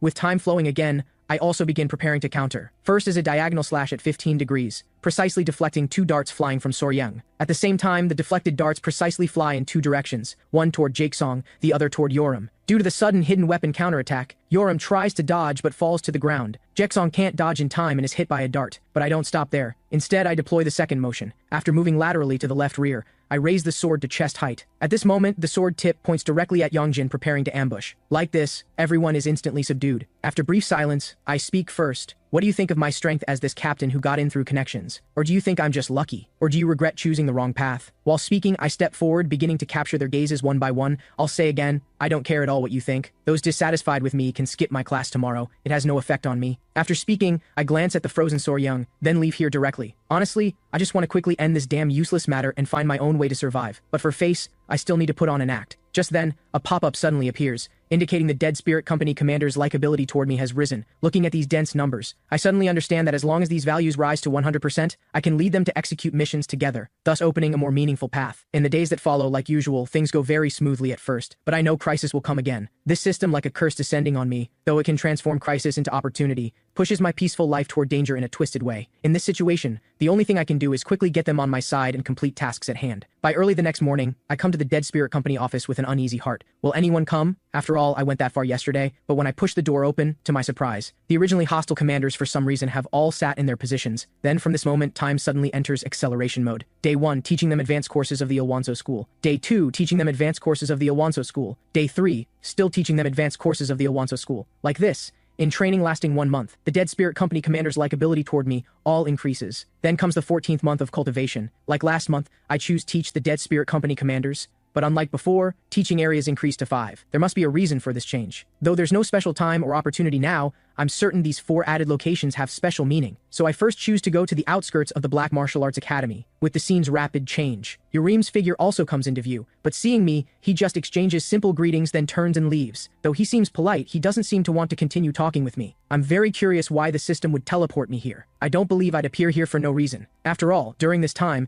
the options have brought me very significant meaning. As I think and slightly raise my head, I see the option of outskirts of the Black Martial Arts Academy disappeared, so I decide to try every option. Then I arrive at the Joint Training Center. At this moment, Jaksong is practicing swordsmanship, but this encounter still has the same result as last time. After Jaksong bows and greeting, he leaves here directly. I feel somewhat disappointed for some reason, because after simple greetings, the commanders don't seem to intend to continue talking with me. Next stop is the rooftop of Training Center. This time I encounter Yongjin. As I expected, the ending still ends in failure. Based on their current likability toward me, they don't like me enough yet, so they can't open their hearts to me. Now only the last place, the garden of the Black Martial Arts Academy, remains. Soryang should be waiting there for me. Unlike other commanders, Soryang's likability isn't curiosity but interest. I'm really curious about the difference between the two. But to be honest, I also kinda want to meet her. Something she once said helped me greatly in changing my fate. Though we're now in a superior-subordinate relationship, as long as I can see her, I'm willing regardless of what relationship. With the transition interface popping up, my vision gradually blurs. When vision becomes clear again, I sense something strange. First, my body floats in midair. This only happens when AI solely is activated. Second, the garden of the Black Martial Arts Academy has more than just Soryang. A man points at Soryang and shouts, seeming to harbor considerable hostility. Commander Kang, it's this wretched woman. She attacked us first. Facing heavy encirclement by the Dead Bandit Company, Soryang's gaze remains sharp, even facing 2 commanders from the Dead Bandit Company. She's fearless. At this moment, Commander Kang steps forward with a wicked smile. I let you go before because your appearance is good. Yet you dare to provoke our Dead Bandit Company without measuring your strength. Let me see if you can continue being arrogant this time. Then he turns and orders subordinates to watch all exits, preparing to pull off something big himself. Soryang sees all this, mocking him for being so cowardly as a Dead Bandit Company commander. Presumably, his subordinate's level won't be much better. Facing mockery, Commander Kang isn't angry at all. Say whatever you want. After all, your self-righteous attitude will disappear today. Because Commander Gyu will personally teach you a lesson today. The moment Commander Gyu enters the field, the system pop-up suddenly triggers. asking how I want to increase likability. I think for a moment, thinking to increase likability I should indeed help So-young now, but I want to know her true strength, so I choose continue watching. Then battle is about to break out. Commander Ju, walking slowly, suddenly swiftly deploys movement technique. At the same time, the distance between the two gradually shortens. So-young shows a composed smile on her face, which seems to handle this battle with ease. But in my view, her current situation is very dangerous, because Commander Gyu is too fast. She doesn't even have time to react. But just then, a hidden weapon rushes toward Commander Gyu at astonishing speed. But Commander Gyu isn't weak either. With just one sword, he changes the hidden weapon's direction. Even so, this doesn't slow Commander Gyu's speed. His distance to So-young grows even closer. But So-young appears especially confident. Turns out she attached a silver wire to the hidden weapon's end,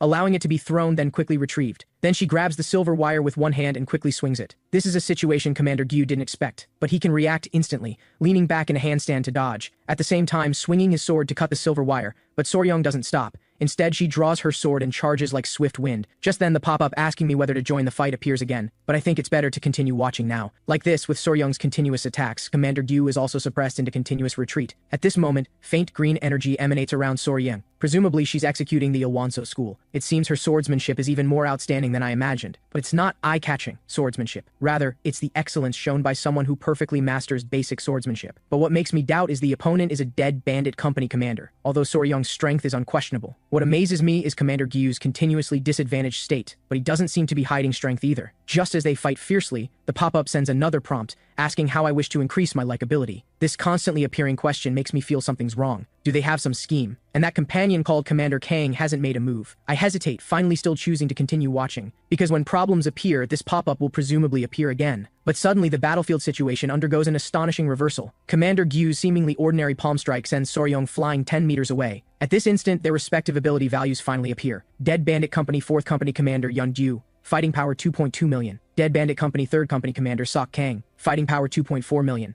Dead Spirit Company 4th Company Commander So-young, fighting power only 1.1 million. Fighting power only 1.1 million. Her fighting power isn't even half of theirs. So they've been playing with her all along. Then Commander Gyu launches an attack again. Rather than saying he's executing the demonic martial art, it's more like physical technique, under his continuously striking hand technique. So-young ultimately can't match her opponent and slumps to the ground. And compared to internal injuries, Commander Gyu seems to want to cause her external injuries more. This scene makes me increasingly anxious. But from the moment So-young fell into disadvantage, this damn pop-up hasn't appeared. Finally, So-young falls in one move and never stands up again. At this moment, Commander Gyu looks down at So-young from above. You shouldn't be able to stand up easily, because not only pressure, points, but your internal chi has been disrupted by me. Desperately resisting, So-young can no longer stand. She covers her severely painful chest, looking puzzled. You were also hit at pressure points by me. Why are you fine? She says this with difficulty, but Commander Gyu responds with a cold laugh. There's something called the shifting technique that can change pressure point positions. Essentially, we're different from you units that only clean up. So-young endures pain, glaring at him viciously. As her breathing gradually recovers, she says through gritted teeth, if the head of the unit knows about this, do you think he'll turn a blind eye? But Commander Gyu appears very confident. You hurt my subordinates first, so you're at fault first. As long as you're left with strength to breathe, the head of the unit won't intervene in such matters. At this moment, I'm nearly mad, wishing I could immediately beat this young Gyu into pulp. Suddenly, I hear So-young call out my name. From birth until now, this is the first time someone calls me in crisis. Then So-young looks at young Gyu again. The captain of the Dead Spirit Company won't let you go. But when they hear the captain of the Dead Spirit Company's name, they suddenly start laughing. You mean that weakling Lord Gamma brought? Then he squats before So-young with a mocking expression. Do you know that weakling was previously a handyman at the Heavenly Sun Archive? Every previous captain of yours was trash. This time won't be an exception. Hearing this, So-young immediately widens her eyes. Confusion and curiosity intertwine on her face, but young Gyu is very interested in her surprised expression. Then he begins slowly stroking her hair. You might as well join our Dead Bandit Company. We'll take very good care of you. So-young contemptuously spits at him. Even if I'm locked in a dungeon for life, I won't become your subordinate. Killing intent immediately flashes in young Gyu's eyes. But So-young isn't afraid at all. You said as long as I don't die, the head of the Silver Spirit unit won't intervene, right? Saying this, she sticks out her tongue preparing to bite down. Young Gyu is startled first, but he soon regains his composure and strokes So-young's hair again, as expected of being a commander. Just in case I've already sealed your pressure points. Thinking about it, it is really nerve-wracking. I suppose your body no longer obeys you right now. Let me think. What method should I use to snap you out of it? At that moment, the sound of fighting suddenly erupts from behind. The dull light in So-young's eyes also brighten again, because that captain of the Dead Spirit Company she spoke of finally appears. As the prompt asking whether to join the fight pops up again, a killing feast is about to unfold. Suddenly, I hear So-young call out my name again. Her Her voice that never lost composure begins trembling slightly. But I must quickly cool my angry mind. Only this way can I calmly judge the situation before me. Sok Kong comes before me with an angry face. "You punk," I asked who you are. "Are you ignoring my words?" To his words, I don't respond immediately but wipe the corner of my mouth I bit. "One of you will certainly die. As for the other, I plan to leave him a way out. No special reason. I just think it would be more interesting to leave one trash to report to your superior." Then I adjust combat mode to turn-based fighting. Because I don't want to kill him all at once, I want pain to seep into his bones. As Sok Kang dashes towards me with his swift movement technique, the system warning pop-up I've been waiting for appears. "Sok Kang has found your weakness. How would you like to respond?" In this situation, I don't need to hesitate at all. I directly choose to fight back. The moment our fists collide, flames also spread from my hand to Sok Kang's entire body. But this is far from over. After he exposes another opening, I launch an attack again. Though this time it's not martial arts but a heavy fist. This fist, infused with inner energy, emits a sound close to a roar. Sok Kang, hit in the face, also flies backward. At the same time, his health hits bottom again. Though he's already unconscious, I don't stop there. Instead, I walk forward and grab his hair. "Don't play dead with me here. I'm not completely satisfied yet." Just then, the warning pop-up triggers again, indicating Yeongyu has discovered my weakness. How would I like to respond? I'm not flustered but expected this. At the same time, an excellent idea surfaces in my mind. Then I choose defense. In an instant, Yeongyu's heavy fist lands on a face. But what's hit isn't me, but his teammate Seok Kang. Yeongyu is both surprised and flustered, but I'm very satisfied with this. "How cruel you are. You actually attack your injured companion." In panic, Yeongyu's weakness also appears. With confirmation of the attack option, I directly blink before Yeongju. But I don't use a killing move. Instead, I directly shatter his dantian. From now on, he's trash who can't use ki. But Yeongju seems very stubborn. He gets up and wants to attack me again. As expected, he again takes a heavy fist from me, but Yeongju, who is kneeling on the ground, still doesn't see the situation clearly. "You bastard." After saying this, he wants to stand and counterattack again, but is beaten down by my sword hilt. Then I walk forward, holding his head with my hand, saying in a deep voice, "I'll personally beat you bit by bit until you're on the verge of death." So with continuous beating, Yeongju's health also drops sharply. Then he loses consciousness and never stands up again. At this moment, Soryang suddenly shouts, "Captain!" But I turn my back to her and say coldly, "In the following time, I'll teach you more martial arts so you won't be humiliated by such guys anymore. Although the process will be painful, persistence is the only way out. You must learn to survive on your own." After speaking, I prepare to leave, though I've always wanted to see her and say something when we're alone. Now isn't a good time. Just then, she suddenly calls out to me, "Captain, I miss you very much." These words make my heart pound, but soon I calm down again. "What are you saying?" She freezes first, then passes by me, but then she stops, turns around, and shows me a meaningful smile. But I soon understand what that means, because the system panel before me already tells me, "Congratulations, Soryang's status has changed from interested to friendly." At the same time, Soryang's likability rose 40%. At this moment, I contentedly stretch. Then I begin 1 month of combat training for them. At the same time, time's passage also accelerates again. With this month's course ending, the commander's likability also has good improvement. According to usual practice, after each month's training ends, the system directly teleports me to the bedside, but this time it teleports me outside the door, and the door seems to have been opened somewhat, so strong curiosity drives me to push the door open. At the same time, a both familiar and strange figure comes into view. He's Bigun, captain of the Dead Bandit Company. I wanted to rebuke him for entering my room without permission, but when I see his astonishing fighting power, I decide to get straight to the point. "What brings you to me?" He doesn't answer immediately but approaches me. "I'm Bigun, captain of the Dead Bandit Company, captain of the Dead Spirit Company.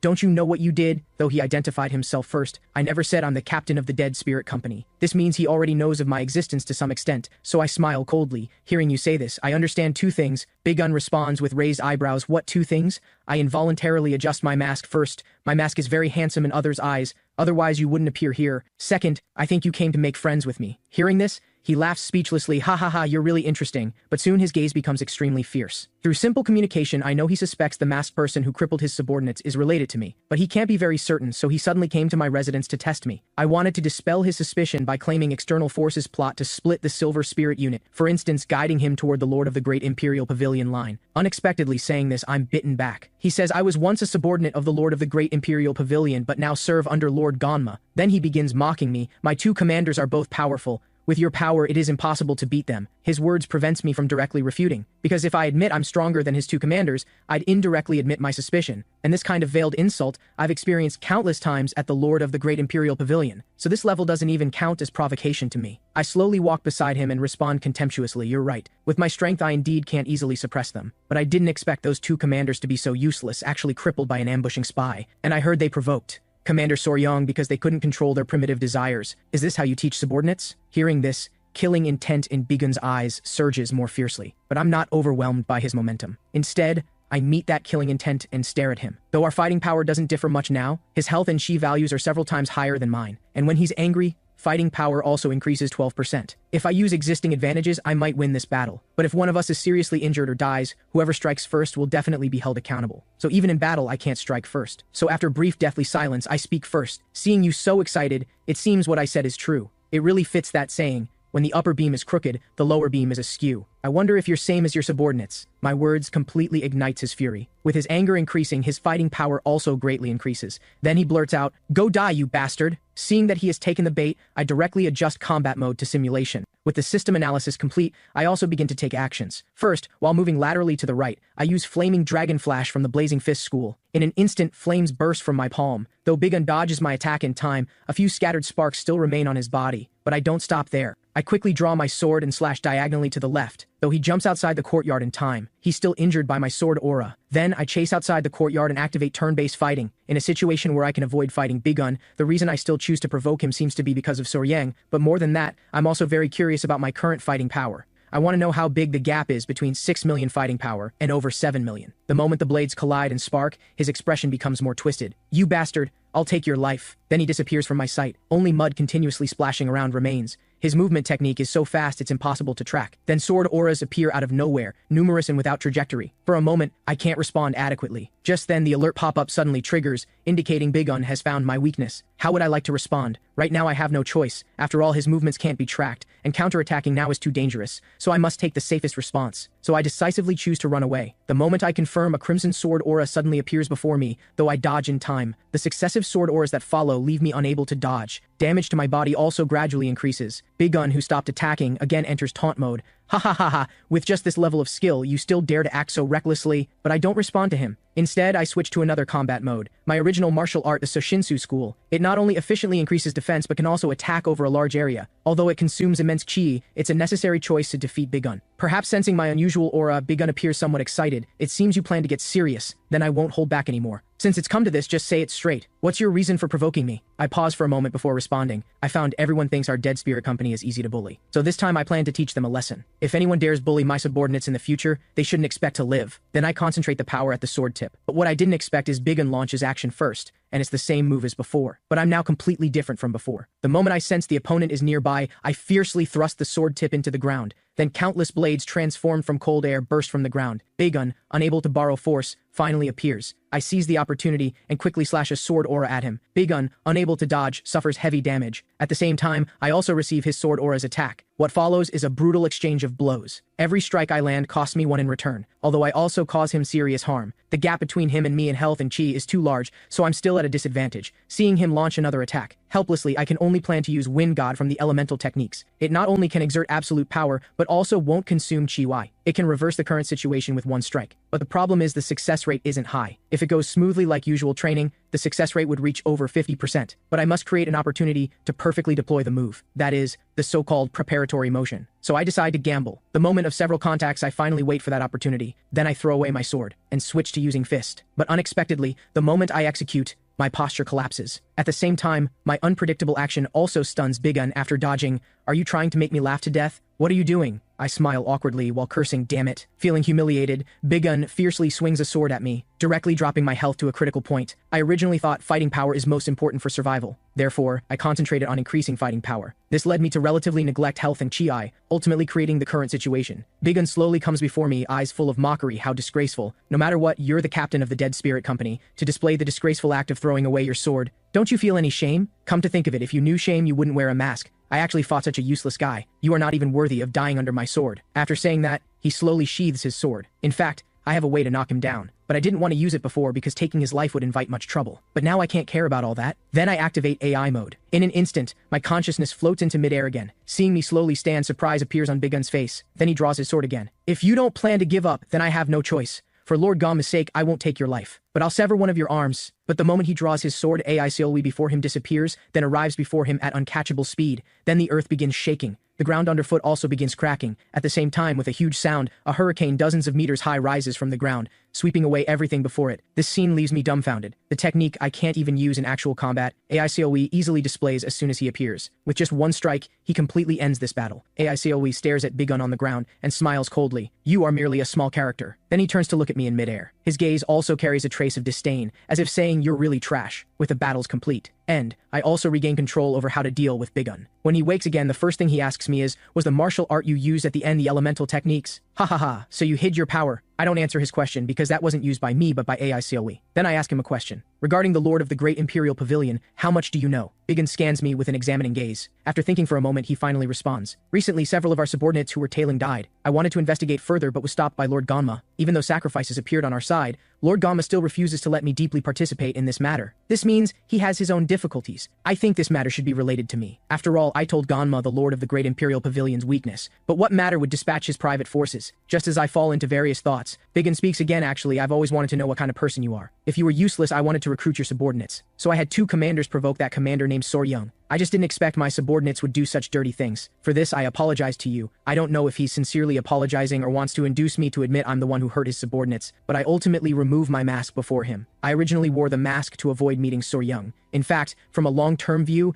it's to deal with the future Lord of the Great Imperial Pavilion. But Bigun at least is not the Lord of the Great Imperial Pavilion's paw. The moment I remove my mask, a pop-up suddenly triggers indicating Bigun's interest has increased. News that I easily defeated the powerful captain of the Dead Bandit Company with just one move quickly reaches the Dead Spirit Company commander's ears. After hearing, the company commanders of the Dead Spirit Company is extremely excited. They finally won't suffer humiliation from other companies anymore. And I, knowing nothing of this, am still sleeping soundly. Suddenly a noisy sound wakes me. What comes into view is Sekdu. Unseen for a long time, Captain Seolwi, you finally woke up. I came over at dawn and found your door and windows were all broken, so I hurriedly helped you repair them. At this moment, a pop-up suddenly sends a notification. Your likability among the company commanders of the Dead Spirit Company has increased. I don't know who spread the news, but it is good for me who's troubled about how to quickly raise likability. At the same time, since I've passed this crisis point, I also save this time point. Then I again choose to go to the company commander classroom, teaching the Dead Spirit Company commanders the Ilwanso school. As time goes by, unknowingly 4 months have passed, but the commander's likability has been stuck at 80%, and starting from the 19th month. For some reason, the system refuses requests to continue teaching martial arts. Helplessly, I can only shift my gaze to the only selectable option. Scout the area, then the expanded submenu shows 3 options. According to past experience from difficult to easy, I decisively choose the last option,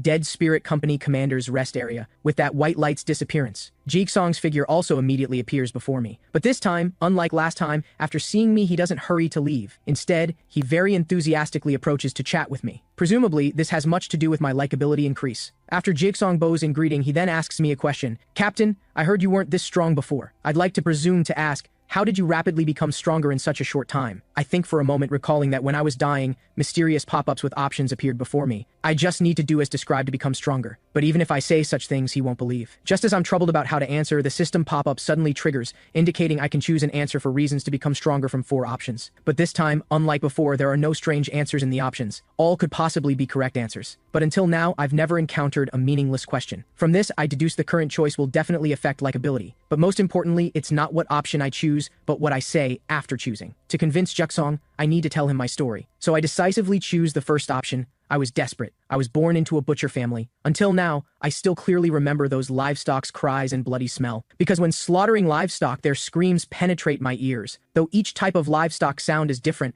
their emotions are conveyed to me intact. Strangely, no matter how many times I've heard it, I can't adapt to that sound. In addition, the fishy smell of blood and meat is also very hard to endure. What's worse, the bloody smell is already bad enough. Actually, more unpleasant is the foul smell of excrement. I don't know if this can become your basis for finding ways to become stronger, but this is my answer. I thought Jigsong wouldn't be interested in such a story. Unexpectedly, his eyes are sparkling. It turns out he was also born into a butcher family, so we have a common topic. I hardly dare recall the hunger I suffered as a child. Did you also hide those meat pieces behind the slaughterhouse? Jigsong nods. That's right. Mainly did that in winter. Frozen meat can't be cut with a knife, you have to chop with an axe. Doing this, some meat scraps would fly out. I'd pick them up and put them in my mouth, let them slowly melt, and eat them. Yes, I remember too. Even so, people still thought the butcher profession was good, because everyone filled their stomachs with simple tea and bland rice while butchers wouldn't go hungry. Watching Jigsong laugh happily, I also laugh along. Even though we've now become demonic cult warriors, childhood memories are still easily beautified, especially with Jigsong who has the same experiences. Even more so. In this pleasant atmosphere, Jigsong again asks a question, but why weren't you taught any martial arts, despite coming from the Great Imperial Pavilion? I heard you had no specific affiliation there. Hearing this, I first freeze but soon respond, because I didn't pass the demonic nature inspection.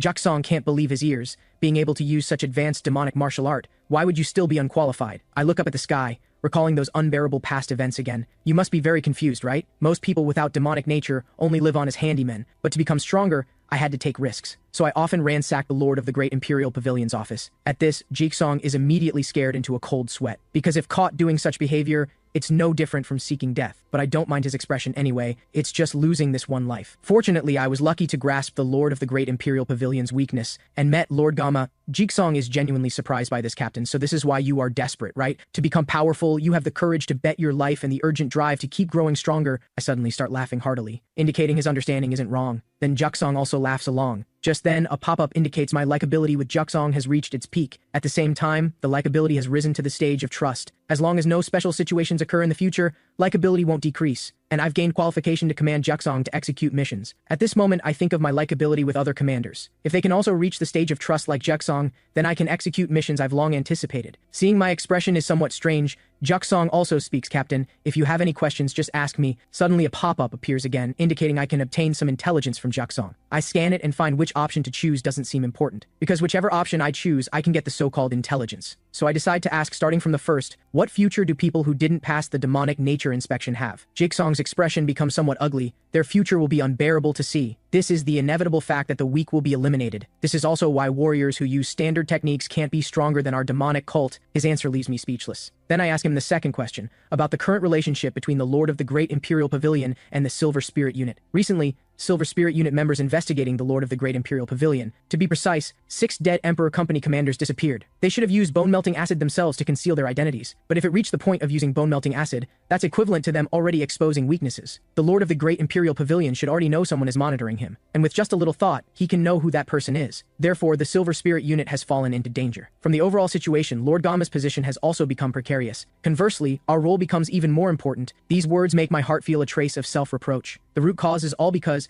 I gave the Lord of the Great Imperial Pavilion's secret map to Gamma. It seems future missions will probably be very dangerous. Next is Juksong's answer to the last option. Weapon equipment is extremely important for battle. If you get the weapon you want, fighting power will have a qualitative leap. At the same time, different people using different weapons, abilities will also change accordingly. Captain, if we possess those weapons, we can play a greater role when executing missions. There are many ways to obtain weapons, can be through accepting missions and commissions, or warrior cultivation. But if we have sufficient funds, we can also buy them. Of course, the price will also be very expensive. After getting all the intelligence from pop-up prompts like this, I also bid farewell to Juksong. But not long after, Juksong suddenly freezes in place. At the same time, my vision also stagnates. At this instant, the scene I see becomes the direction Juksong is walking. Only then do I discover with surprise that this is actually Juksong's perspective. Just as I'm puzzled about what's going on, suddenly an old man calls Juksong from behind. Come here. I want to ask you a question. The moment Juksong turns back, my heart begins beating violently, because this person is precisely GWI-sama, the Lord of the Great Imperial Pavilion I deeply hate. I don't know why he suddenly came to the Silver Spirit Unit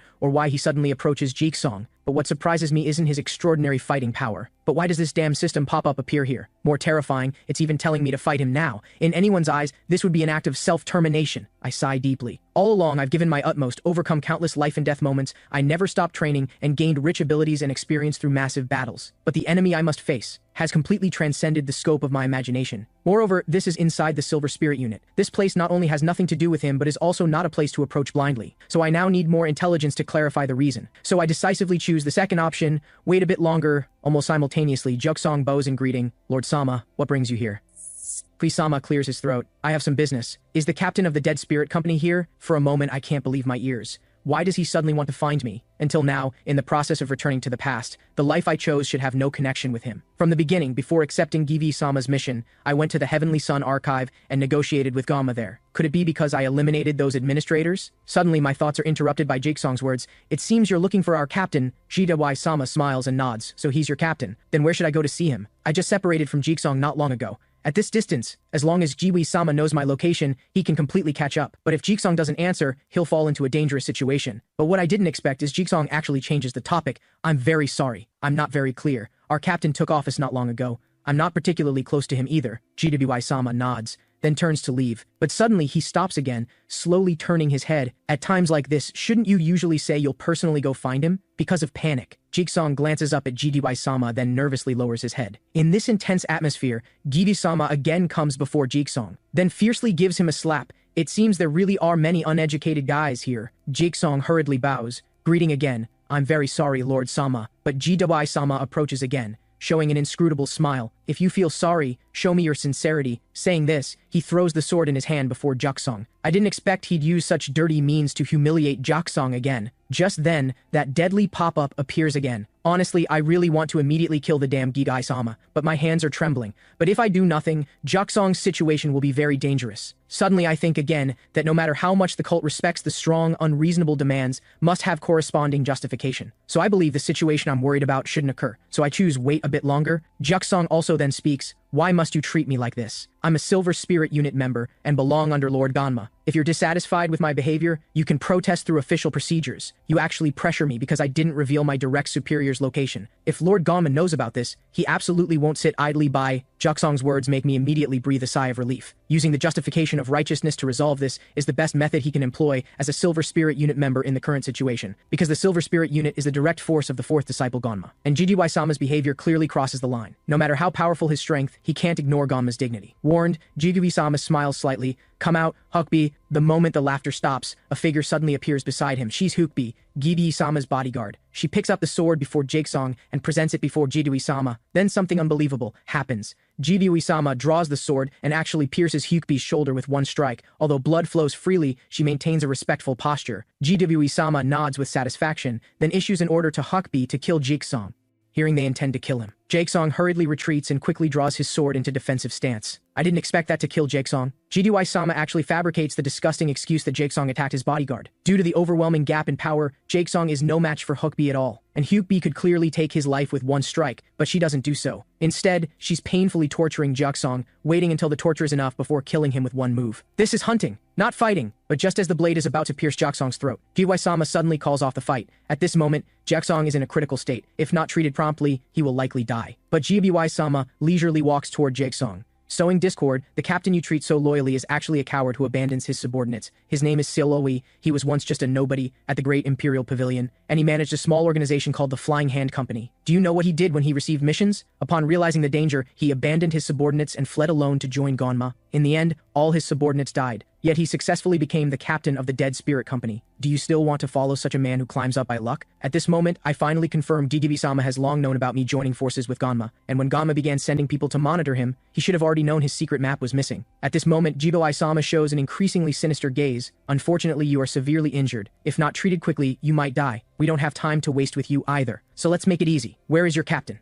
And where does he live? Severely injured, Jakesong struggles to lift his head, his barely opened eyes also gradually widening. I remembered. Jigiwai-sama immediately shows an excited expression. Really? Where? But Jakesong is in a very faint voice. Jigiwai-sama can't hear clearly at all, so he moves closer. What did you say? Speak more clearly. Jakesong suddenly coughs up phlegm, then spits it directly onto Jigiwai-sama's face. How about that, Lord Sama? I had you there for a second, didn't I? This is my reply. Someone like me from a family of butchers is worth less than a bug in your eyes. While speaking, he grips his sword with trembling hands. But in his current state, the weapon is meaningless. However, even so, he won't let go. My captain and I have many similarities, though he was once inferior to me. Now he's even stronger than me. How could a bastard like you possibly know what makes him different? Facing Jakesong's sarcasm, Jigiwai-sama is furious. The killing intent bursting from his eyes could crush Jakesong at any moment. But Jakesong doesn't care. Though his hand holding the sword trembles, he still doesn't let go. In his last second of life, he still holds on to his trust in me. Captain, I really liked what you said about being desperate. It was very inspiring. As soon as he finishes, he falls to the ground with a thud. Even so, he still doesn't put down the sword in his hand. With Jakesong's fall, my vision also blurs. Just then, the pop-up triggers again, asking what choice I'll make. Facing this repeatedly appearing option,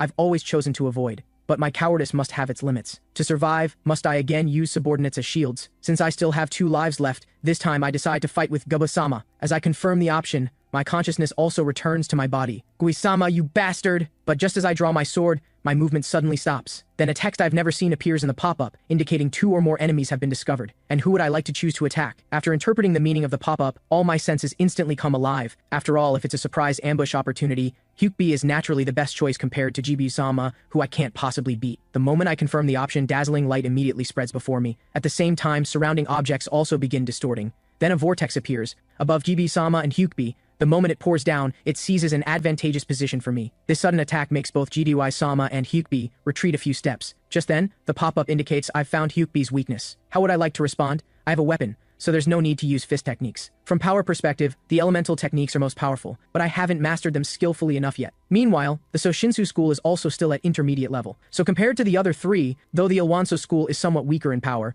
it's in a perfectly mastered state. So I decisively choose to use the Ilwanso school. With intense aura, several non-physical phantom swords burst from the sword tip, instantly diverting Hookbee's gaze. She quickly reacts and retreats, but she is still caught by sword aura, and her shoulder has already been pierced by Jidewai-sama, so she loses half her health total after the successful attack. The pop-up again indicates I've found her weakness, so I continue to strike when she doesn't have time to counterattack. I use the third basic technique of the Shinsu school, Glacial Moon. Not only does it cause 400,000 damage to Hyukbi, but it also restrains her movements. As expected, the pop-up indicates I've found her weakness again. But this time, before I can even rejoice, I receive a chilling warning. The Lord of the Great Imperial Pavilion has found your weakness. How would you like to respond? At this point, not only is there distance between Jidewai-sama and me, and he hasn't entered my attack position, but a weakness window actually popped up. It seems my surprise ambush time has run out. He truly lives up to being a transcendental demon master. But I don't want to give up this opportunity at all, so I change turn-based fighting to simulation, with the system analysis complete. Text I've never seen appears before me. 3 options have been found. The first option, attack Hyukbi without dealing any damage. The second option,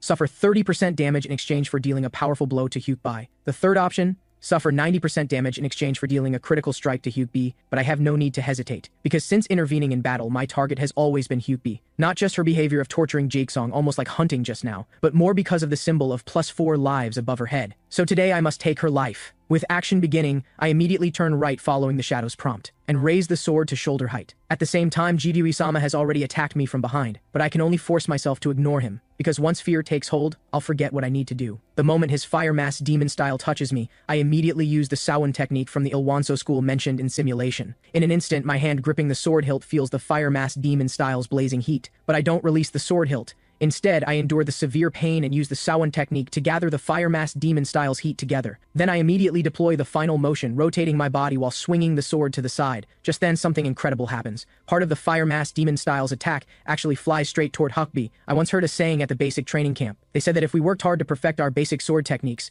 someday we would be able to use Taoist techniques like the ultimate power transformation. It's a way of countering massive attacks with minimal effort by using the opponent's own power against them. Though this move succeeded, I don't know if Hyukbi has been eliminated by me, because Jidewai-sama grabs my neck at even faster speed. With residual heat remaining on his fingertips, my mask also begins melting. When he sees my true appearance, his eyes widen. He didn't expect the person he's looking for is right before him. And even knowing I'm about to die, I still don't avoid his gaze, because only this way can I see his angry appearance. Are you surprised to see me? But that really happened just now. Even when your bodyguard is barely alive, you only watch from the side. Looking at it this way, the person who abandons subordinates isn't me but you. Gasama is furious to the extreme. Then he unleashes the fire mass demon style to its maximum extent, and I use my last bit of strength to look at Jigsaw lying on the ground. With a dazzling white light, I return to the most recent save point. But when I recall the heat of the fire mass demon style penetrating my whole body, I tremble all over. This is the first time after time reversal I can still recall such agonizing pain. But fortunately, I successfully killed Hyukbi. Right now I have 5 lives left. But how to defeat Jidewai-sama has become a problem. Although I firmly believe continuing to grow will definitely give me a chance to kill him. Right now, the gap in our fighting power is too large. It seems now isn't the time to fight him. But after all, I defeated Hyukbi, and also saw Jidewai-sama's extremely angry expression. This counts as half revenge. But to escape this timeline story development, first I need to send Jigsaw elsewhere. Because Jidewai-sama obviously appears after my likability with Jigsaw has reached the stage of trust. So I just need to transfer Jigsaw to another location before Jidewai-sama appears. Just as I organize these thoughts, I suddenly remember the ceremonial blade of awakening I held when fighting Jidewai-sama. I didn't have time to put it in the toolbox then, but this sword wasn't snatched by me. It was legitimately obtained from Ganma. If causality isn't wrong, presumably that sword should be at the place I died, with the schedule pop-up triggering. I again arrive at the Dead Spirit Commander's rest area, and the dialogue unfolds as expected. Only my feelings toward Jigsaw are very different from before, because until the moment of death he was very loyal to me. Suddenly Jigsaw appears somewhat nervous. "Oh right, Captain, don't misunderstand what I'm about to say." Saying this, he takes out a sword from behind. "Isn't this your sword? You might find it hard to believe, but it just fell around here." I received the sword with extreme excitement. My guess was indeed correct. Things I carry will be placed at the location where I died as long as they don't break causality. Then begins the dialogue to increase likability. With my likability rising to the stage of trust, our dialogue also finally nears its end, so I immediately order Jigsaw to return to the company commander classroom. Jigsaw looks puzzled. "Didn't the course already end?" I say with a serious face. "I have other arrangements. Just do as I say." Although Jigsaw is confused, he doesn't refuse my instruction. Sure enough, when likability reaches the stage of trust, he no longer disobeys my orders. Seeing Jigsaw safely leave, I quickly hide in a large tree to observe the situation. Not long after, I see Jidewai-sama slowly approaching. After wandering for half an hour without any gain, he retreats along the path he came. Just then, a pop-up suddenly triggers, asking where I would like to go. Only then do I breathe a sigh of relief, because since this kind of question popped up, it means I successfully passed the stage. Compared to the home of Ganma, the Garden of the Black Martial Arts Academy attracts me more, because I feel unexpected things will happen here. So I decisively choose the Garden of the Black Martial Arts Academy. At this moment, 1.5 days have passed. What comes into my view is darkness surrounding moonlight, and I'm standing on the wall of the garden. As my gaze moves down, I find a black shadow running quickly. Gradually, that shadow's appearance also becomes clear. Looking carefully, it's actually Yongjin, but he now seems to be running while being chased by someone. But soon I know who the pursuer is. Though I can't see the appearance due to darkness, the faint white light showing from the wrist makes me certain. It is Hookby. The Lord of the Great Imperial Pavilion also follows closely. The moment I see him, the system pop-up suddenly triggers asking if I want to intervene. I don't hesitate and choose to agree, because this is not only an excellent opportunity to increase my likability, but can also make GD-sama suffer again. The moment I confirm, I blink behind Yongjin. Sensing a slight chill behind him, Yongjin uneasily turns his head. Just as he's about to reflexively draw his sword, I instantly seal his pressure points. At the same time, I tightly cover his mouth. Don't make a sound. It's me. Seeing it's me, Yongjin feels much more at ease. Captain, how are you here? I don't answer but suddenly grab his collar and quickly move him to a hidden alley. While unsealing his pressure points, I begin removing my clothes. Seeing this scene, Yongjin can't help but be somewhat shocked and confused. Captain, what are you doing? Shut up. You take yours off quickly. With a shy face, Yongjin very reluctantly removes his outer garment. When we exchange clothes, he realizes I'm replacing him to become the enemy's target. In the previous life, GDY-sama asked my whereabouts as soon as he saw Juksong. This time, after I transferred Juksong, they targeted Yongjin. His intention in doing this is obvious. He's trying to secretly inquire about my residence by threatening the Dead Spirit Company commanders behind Ganma's back. He probably wants to ask me about the secret map's whereabouts. Suddenly, Yongjin curiously interrupts my thoughts. Will this really work? Though we exchanged clothes, you look different from me. Let's just duel her directly. I refuse his suggestion. What if the Lord of the Great Imperial Pavilion follows? At that time, we'll both only have a dead end. As for appearance, you don't need to worry. After saying that, I use camouflage to change into Yongjin's appearance. Yongjin's jaw nearly drops in astonishment. Where did you learn this move? I just smile slightly, because at this moment, my likability has risen to the stage of trust. At the same time, I can obtain the following information from Yongjin. First, it is the reason he's walking in the Garden of the Black Martial Arts Academy. Second, I can upgrade my simulation combat style. Right now, no matter how urgent the situation, the second option really makes me very curious, so I decisively choose the second option. At first, the system doesn't respond. It just displays a text indicating simulation has been upgraded to the second level. Then something unexpected happens. Suddenly, Yongjin speaks with a blank stare. Level 2 simulation combat style will make judgments based on your usage method. You just state the objective you want to achieve. It will make corresponding judgments based on battle or escape, even attacking specific parts of enemies. In an instant, I'm extremely excited. The upgraded simulation mode can actually respond at any time based on situation changes. This is no different from winning the lottery. Then we launch into action. Then I leap up to the rooftop to observe the situation. But just then, a shadow in the distance is moving agilely. It seems Hyukbi discovered me, so I hurriedly switch combat style to upgraded simulation. Then the pop-up prompts, asking what kind of simulation would I like to run. I'm curious why there are no options. Suddenly, I think of what the system just said. I need to state the objective I want to achieve. I immediately speak. Tell me the path to escape Hyukbi, with the analysis page popping up. The system quickly gives an answer. The captain of the Dead Bandit Company is 0.8 miles. T-He path is shown with an arrow. Then the scene before me unfolds into grid form. As long as I follow the path marked with red lines, I can reach the Dead Bandit Company captain's position. That is, the brightest light spot in the grid. So I immediately act according to instructions. Though the system has given the escape method, I still feel somewhat uneasy inside, because the distance between Hyukbi and me is very close. She could catch up any time, and as Jiwai-sama's bodyguard, she has outstanding expertise in hidden weapons and long-range throwing. Therefore, I'm unwilling to run straight ahead at full power because I could be hit by hidden weapons any time. But what I didn't expect is the system actually calculated this point. Suddenly, text on the ground catches my attention. Use empty surface from the fourth phase of the untraceable phantom steps. I have no time to hesitate. Immediately act according to the instructions before me. The moment I take the second step, I deploy the untraceable phantom steps. Then my body shoots forward like a projectile. Not long after, another line of text comes into view,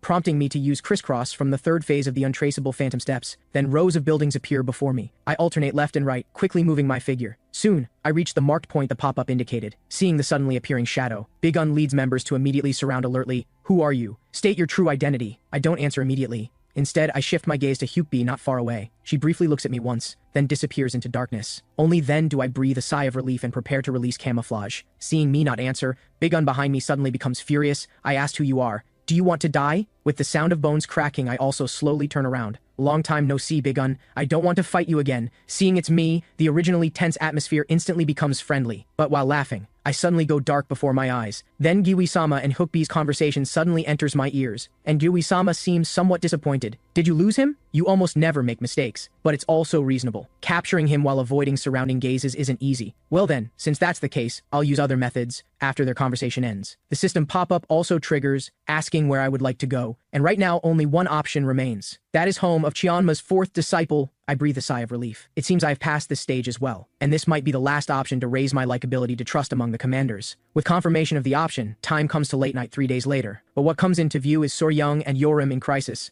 surrounded by several unidentified masked assassins. If not for the immediately following information pop-up, I might not even know who they are. The pop-up indicates they're a unit of 10 agents who carry out the secret mission for the Lord of the Great Imperial Pavilion, and among them, the 2 leaders are both Supreme Masters. I've only heard of this unit in rumors, not even knowing if they're a real organization. I didn't expect them to actually appear here. Suddenly nervous, Yorim shouts loudly, "Where the hell did you come from? Don't you know this is Lord Ganma's home?" But the masked leader remains calm. You don't need to know why. Just answer our questions. Tell me, where is the captain of the Dead Spirit Company now? Floating in midair, I can't help but break into a cold sweat. I didn't expect Gubi-sama to be so persistent about my whereabouts. You damned bastard, how would we know where he is? Hearing this, the masked leader silently raises his sword. As expected, someone impossible to communicate with. At this moment, Yorim's expression turns even grimmer, damn it. Hearing Lord Ganma suddenly looking for us, I thought he'd teach some great martial arts. Sor-Yang slightly turns her head sideways with her face pale. It looks like she's already been through a battle. From the start, this was all their trap. After all, we didn't hear Lord Ganma say it personally. Suddenly, they stop talking, because the elite agents before them have already begun action.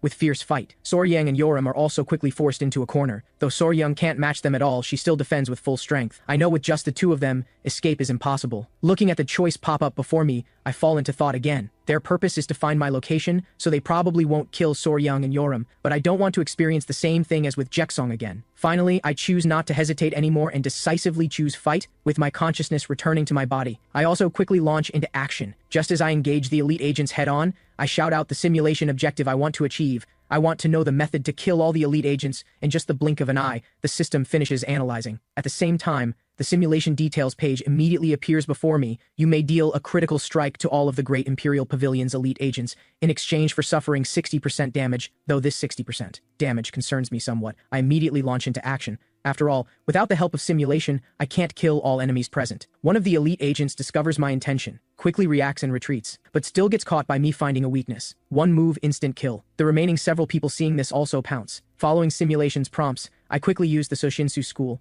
In an instant, intense cold energy wraps the enemies' bodies. At the same time, their movements are also quickly slowed. I have no time to delay and immediately deploy the untraceable phantom steps, instantly slitting 2 members' throats. Perhaps because the speed is too fast, with no time to think, at this moment my landing point is in a very disadvantageous position. It seems this is the unavoidable damage the system mentioned. I can only let him succeed. But at the same time, I don't forget to counterattack. Then, enduring severe pain, I use flying phantom sword technique, directly splitting the enemy in half. It is the 9th basic technique from the Awanso school. But the damage I bear doesn't end there. Another attack gives me a fatal strike, so this is the 60% damage the system mentioned. I stagger and turn while preparing combat stance, because simulation hasn't ended yet. I need to finish it up here. But just then, Yorim not far away suddenly speaks, "So it's you." Before he can say my name, I hurriedly shout at him, "You shut up!" This scene scares Yorim into nodding repeatedly, because their target is me, so I can't let them discover my identity. Just then, the pop-up suddenly sends a notification, "Simulation failed. You preformed the wrong movement." My brain immediately buzzes. I just took an action different from the shadow shown in simulation, which triggered a system error, seeing I'm about to die. But suddenly the opponent's blade stops in midair. Flames continuously spout from the masked person's body. Then a violent explosion occurs. Blown away by the explosion airflow, I look bewildered. Suddenly, a familiar voice comes from not far away.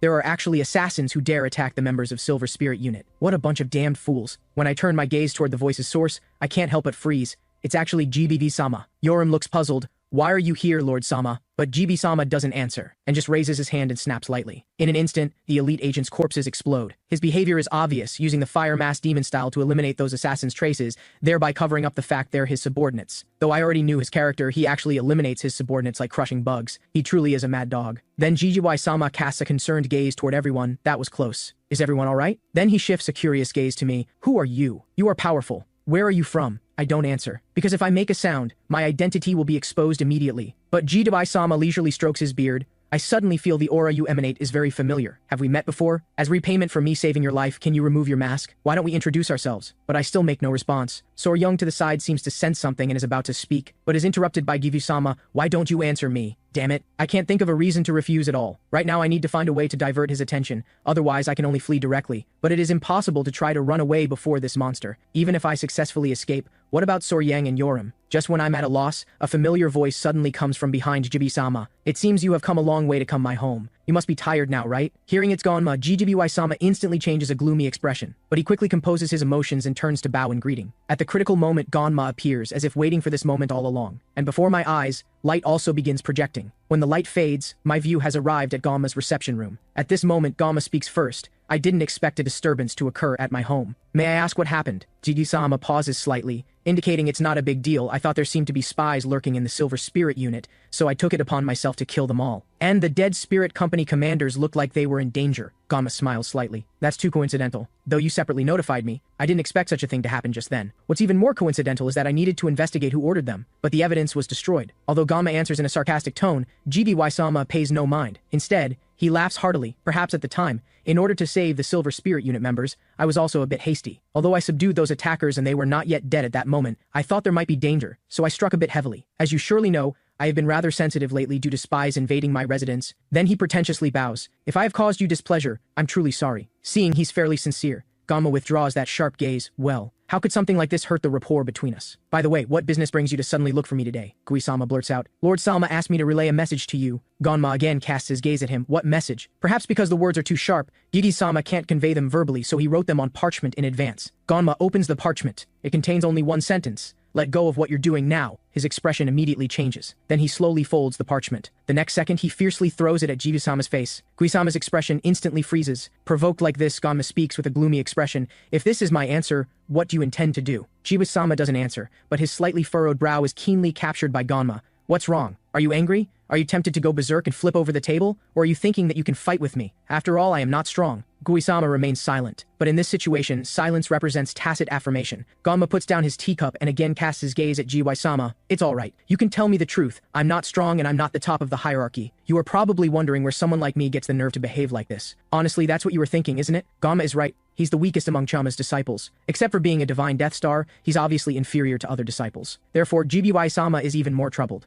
Because on the surface, Gonma seems like an opponent he could easily defeat. So why does Gonma have the audacity to be so aggressive toward him now? Jibi-sama briefly reviews the information he has, then slowly lifts his head. How could I possibly think of harming you, Lord Sama? I'm simply carrying out the duty that was assigned to me. As he speaks, he clasps his fists in salute, then cautiously stands up. It seems inappropriate for me to express my insignificant opinions about such a thing. I will make sure to deliver your answer to Lord Salma. With that, he prepares to turn and leave. But at this moment, what Gonma says next frees him in place. Have you found the thing that you lost? Isn't that why you came to see me? You wanted to see how much I actually know? Gui-sama instantly feels a chill down his spine. I don't know what you're talking about. At this moment, a trace of killing intent surges in Gonma's eyes. You had better not know, because the moment you understand what I mean, you'll be the first to be killed. After a brief silence, the atmosphere shifts. Koisama looks at Gonma with a tense expression. Meanwhile, Gonma shows a relaxed expression. Koisama, do you know why I haven't submitted that evidence to the demonic cult? Because a sword in its sheath holds more power than when it's drawn. At this point, beads of sweat covered Zama's face. Just as he's about to explain something, Gonma's mocking laughter reaches him. Are you a fool? This blatant insult makes Gyui-sama's eyes widen instantly. In his view, even if Gonma is Chionma's disciple, he would never stoop to being casually insulted by such a person. After all, he's not just any other pavilion lord,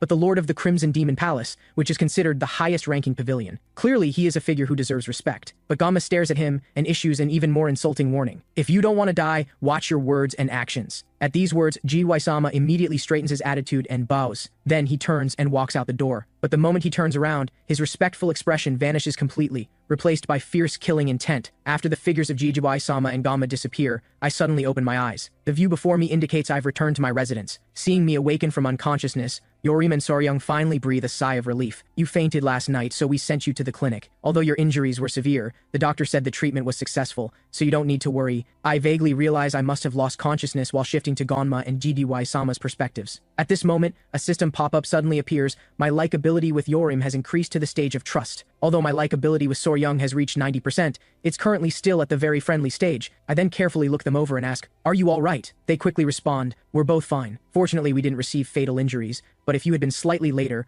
we would probably be lying here with you." At the same time, Yorim adds, "And we didn't remove your mask." I can guarantee it with my life. I quickly raise my hand to touch what's covering my face. Perhaps because I've been wearing the mask too frequently lately, sometimes I forget what's on my face. Then I change the subject and turn my gaze to Yorim. Can you go out for a moment? Yorim nods, while not forgetting to steal a glance at Soryung. Then he leaves the room. After Yorim goes out, only Soryung and I remain. I finally remove my mask and confess everything to her. At first, she's somewhat surprised, but she quickly calms down and sits beside me. Just as she's about to say something to me, Yorim suddenly rushes in frantically to tell me Ganma has arrived. Ganma's sudden appearance interrupts this intimate atmosphere. Upon meeting, he hands me 2 special pills that can heal my internal injuries and increase my strength. He also praises my performance this time. But at this moment, another person bursts into my room. It's Elder Bacon, who is highly respected in the cult. Learning that I was seriously injured, he specially brought his disciple Mugi Ium to visit. Seeing me safe and sound, he finally relaxes. Then he notices Ganma is also here. He walks before Ganma and bows. I'm really sorry, Lord Ganma. I was somewhat flustered just now and forgot to greet you. Ganma doesn't mind his discourtesy, only curious about what happened between Elder Bacon and me. Elder Bacon looks somewhat embarrassed. A while ago, because my disciple had an accident, Solwi helped me tremendously, but because this matter is too private, I can't tell you the details. In any case, thanks to Silwi, I found my lost disciple. I express my sincere gratitude to you as well. With that, he bows to Ganma again. Ganma is quite embarrassed by his enthusiasm. I'm also grateful that one of my lowly subordinates was able to help you. Upon hearing this, Elder Bacon immediately widens his eyes. How could he be lowly? You have such an excellent subordinate, yet remain so humble. I finally understand why Lord Chianma took you as a disciple. Receiving praise from an elder-level figure, Ganma tries hard to conceal it, but he is clearly very excited. After all, Elder Bacon is a significant figure among the elders in the demonic cult. Although those elders have shown goodwill or concern to other Chianma's disciples, they've never done so for Ganma. Ganma must have envied this greatly. In this situation, Elder Bacon appearing at the Silver Spirit unit and praising his subordinate implies there is more to it than that. As expected, he speaks up. I hear you've had many difficult matters lately. If you have any troubles, please tell me anytime. As long as I can help, I'll come immediately. At these words, Ganma shows a surprised expression. What do you mean by this? Elder Bacon smiles slightly. You can understand it exactly as you heard it. Elder Bacon has been neutral until now, never taking sides in any situation. Yet he unconditionally supports Ganma now, which means the first elder-level figure has emerged on Ganma's side. At this moment, a system pop-up suddenly triggers. It indicates my likability with Soryung has reached to the stage of trust. From now on, I can set schedules for the 4 company commanders. At the same time, accept a mission from Ganma has been unlocked. Their abilities and lives are all in my hands. At this moment, Elder Bacon brings Mugi Ium before me. A pop-up immediately appears. Would you like to accept Mugi Ium as your subordinate? When I saw Mugi Ium about a year ago, his health was only around 400,000, and his fighting power was just over 1 million. Now he's suddenly become an awoken master. I think it over and finally decide to accept him. Judging from Elder Bacon's character, he's not someone who would be ungrateful. Having him owe me a favor at this time will be very helpful to me in the future. Moreover, Mugi Ium's abilities will be useful in various aspects. What I didn't expect is that after confirming acceptance, Elder Bacon proposes to give me a gift. This puts me in a difficult position. After all, everything in the options is very attractive. I now have the ceremonial blade of awakening given by Ganma, so weapons are out. Compared to fighting power, my health and chi are relatively low. Just as I'm about to choose the special pills, I notice the shoes in the last option. After all, it's a gift from Elder Bacon. It's surely not just a pair of shoes. The moment I confirm selecting the last option, the shoes are handed to me by Elder Bacon. In an instant, my eyes light up. Indeed, it's not just a difference in material. The system pop-up states, it can reduce special techniques by 1 move, so after everyone leaves, I eagerly put on those shoes. At the same time, I also take the pills Ganma gave me. In an instant, both my chi and health receive a tremendous boost. But I don't have time to think much and quickly open the action technique menu. I delete the most difficult startup action in Wind God. So to verify if it's truly effective, I immediately go to the open space in front of the door to test it. After a simple startup, the Wind God punch is indeed easily used. Although the Wind God blade is more powerful, the Wind God punch can spread the wind pressure more widely. If I can freely switch between the 2 techniques under appropriate circumstances, then defeating Jibawai Sama should be just around the corner. But for some reason, a sense of unease suddenly wells up in my heart. Just in case, I save the game at this current time point. As for this courtyard I've destroyed, let adorable Sokdu clean it up. Next, I open the schedule for the 20th month. At this time, the teach and scout the area options disappear, while 2 new options appear. I decide to confirm them one by one, starting from the first option. But at this moment,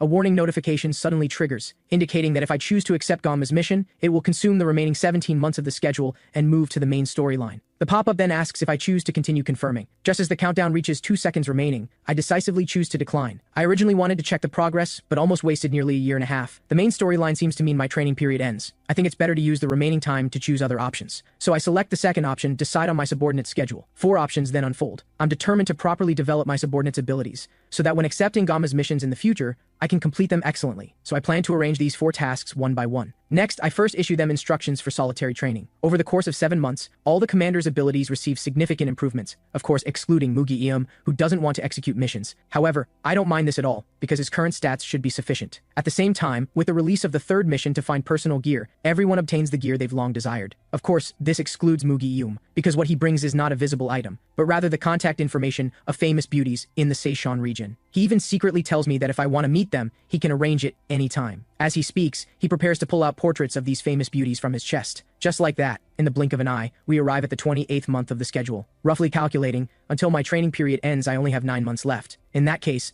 this residence won't be available anymore, and I also won't be able to save the time point. So I decide to use the remaining time to improve my own abilities. But deciding whose mission to accept next puts me in a difficult position. Previously, because of Dr. Hong's request, I lost 2 lives. Although from the results I obtained Gamma's divine weapon, it's completely disproportionate compared to my losses. So I exclude the first 2 for now and decisively choose the Silver Spirit Unit's training instructor's mission. A pop-up immediately appears, asking if I would like to carry out the mission with my subordinates. It doesn't require consideration at all. The reason I train them is precisely for this kind of situation. As a white light flashes by, the training instructor immediately comes into view. From him I learn that the Silver Spirit Unit's operational funds mainly come from the branch in the Seishan region, but now there's a problem with funding, because there's a partner named Manjung-Guillaume, who primarily provides large amounts of funding to the Silver Spirit Unit. But recently, someone has been threatening him under the pretext of stall fees. After investigation, this person is named Yangshin Bake, master of the Blue Dragon School, who at a young age already has over 300 disciples, and I'm given 2 months to resolve this matter. The training instructor indicates they allow Manjung-Guillaume to pay Yangshin Bake some stall fees, but if Yangshin Bake goes too far,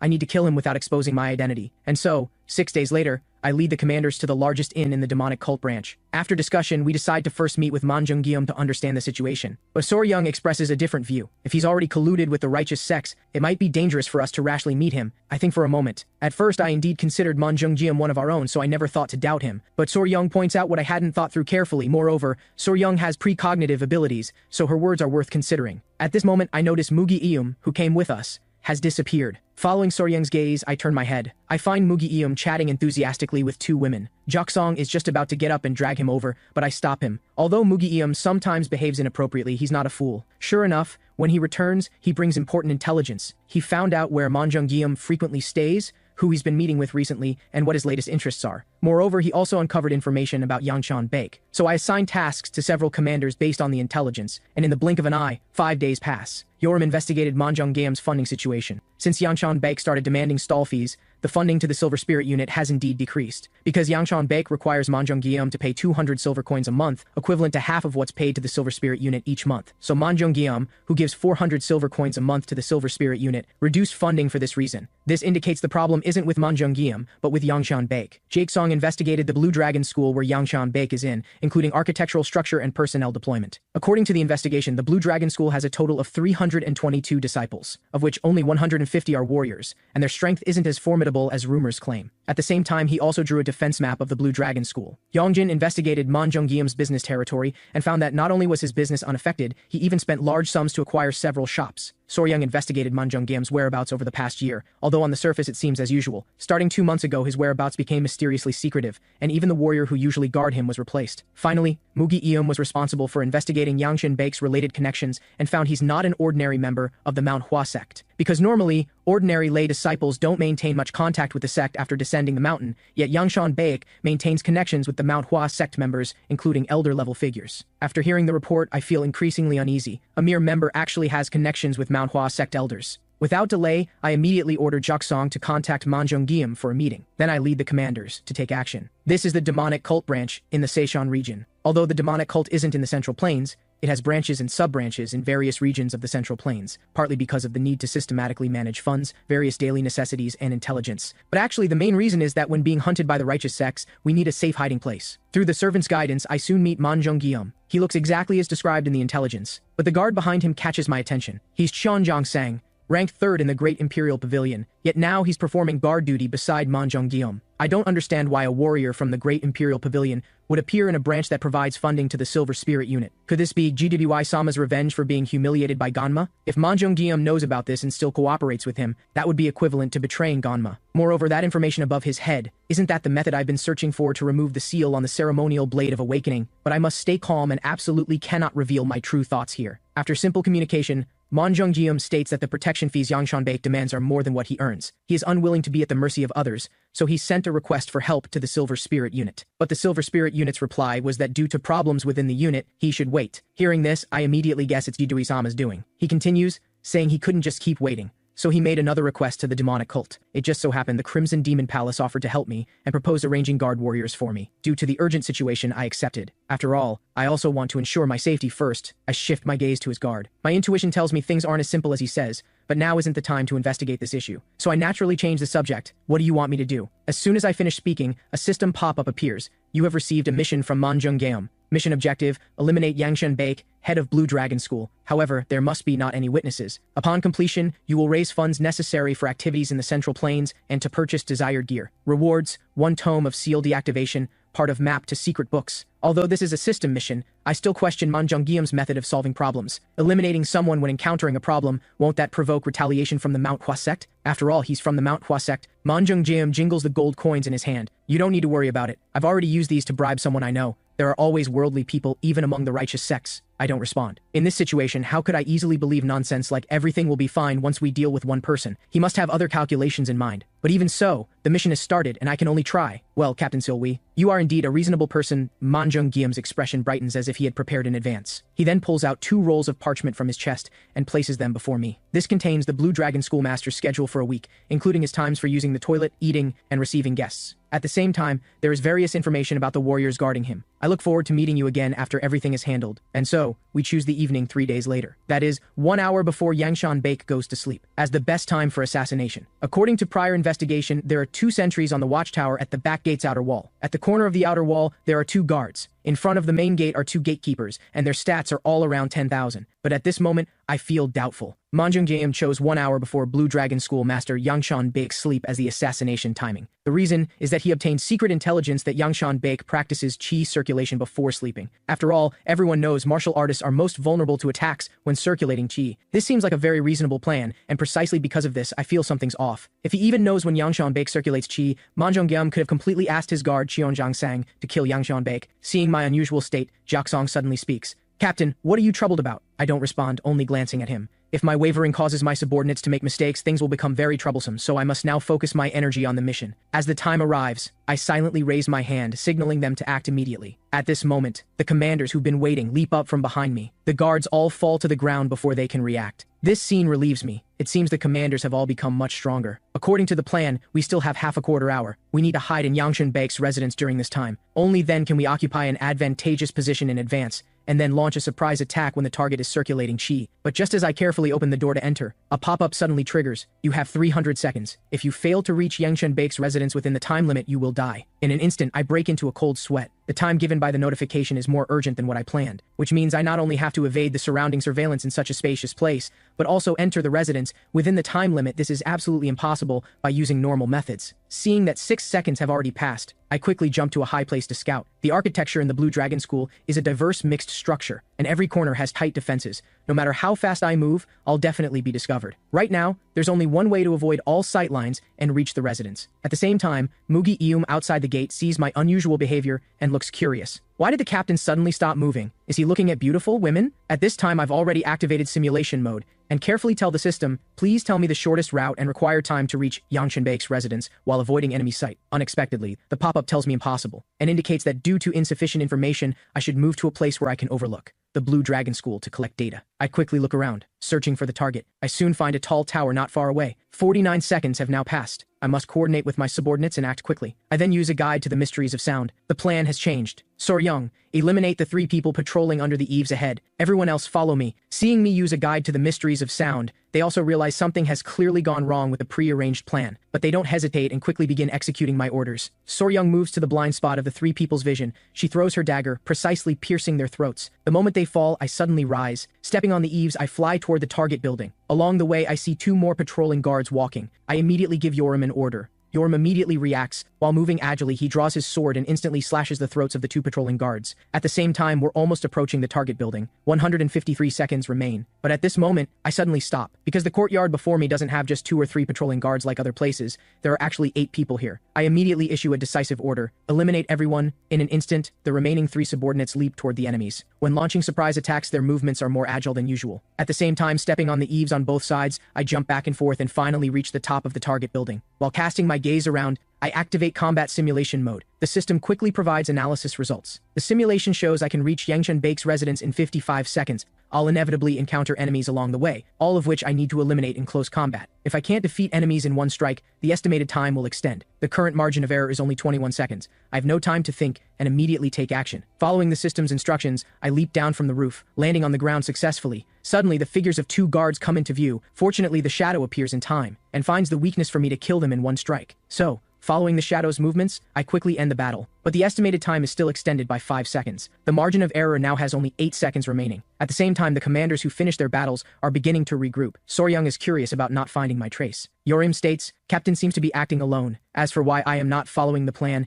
he can only shrug to indicate he doesn't know." Jigsong thinks, "The captain acting alone must have his reasons. Perhaps he discovered the operation differs from our plan, like he found a faster and safer way to reach the residence." Yongjin looks displeased. "Why do that, without even telling us? Although he's strong, wouldn't it be better to act with us than alone?" Just as everyone falls silent, Mugi Eum speaks. "Maybe he saw Yangshan Baek moving. We all know acting together would be better, let alone the captain. When executing assassination missions, unpredictable things always happen. Maybe Yangshan Baek suddenly went out for a drink and will come back." At this moment, everyone's gaze lingers on Mugi Eum. Not because what he said is so reasonable, but because they feel he seems not as unreliable as he appears on the surface. Meanwhile, on the other side of the battlefield, I'm still running frantically following the system's instructions. Just as I'm about to pass through the last gate, suddenly the gate is opened from inside. Damn it. The destination is right in front of me, so I let my guard down a bit. But now it's too late to escape. My current position is right in front of Yangshan Baek's residence. Perhaps behind the door are the guards protecting him, so they're likely experts. 15 seconds remain. I have no time to fight them. At such a critical moment, the simulation instructions don't appear. It seems I can only find a way to resolve this myself. At this moment, a good technique surfaces in my mind. As the gate slowly opens, the 2 people cast strange looks at me. Then they loudly scold me. "You brat, what are you doing behind the gate? And where did you get those clothes? They're pretty ugly." I don't pay attention, only pointing to the side, indicating there are intruders over there. They nervously rush forward to check. In the gap when they shift their gaze from me, I seize the opportunity and instantly kill them. At the same time, I glance at the countdown panel. 4 seconds remain. I have no time to think and leap up toward the tall building. Just as the countdown is about to reach 0, I finally reach the designated location. A system pop-up immediately appears. "You have broken in successfully. You completed the time attack mission. You are rewarded with an objective eye." Just as I'm curious about what the objective eye is, suddenly the sound of a door opening is heard. I immediately use cloaking to hide my presence and quietly hide above the rafters. The person walking in from outside is precisely the target, Yangshan Baek. Just as I catch sight of him, the pop-up triggers again, indicating it's calculating the time required for the mission. At the same time, just as expected, Yangshan Baek seems to have already begun circulating his chi. As the analysis completes, the prompt quickly provides the finishing time. The warriors in the Blue Dragon School will find out the intruders in 212 seconds. You must defeat Yangshan Baek in 212 seconds. Only now do I understand why a 300-second limit was given when I first broke in. It's because Yangshan Baek arrived at his residence faster than originally planned. And during this process, for those warriors who had to be eliminated by me and my subordinates, it takes precisely 212 seconds before their bodies will be discovered by others. In that case, I can't waste any more time. I must attack him quickly, so I swiftly draw my sword. At the same time, I adjust the combat mode to turn-based. But at this moment, the text triggered by the pop-up makes me unable to believe my eyes. Yangshan Baek's fighting power actually exceeds 10 million.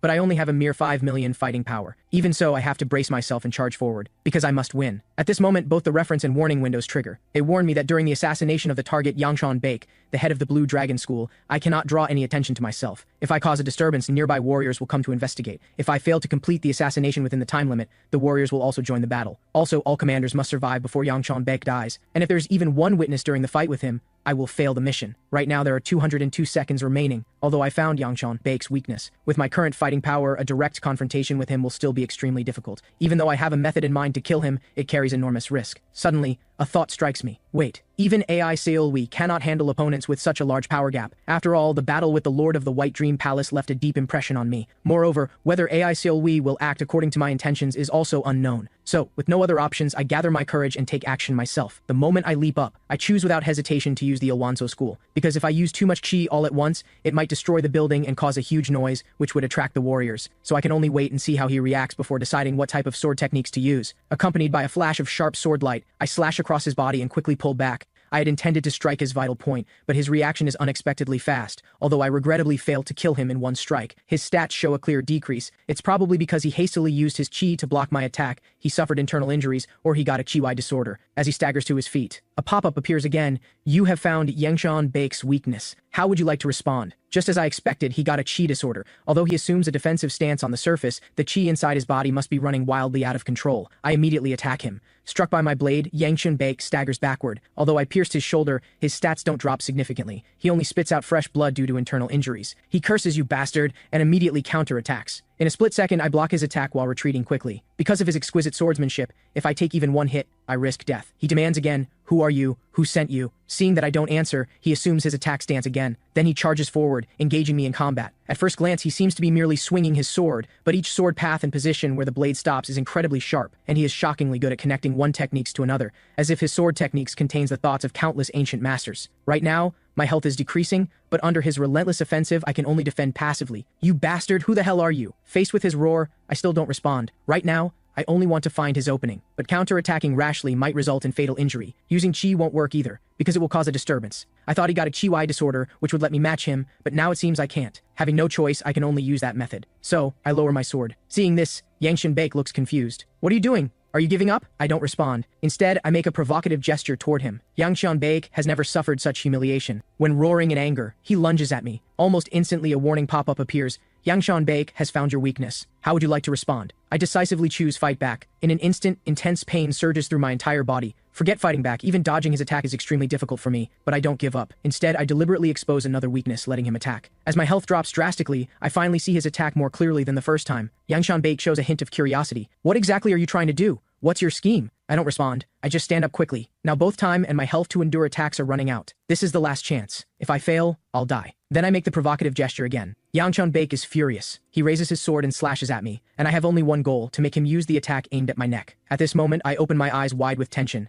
because the direction of his sword swing is exactly what I hoped for. A horizontal slash aimed at my neck. I instantly bend down to dodge, my body almost touching the ground. Then I quickly perform the wind-up motion while extending my hand toward his chest. In an instant, the energy released by the wind god palm strike transforms into violent turbulence that explodes within his body. This way, I don't have to worry about destroying the building or making loud noise. Although this is my first time using this technique, fortunately it succeeds in the end. As Yangshan Baek's health reaches 0, the countdown also ends. When the success notification pops up, I finally breathe a sigh of relief. At this moment, my subordinates arrive. "Captain, you killed him." Soryang removes her mask, showing a concerned expression. "Are you all right?" I nod. "I'm fine. Let's get out of here quickly." But just as we're about to retreat, an emergency pop-up suddenly triggers, indicating that I have been assigned another mission. I sharply turn toward the door. At this moment, noisy voices come from outside. "Come out! I know you're in there! You're surrounded!" My mind goes blank instantly. I don't understand what went wrong. I clearly eliminated Yangshan Baek within the time limit. How did someone find out? At this point, there's no other choice but to open the door and face the enemy. But as soon as I step outside, I see someone unexpected. Xinjiang Sang, the temporary guard sent by the Great Imperial Pavilion to Manjongyeom's side. At the same time, there's a new face, Gumiang Li, the direct disciple of Gu Zhongyang from the Manhwa sect. Seeing them appear, I finally understand that the mastermind behind this assassination incident is Qianzhang Sang, and Gu Zhongyang's disciple must be the person bribed by Manjongyeom. Judging from the relationship between the Lord of the Great Imperial Pavilion and Gu Zhongyang, these two before me have clearly reached some kind of cooperation. Gumiang Li starts accusing. "You bastard, what did you do to Lord Yangshan Baek?" I don't respond at all. At this moment, Qianzhang Sang beside him speaks instead. "See? I told you. From the moment he started blackmailing Lord Manjongyeom, I became suspicious of them. Facts prove they came here for his money." This overly sensitive word blackmailing makes me frown. Only at this moment do I realize he wants to frame us as assassins who coerced Manjongyeom and murdered Yangshan Baek. "You dared to assassinate Lord Yangshan Baek. I will never let you get away with this." As he speaks, he has the disciples surround us. Only now do I understand what's really going on. Qianzhang Sang was the one who proposed the mission execution date to us, but he appears here, and just now he deliberately mentioned Manjongyeom to incite Gumiang Li. The reason he did this is to tell Gumiang Li that they have nothing to do with this matter. Now that Yangshan Baek is dead, he will surely take over the Blue Dragon School for Gumiang Li, who comes from the Manhwa sect. Then, while profiting himself, he'll use the excuse of avenging Yang Chan Bake to kill us all. Although I anticipated there would be a trap, I didn't expect him to stab us in the back like this. If you're smart, surrender. You have nowhere to run now. But I directly ignore his shouting and shift my gaze to the side,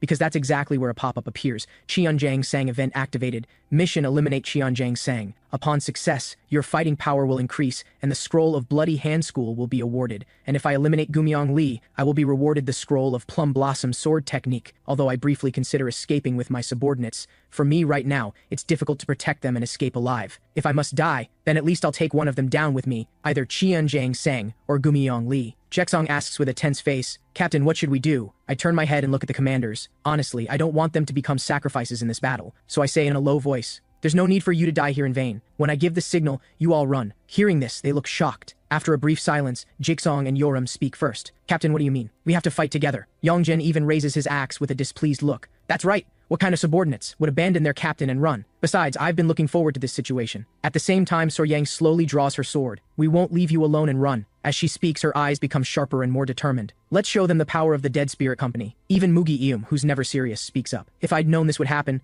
I would have enjoyed myself more with the women I met yesterday. Since we've all come this far, let's go all the way with you, Captain. Because they happen to become my subordinates, they're now caught in this crisis. But they unexpectedly move me. I swear that after this battle, I'll never let them face such danger again. I'll work hard to make myself stronger. At this moment, a pop-up notification appears. Your subordinates have entered combat mode. If you use turn-based fighting, you must select their combat style. Concentrated attack, your subordinates focus on attacking a target without any concern for defense. They concentrate all their fighting power on a single individual. Individual attack, your subordinates protect themselves from nearby threats first. Then, they each attack the enemy according to their own judgment. Assisted attack, your subordinates provide support from behind. Unless they are in grave danger, they will focus all their attention on your safety. Random attack, you may assign subordinates any mission that you want. Seeing the newly available combat styles, I immediately know what choice to make. Since it is impossible to run away, the concentrated attack should be most effective. In the end, I decide I'll handle Qianjiang Sang, while the commanders concentrate their attack on Gumiang Li. The moment I issue the command, the commanders who've been waiting leap up and converge on Gumiang Li from 5 different directions. At the same time, I begin my action, facing 3 members from the Blue Dragon School. I first open the toolbox and use 1 ghostly speed pill and 1 healing potion. But the healing potion's effect is close to 0, so I don't continue using it. Then I choose to approach the enemies. While creating distance, I immediately begin the preparation of activating the techniques. Accompanied by a delicate green light,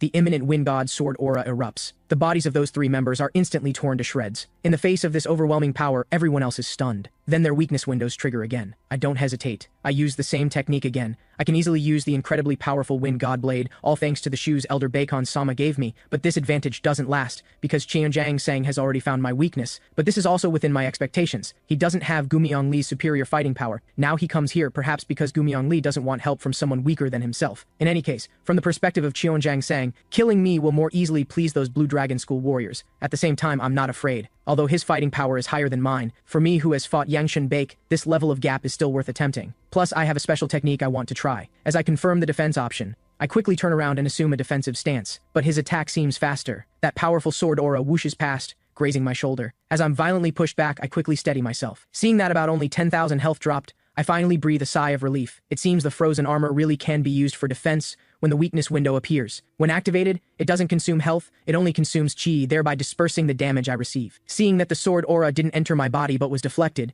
Qianjiang Sang panics slightly. What the hell was that just now? I respond disdainfully. As the third-ranked warrior of the Great Imperial Pavilion, is this your power? Hearing that I actually know his identity, Qianjiang Sang shows shock, but he quickly regains his composure and seems to make some decision. Lord Sama said you're a dangerous person. As expected, I should have taken your life. Hearing this, I almost laugh out loud. Do you think I fell for your trap? I just wanted to see this trap you set, to find out who's behind you, and how Manjung Guillaume and the Lord of the Blue Dragon School are connected. As I speak, I point my sword directly at him. This isn't just a simple gesture, it's the wind-up arrangement for the technique I'm about to use. Before he can react, I continue. Unexpectedly, I indeed gathered important information. After all, Gu Zhongyong's disciple actually came here. This must be another scheme designed by Jibui-sama and Gu Zhongyong. Hearing my words, Qianjiang Sang's eyes widen. He didn't expect that I know so much, but I don't wait for his response. I directly launch into action. In the blink of an eye, powerful sword aura scatters wildly around the Blue Dragon School, but his reaction speed is faster than I anticipated. Although I failed to deliver a fatal blow just now, I at least consumed some of his health. At this moment, although his whole body is covered with wounds, his eyes are unusually calm. Alright, I admit you seem different from what Lord Sama described.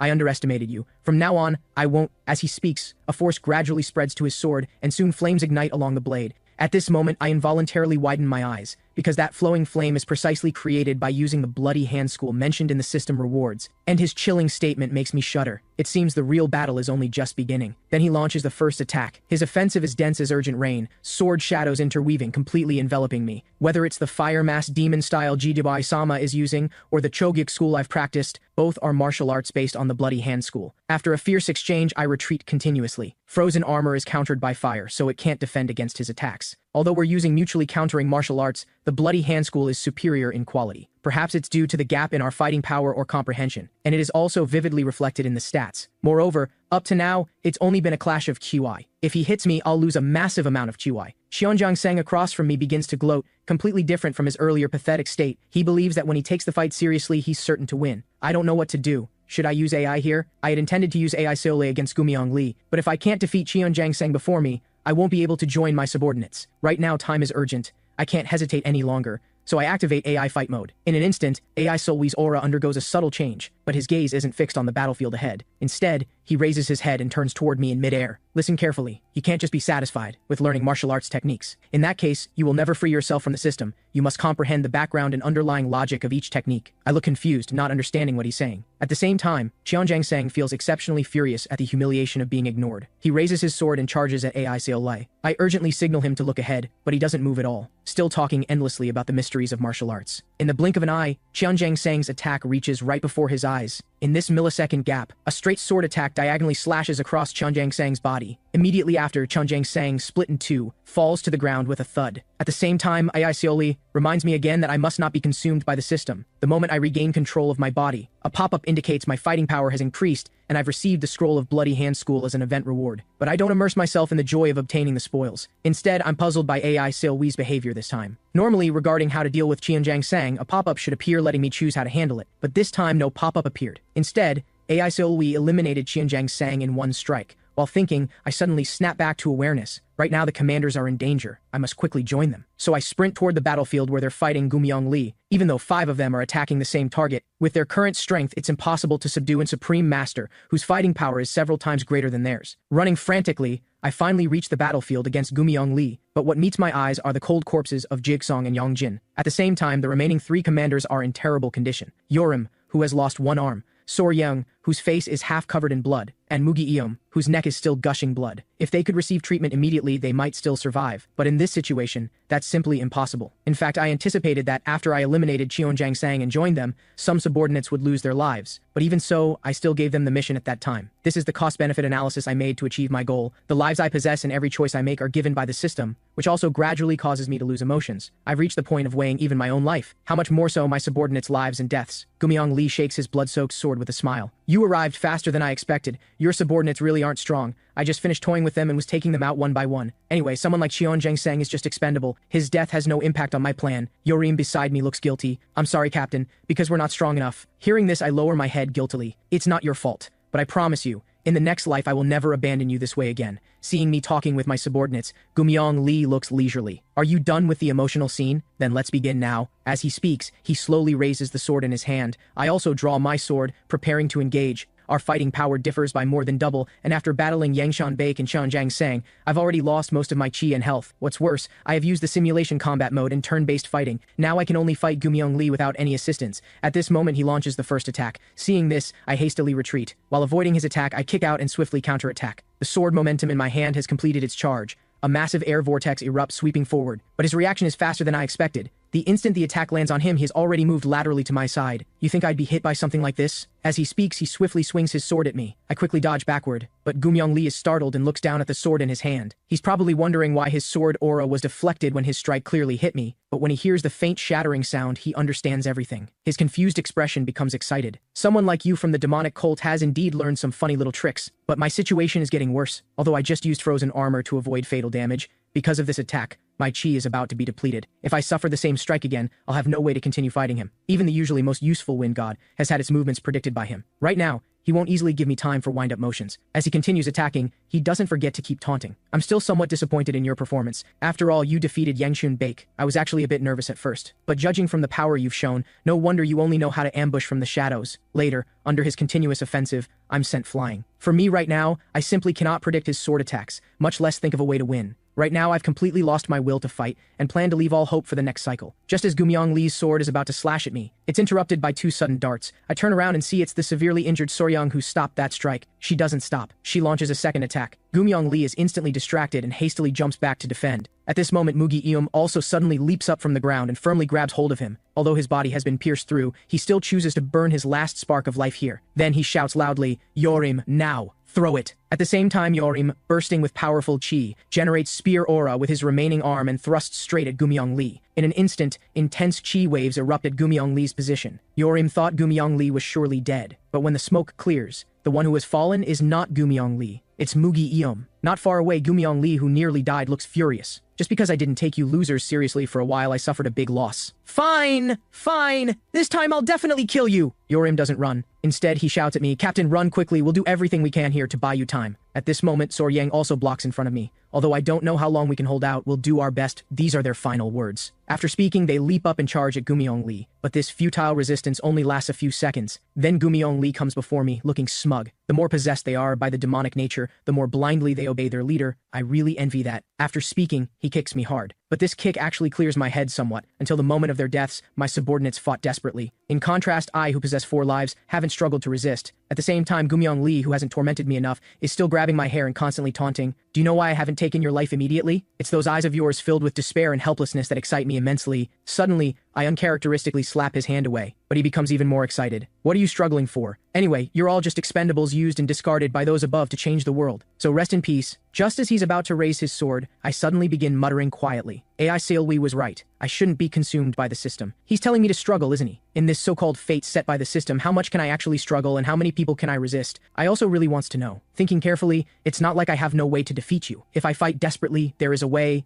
Gumyong Lee thinks I'm starting to speak delirious nonsense in my final moments. Unable to listen anymore, he pins my shoulder with one hand. With the other hand, he grips the blade and thrusts it into my chest. He believes that with my chest pierced through, I can't do anything. He even ignores my action of reaching forward to grab the blade. Just as he's about to pull out the sword and leave, an astonishing airflow rapidly spreads along the blade in my arm, drilling into Gumyong Lee's body and quickly covering his entire body. Accompanied by a loud boom, his body is blown beyond recognition. Having experienced my subordinates' deaths, I've had enough of being pushed around by the system. So this time, I'll struggle until my last moment of life. Then I fall to the ground with a thud. At this moment, a pop-up indicates my fighting power has increased, and I've obtained the Scroll of Plum Blossom sword technique. Before my health hits 0, I put the ceremonial Blade of Awakening given by Ganma and the shoes Elder Bacon gave me into the toolbox. As my health continues to drain, I return to the most recently saved checkpoint, the 9th month after successfully gaining the commander's trust and recruiting Mugi Eum. Although I've confirmed I'm back at my residence, the tragic state of my subordinates still lingers before my eyes. To prevent this from happening again, I must compose my emotions and act quickly, because there are still many things I need to prepare. First, I open the toolbox and learn the Bloody Hand School and the Plum Blossom sword technique. Then I copy the formulas from both tomes into a notebook, because I have a special fusion box that can merge 2 different martial arts. So I prepare to combine the Bloody Hand School and my own Shogyuk School, because their methods of handling and controlling demonic energy are very similar. As expected, the moment of fusion produces a martial arts tome glowing with red light. At the same time, a pop-up indicates, "You have created Fire Mass Demon Style." This is insane. Although I anticipated that something particularly powerful would emerge, I didn't expect it to be the supreme martial art used by the Lord of the Great Imperial Pavilion. Although currently it's only at beginner level, I firmly believe that one day I'll fully master it. The rewards from defeating Xianjiang Sang and Gumyong Lee in the previous life, plus the Fire Mass Demon Style I just learned, make me curious about my current abilities. So I hurriedly open the status panel. Although I'm much stronger compared to the previous life, I'm still far from other masters. And fighting power doesn't represent everything. I don't know when I started having this doubt. Gamma's fighting power is around 1 million, and Hoiku, the head of the Silver Spirit unit, has fighting power around 10 million. But I always feel these numbers don't correctly reflect their true strength. Especially the power I felt when fighting Gumyong Lee was far greater than the fighting power the system panel showed for him. To prepare for future crisis, I still need to write other martial arts tomes. As the sky gradually brightens, I walk outside holding 2 tomes. At this moment, Mugi Eum, just woken up, isn't quite alert yet. But when he sees the martial arts tomes I hand him, his eyes instantly widen. One is the Soshinsu School, the other is the Fire Mass Demon Style. Why are you giving me such precious tomes? I'm going out for a while. So you need to copy them and distribute them to all the Dead Spirit Company commanders. All of you then must practice both martial arts. When I get back, I'll check to see how much you have been practicing. So don't slack off. As I'm leaving, Mugi Eum asks where I'm going. I don't reveal it because I plan to handle this matter in a different way. And if I want to avoid accepting that mission from the training instructor, I can only choose the option of acting as a foot soldier. This time I'll take action myself and strike first. As for the destination, it's still the demonic cult branch in the Seishan region. Soon, accompanied by a dazzling white light, I arrive once again in the Seishan region where the demonic cult branch is located. Just as I'm about to eat something, suddenly a woman with a special symbol above her head catches my attention. What does friendly group mean? At this moment, my thoughts are suddenly interrupted by the waiter. "Sir, what would you like?" But when he sees the sword on my back, his expression undergoes a subtle change, but he quickly adjusts his composure. Through his introduction, I learn this is a famous red light district. I was about to turn and leave, but thinking that woman who just entered might be related to my mission, I inquire about the woman. It turns out she works here, but seeing her requires an appointment. Right now her appointments are fully booked. But I don't have that kind of time. So, after ordering something to drink, I walk straight over and sit down in front of the woman. She looks curious. "May I help you with something?" "I just wanted to sit here." She shows a faint smile. "You're quite an interesting person." Just as I'm about to ask something, several burly men suddenly appear behind me. The woman also stands up and hands me a name card. "I'm sorry, but I have to go now. If you're interested, come to this place." I look at the card in my hand. It reads, "The Moonlight Inn, room number 15. Just as they step out the door, the drinking I ordered finally arrives. For some reason, as soon as I finish drinking, I start feeling dizzy. Then I pass out. In my sleep, I feel someone slapping my face. When I open my eyes, I discover someone is indeed slapping my face. It turns out they drugged the drinking. They specialize in kidnapping strangers who pass through here. At this moment, their boss walks over. He's the captain of the guards in the Moonlight Inn. Seeing his stats, I feel a bit puzzled. Since I've been fighting powerful enemies each time, I haven't seen such extremely low stats in a long time. He slowly approaches me, speaking in a vicious voice. "I have a few questions for you. I hope you'll answer honestly, otherwise I will kill you." Then he holds my sword in front of me. "This sword looks quite nice. Where did you buy it?" But I don't answer his question directly. Instead, I ask him, "Is the Moonlight Inn the backer of that establishment I visited?" He chuckles. "You're really strange. Haven't you figured out the situation yet?" Of course I know, that's why I'm very pleased. Watching his face gradually stiffen, I finally can't help but laugh. It seems things are going more smoothly than I imagined. I happen to have business at the Moonlight Inn. As I speak, I break free from the ropes and send several people flying. Then I slowly walk up to the captain with a friendly expression. "Shall we have a chat?" Through brief questioning, I learn that he's responsible for extorting unfamiliar faces in the red light district and turning over most of the money to the boss of the Moonlight Inn. The boss of the Moonlight Inn is called Cheng Shik, and he has over 200 subordinates. Based on the intelligence he provides, I soon arrive at the Moonlight Inn. At the same time, using camouflage, I transform into the captain's appearance. As soon as I enter, I encounter a man who greets me. "It looks like your business is good." Not surprising, most visitors end up here. Anyway, the boss is here. Go see him. But before I take 2 steps, he calls out again. "By the way, the boss seems to be in a bad mood today. You'd better be careful." I turn back curiously and ask him why. "Why else?" "It's because of the Blue Dragon School. Manjongyeom wants to compromise appropriately, but it doesn't seem to be going well. And the boss doesn't dare openly oppose them." Thinking about it, the person managing this red light district is Manjongyeom, and his backer is us. At this moment, I see the woman I'm looking for. I can't help but blurt out, "Do you know her?" He acts as if he knows everything. "She's that new girl. I heard her father sold her to the underground sect to pay off his gambling debts. The boss spent a lot of money to bring her here from the trading market. The underground sect is a group consisting of the lowest members of society. So I roughly understand what the friendly group displayed above her head means. If this is true, what exactly is her connection to the underground sect? More importantly, what use is the underground sect to me?" After confirming the boss's location, I go directly to the 3rd floor of the Moonlight Inn. He's Chang Shik, the boss of the red light district in the 3rd sector. Although his fighting power isn't high, I still bow to him respectfully and present the newly acquired weapon. Seeing the exquisite patterns on it, he can't help but show an enraptured expression, and I look toward the woman covered in bruises not far away. My gaze is caught by Chang Shik. "I'll take her life soon. I spent a lot of money buying her back, only to discover she's been hiding money from me." As he speaks, he draws that sharp sword. Although I could overlook this matter, I saw that she used that money to hire an assassin and have me killed. Do you know why she did this? Because I took her father's life. That's why that sneaky woman deliberately approached me. After speaking, he hands the sword to me. "You kill her. Let me see how sharp this sword is while you're at it." I look around and see dozens of fierce faces grinning at me. An ordinary person would certainly back down, but today they're unlucky. They've encountered me. So I take the sword and walk up to the woman. "You're really reckless. You only have one life. What a foolish thing to waste it on." Because her actions are foolish, I want to know her reason. The woman is stunned for a moment, then raises her head and glares at me viciously. "In the eyes of bastards like you, it certainly is. But I don't regret it. I only hate that I was discovered so quickly. Even if I could go back to the past, I would make the same choice." Her will to choose revenge, even knowing her actions are reckless, reminds me of my past self. At this moment, a roar comes from behind. "What are you doing? Why haven't you acted yet?" But I ignore him and continue calmly asking the woman, "How much did you spend hiring the assassin? The fee must have been substantial, right?" Her firm gaze suddenly shows a trace of confusion, not understanding what I mean. Seeing she doesn't answer, I relax my stiff muscles. Then I transform back to my own appearance, and I say, "We can discuss this matter later. After all, I'm not someone who values money much, but given this situation, I plan to kill them all." Seeing it's me, her eyes instantly widen. The fierce-looking subordinates also notice something wrong. "Who is this guy? He's not the captain at all." As they speak, they swarm forward and charge at me. But this time, I don't use the martial arts I've frequently used before. Instead, I switch to the newly learned the Plum Blossom sword technique. After a brief exchange, only the boss of the Moonlight Inn remains. After witnessing my prowess, he quickly kneels and begs for mercy, promising to keep quiet. At the same time, I can take that woman away anytime. If I die, people will surely looking for you. I think for a moment and feel he has a point. If the boss of the red light district dies, the related forces and gangs, as well as cooperative groups that need to collect money, will all come after me. In that case, I might indeed be drawn into trouble, as he said. But what if this woman wants you dead? Changshik hastily argues in fear. Think about it. Even if it weren't me, someone else would have taken her father's life. His words also have some merit. If her father continued gambling, even if it weren't Changshik, someone else would have killed her father. Then I turn to ask the woman's opinion. Unexpectedly, at this moment, a warning window suddenly triggers. It indicates Changshik has discovered my weakness. I don't hesitate. I decisively choose fight back. In an instant, an astonishing heatwave rushes at me. This is an improved lightning bomb, more powerful than sword aura. An ordinary person hit at close range would certainly die, but when the smoke clears, I stand there unharmed. At the same time, a pop-up indicates I only suffered 1 damage from Changshik's attack. Accompanied by a blue light, the boss of the Moonlight Inn falls to the ground. Seeing this scene, the woman quickly comes forward and bows. She indicates that her money was taken by them, and she may not be able to pay the fee for now. I say it's fine. Just answer some things for me. Tell me about the underground sect, the place where you used to work. To repay my life-saving grace, she introduces me to the butler of the underground sect, who takes me to meet the branch leader. When the butler appears, the special symbol above her head quickly disappears. Then, led by the butler, I arrive at the underground sect.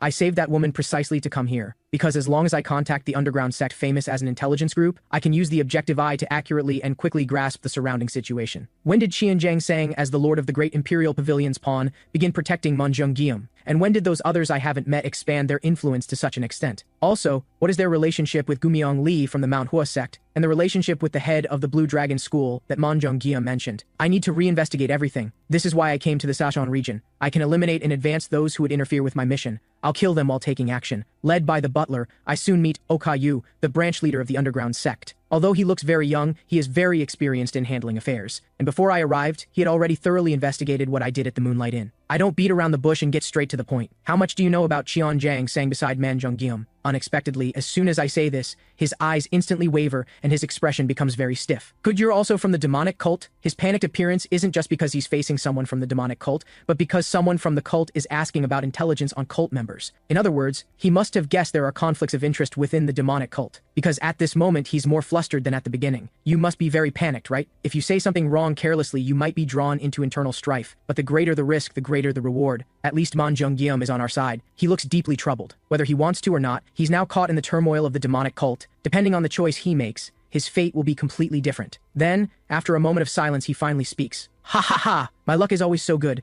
May I ask you something? How much do you actually know? I immediately understand his intention. By asking how much I know, he's indirectly asking what my position is in the cult. It also means he'll decide whether to follow me based on my answer. Thinking of this, I decisively answer his question. Gu Zhongyong's disciple Gumiang Li is cooperating with Qianjiang Sang. I wonder if this answer satisfies you. His eyes instantly widen. You? Who exactly are you? Just consider me an investigator. Mentioning Manhwa sect elder Gu Zhongmiang is equivalent to telling him I'm not a small fry in the demonic cult. To figure out the conspiracy of Gu Zhongmiang and Gumiang Li wanting to seize the position of head of the Blue Dragon School and their relationship with Qianjiang Sang, the first person I need to win over is this branch leader of the underground sect before me. At the same time, the anxious Manjungium finally receives news from Qianjiang Sang. I just finished talking with them. I've given them 5 business premises and reached a preliminary agreement. Manjungium sighs. The stall fees have been seized by the Blue Dragon School again. It's been a while since I contacted the cult, but I don't know when they'll send someone to help me. Qianjiang Sang quickly consoles him. You don't need to worry. As long as the Silver Spirit Unit sends someone here, everything will be resolved easily. Also, the matter you asked me to investigate has leads. The Moonlight Inn incident wasn't done by people from the Blue Dragon School, although the cause of death was Manhwa sect swordsmanship. According to the investigation,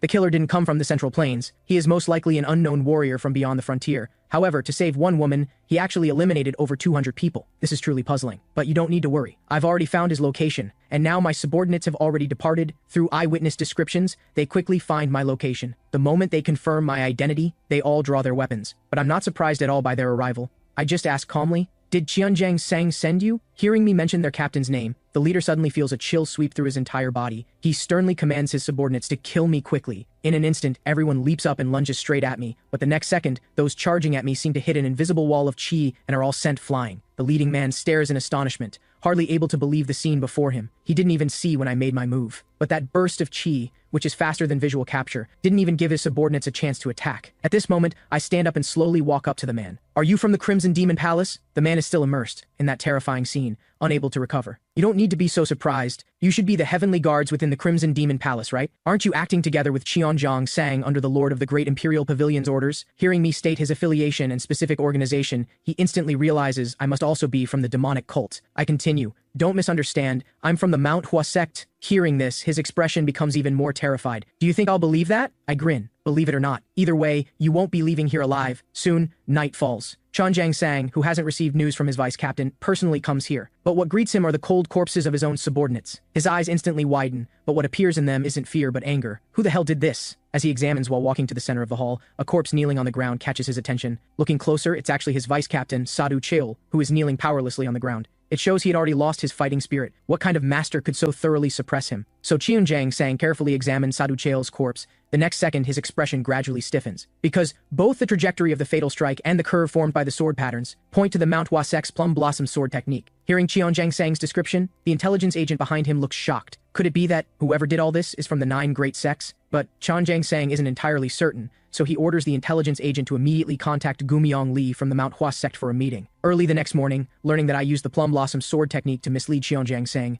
Okayu praises me highly. He deduces that Cheonjang Sang will soon meet with Gumiong Li. After all, his subordinates all died under the plum blossom sword technique. However, even so, Cheonjang Sang won't easily suspect Gumiong Li, with whom he's cooperated long-term. Presumably, Cheonjang Sang will point his spearhead at Lord Yangshan Baek of the Blue Dragon School, but Okayu feels this level of provocation won't make Cheonjang Sang take action. So he suggests that this time I should deceive Yangshan Baek. At this moment, the steward reports that several people from the Blue Dragon School are causing trouble at a tavern under Manjung Gyim's name, and they're all the guards of the head of the Blue Dragon School. Okayu immediately gives me a look. I immediately understand his intention. Then he hands me a face mask of Cheonjang Sang, but I shake my head, indicating I don't need that thing. Then, accompanied by a crackling of bones, I use camouflage to transform into Cheonjang Sang's appearance. I soon arrive at the tavern where the Blue Dragon School guards are. I happen upon a guard causing trouble. The moment I sit down, he notices my appearance looks familiar, but can't recall who I am. I grin and directly introduce myself. I'm Cheonjang Sang, Lord Manjung Gyim's guard. I see you don't want to live, daring to cause trouble here? The guard disdainfully drops the waiter he's holding. Are you following us? Because in his view,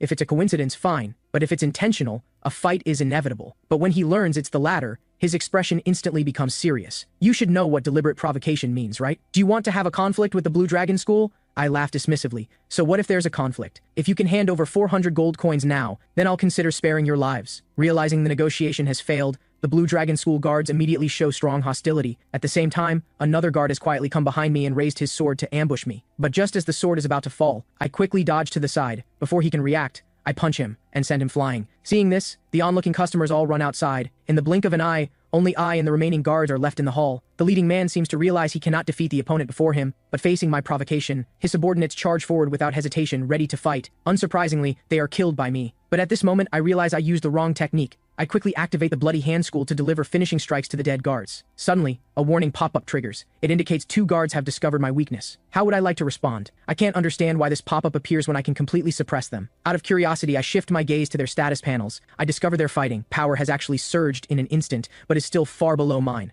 So I decisively choose fight back. At the same time, I activate the frozen armor for defense, so their swords fail to pierce my body. At the same time, at this moment, I grab their heads. Flames igniting at my fingertips quickly spread across their entire bodies. They don't even have time to lower their swords before being consumed by flames. Then I also breathe a long sigh of relief, because the situation just now was unexpected. Their fighting power actually surged instantly during battle. Before, the status panel would show a plus sign indicator, so I would fight only after careful judgment. The techniques they used are considered ultimate moves in the Plum Blossom sword technique. Unlike me, who learned the martial art all at once, they practiced for a long time and must have integrated their insights into the techniques. Therefore, their degree of flexible application and comprehension of the techniques also differ from mine. At this moment, I recall AI Solwi's warning. It seems there are many things I still don't know. But in any case, after transforming into Cheonjang Sang, I left traces of the Bloody Hand School. When the head of the Blue Dragon School sees his subordinates' corpses, he'll naturally think of eliminating Cheonjang Sang. So, what I need to do next is eliminate Gumiong Li, the most troublesome one in my plan. At the same time, in a secret chamber in the outskirts, Cheonjang Sang finally meets with Gumiong Li. As Gu Zhongyong's direct disciple from the Manhwa sect, Gumiong Li shows displeasure due to the sudden meeting. How many times have I said to avoid meetings in this way? I apologize for bringing you out this way, but I must confirm something. My subordinates died. After examining the bodies, I found they were all killed by the Plum Blossom sword technique. Gumiong Li shows both surprise and astonishment in his eyes. They were eliminated by the sword technique from the Manhwa sect. Could it be the Blue Dragon School? But aside from Yangshan Baek, the Blue Dragon School has nobody to do it. Cheonjang Sang nods. That's why I wanted to ask you. After all, no one understands. the plum blossom sword technique better than you. Gumiong Li doesn't immediately refute this. After a brief silence, he slowly walks up to Cheonjiang Sang and lifts his hat. His gentle gaze instantly becomes fierce. Are you suspecting me? Cheonjiang Sang quickly shakes his head. How could that be? I just thought you might know something. Gumiong Li quickly calms down. After all, you lost your subordinates. It's understandable you'd think this way, but this matter has nothing to do with me. I haven't been out recently, and my fellow masters aren't active in this area either. Also, shouldn't you ask the underground sect about this kind of thing? After all, they're the experts at investigating such matters. After speaking, he grabs Cheonjiang Sang's hat again. Let me give you some advice. Whatever problems you have, you'd better solve them yourselves. Don't order around people who are resting. In addition, people should know their place. Do you think you're qualified to summon me out to meet you? Cheonjiang Sang doesn't answer. He just watches Gumiong Li leave with gritted teeth in anger. Because his rest was disturbed, Gumiong Li still hasn't calmed down on his way back. He plans to have his master change his partner when he returns to the sect. But at this moment, the figure of a man by the roadside catches his attention. Normally, he might directly ignore it, but seeing the similar hat as Cheonjiang Sang's, he seems triggered. So he walks up with an unfriendly expression and loudly demands, "Who are you?" I smile slightly and ask back, "You're Guzhong Young's disciple Gumiong Li, right? Although I don't know which number disciple you are. I heard you're cooperating with Cheonjiang Sang, and you agree that when the demonic cult sends people, you'll work together to eliminate them. The reward is obtaining the Blue Dragon School." Gumiong Li is stunned at first. Then he instinctively prepares to draw the sword at his waist. He mutters quietly, "Is today an unlucky day? Why do I keep attracting flies?" Then he quickly draws his sword and swings it at me. I quickly dodge his attack and create distance, but Gumiong Li seems to have anticipated this. At the same time, his expression becomes increasingly excited. "The culprit who eliminated Cheonjiang Sang's subordinates should be you, right?" I don't respond to his certainty. I just want to confirm something through this battle. Whether it's the Blue Dragon School warriors before or Gumiong Li, their fighting power seems to increase during battle. So I want to figure out under what circumstances their fighting power increases or decreases. As Gumiong Li launches the first attack, the battle begins. At the same time, his fighting power instantly surges by over 3 million. With just one strike, my body is pushed 10 meters away. As expected, martial arts like the Plum Blossom Sword technique can increase fighting power, presumably stemming from their method of practicing martial arts. Unlike demonic cult members who mainly grow through QI, orthodox martial arts mostly focus on QI cultivation and physical strength during practice. Looking at it this way, I also have times when my fighting power increases. That's when I use the Soshinsu school. When I become more familiar with various techniques through battle, proficiency rises by a level, so fighting power also increases significantly. From this, I deduce that as long as I can skillfully use techniques I'm not yet familiar with, I can also quickly increase my fighting power. Right now, the martial art I'm not proficient enough in is the Fire Mask Demon style, which I haven't properly used in actual combat. Thinking I'm about to become stronger again, my heart can't help but pound. Gumiong Li, who's been ignored, becomes furious when he sees me smile. "Do you have mental problems? You can still smile after being seriously injured?" I don't pay attention. Instead, I raise my sword and infuse chi into it. At this moment, flames immediately rise. As the battle begins again, I charge forward and begin my first attack. Gumiong Li stands still, choosing to receive my attack with his sword. This is his well-considered countermeasure, because although the Plum Blossom Sword technique is renowned for its elegance, in reality, its greatest killing move is speed and precision. So he believes that after blocking this attack, the following combo techniques will be enough to gain the advantage. But the moment the swords collide, he suddenly falls into brief confusion, because the flames burning on that blade somehow disturb his mind. The result is that he is sent flying by this unexpected impact. At this moment, he realizes what I'm using isn't the flame of samadhi he guessed. I chuckle. What I'm using is the Fire Mask Demon style, you fool. Although I display a condescending attitude, actually I'm panicking inside, because the Fire Mask Demon style, which I've barely used, has actually consumed more than half my chi. Although I chose to take a risk to increase proficiency, each of its techniques requires massive chi as a guarantee. Hearing me mention Fire Mask Demon style, Gumiong Li instantly regains his confidence. Fire Mask Demon style? But it consumes massive QI, so your QI will soon hit rock bottom. I don't care about his threat at all. Have you heard this saying? Those who have nothing to lose are the most terrifying. Since I've already chosen to take risks, I will fight to the end. So I directly execute the Fire Mask Demon style's ultimate technique. As the sword pierces the ground, in an instant condensed heat gathers on the ground, then it erupts, immediately followed by several intense explosions. In just the blink of an eye, the surroundings are turned into scorched earth, and it precisely hits Gumiong Li. Now I only have 5,000 ki left. That was also my last strike. But for some reason, Gumiong Li still hasn't been eliminated. At this point, I no longer have chi to continue fighting. Unexpectedly at this moment, a pop-up suddenly triggers, indicating Fire Mask Demon style has leveled up and my fighting power has increased accordingly. The result I've been hoping for finally appears, but I can't be purely happy. To change the situation under these circumstances, my chi is far from enough, but the next pop-up reignites my fighting spirit, indicating Fire Mask Demon style's technique chart has been activated. I try to use the technique according to the method above. To my surprise, my chi is actually slowly increasing. It turns out it can help me collect chi relief from the surrounding environment. Meanwhile, Gumiang Li, although suffering the pain of burns, still looks arrogant, because he firmly believes I've consumed considerable qi and can no longer deploy powerful force again. For him, this is the perfect opportunity to make his move. He discovers the qi around me is surging wildly. However, the wide-range explosion just now makes him hesitate whether to charge forward and attack me. Suddenly, his intuition tells him something's wrong. Wait, he's collecting qi? How can there be such an absurd thing? So he makes a snap decision and immediately charges forward swinging his sword. And having regathered my strength, I immediately counterattack. Using the Soshinsu school to slow his speed, I fiercely thrust my sword. It pierces through his body, accompanied by a miserable wail. Gumiang Li completely loses his fighting ability. He tremblingly looks at me. At this moment, his eyes are filled with fear and confusion. Please spare me. I have no grudge against you. This is our first meeting. You should have no reason to kill me, but I still coldly raise my sword. The dust settling on all this can be considered my good fortune. If Gumiang Li hadn't been careless because of the fire mass demon style, I couldn't have resisted his masterful plum blossom sword technique at all. Now, to complete the plan, only Chunjang Sang remains. I must rush back immediately and kill him. As night falls, the deceived Yang Shenbake launches a midnight raid, fighting his way into Man Zhongguiyam's office. This scene fills Chunjang Sang with fear. He doesn't understand why Yang Shenbake has suddenly gone mad. Yang Shenbake is even more furious. You think you can harm my subordinates and remain unscathed? In his panic, Chunjang Sang begins rambling. I don't understand what you're saying. Anyway, if you dare touch me today, you won't live long either. I'm from the demonic cult. As soon as the words leave his mouth, he realizes his mistake. Hearing this, Yang Shenbake is stunned at first, but he quickly calms down. The Alliance will never easily let go of any demon warrior they've encountered. The reason you're alive now is because I'm adjusting the timing. As for your claim that killing you will bring the demonic cult's revenge, unless the cult plans to declare full war on the righteous sex, your death will only be treated by the cult as an accidental incident. Just as Chunjang Sang prepares to continue arguing, a commotion comes from the entrance. Their gazes turn toward the door. Soon, I walk in. At this moment, everyone is extremely tense. They're about to attack me, but are stopped by Yang Shenbake. In his view, if I can easily come here, it means I subdued all the warriors standing at the door. This indicates my fighting power is definitely not low. He demands to know who I am. I don't answer. Instead, I walk straight toward Chunjang Sang. Sensing the demonic qi emanating from me, he instantly changes his expression. Did the demonic cult send you to save us? That's wonderful. Those Blue Dragon School guys actually dared to ambush us at midnight. Hurry and deal with them. I nod. Then I suddenly swing my sword. But the direction of the swing isn't at Yang Shenbake. It's at Chunjang Sang. The observing Blue Dragon School warriors, including Yang Shenbake, are all stunned by this scene. But before they can speak, I kick Chunjang Sang's corpse in front of him. Take it. Isn't this the purpose of your coming here? By the way, you've been demanding Man Zhongguiyam pay 400 silver coins monthly, right? If you can change it to 200, this matter ends here. But Yang Shenbake doesn't seem willing to stop here. Are you in league with them? Whether I'm from the demonic cult, is that so important now? If I say I'm not, you probably won't believe me anyway. If you can prove you're not, I can let you leave. After a brief silence, I speak again.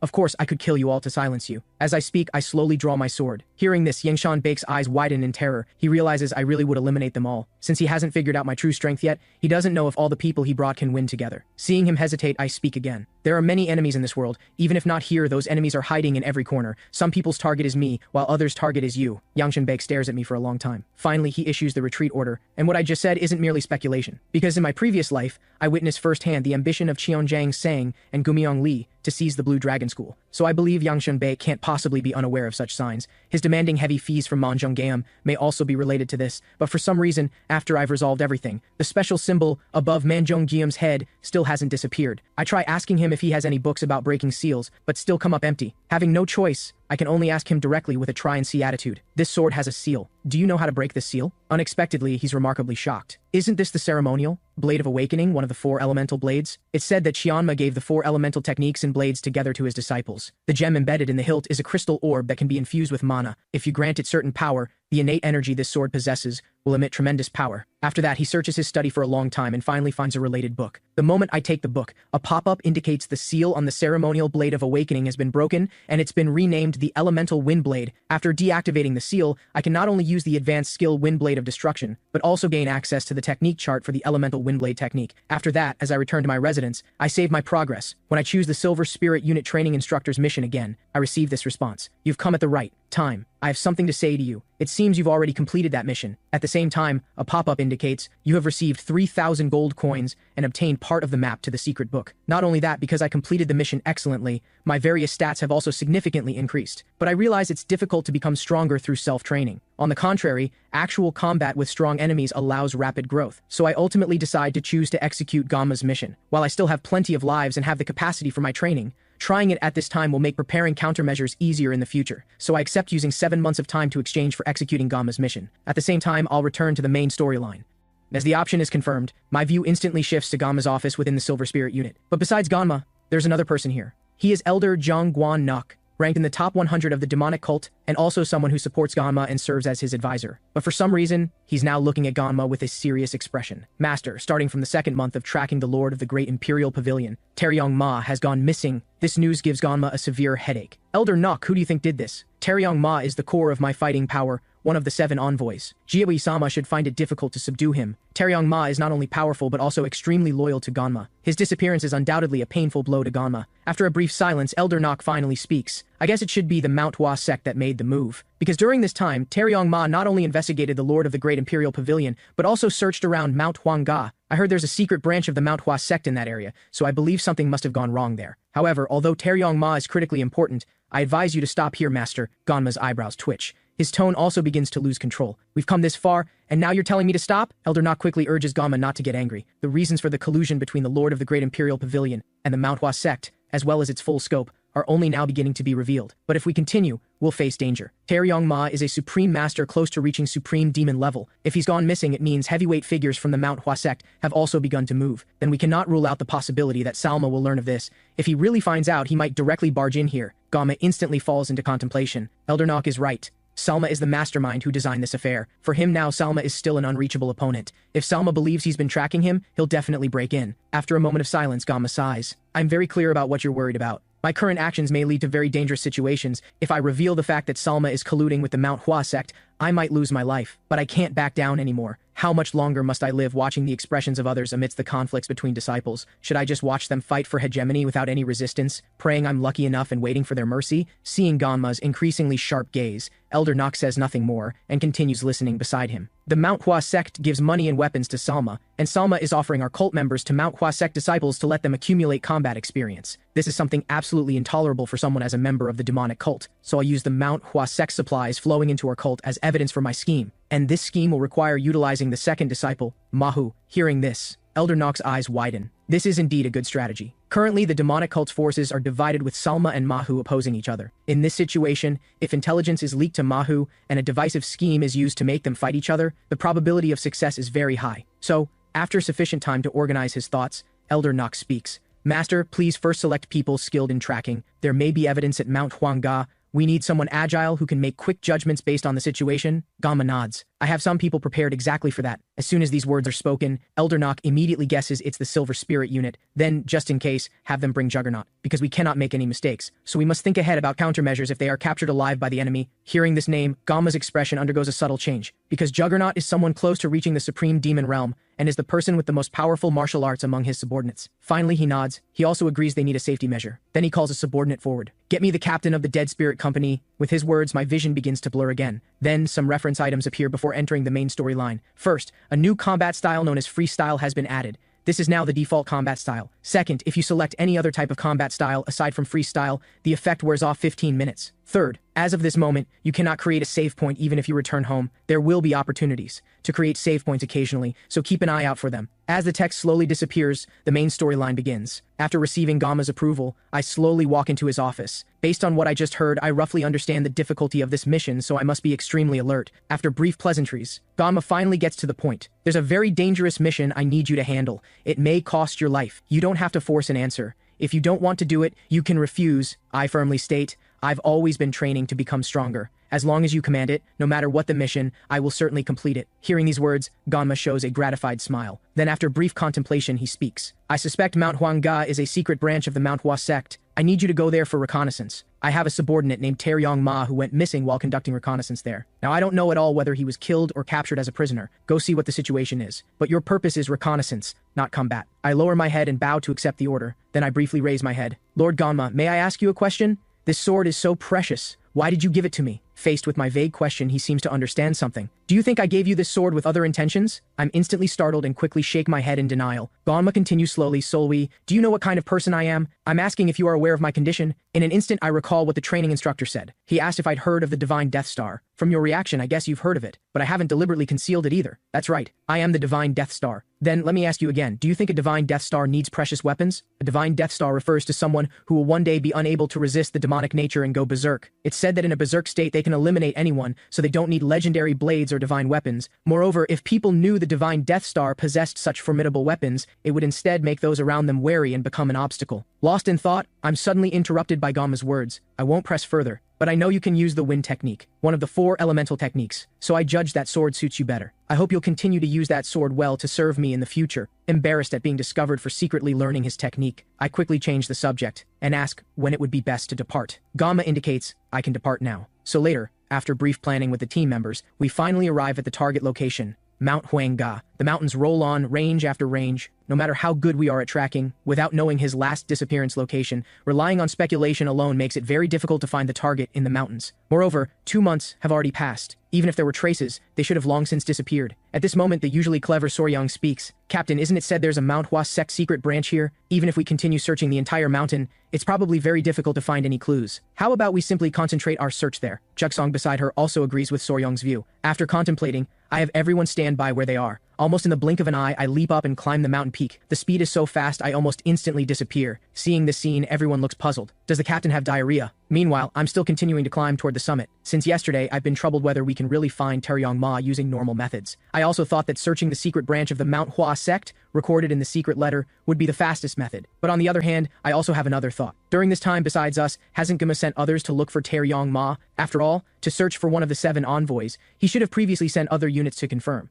It seems, in the end, they still didn't search out useful intelligence, which is why he entrusted the Silver Spirit unit, skilled in tracking, to search. Amidst confused thoughts, I've unknowingly reached the summit. The reason I came here is because there's a method I want to try, although I'm not sure if it will succeed. But if it succeeds, perhaps finding Taeyong Ma won't be difficult. So I activate simulation mode. After changing the combat style, question mode immediately triggers, asking what kind of simulation I would like to run. I immediately blurt out, I'm looking for Taeyong Ma, one of Gamma's subordinates. Show me the last place where he was around here. Based on experience so far, simulation mode always finds the optimal method. Now, the upgraded simulation can calculate a wider range. But the request I just made not only requires knowledge all people in the world, but also has to know the exact time frame, so I have a premonition this kind of request is an impossible challenge. But at this moment, the analysis before me stops. Instead, the completed analysis result appears. It indicates that if I just follow the red arrow, I can find Taeyong Ma's last movement trajectory. After a period of long trekking, we finally arrive at a hillside not far from the target location. In the distance is a quite massive traditional building complex. At this moment, just as Mugi Eum is about to speak,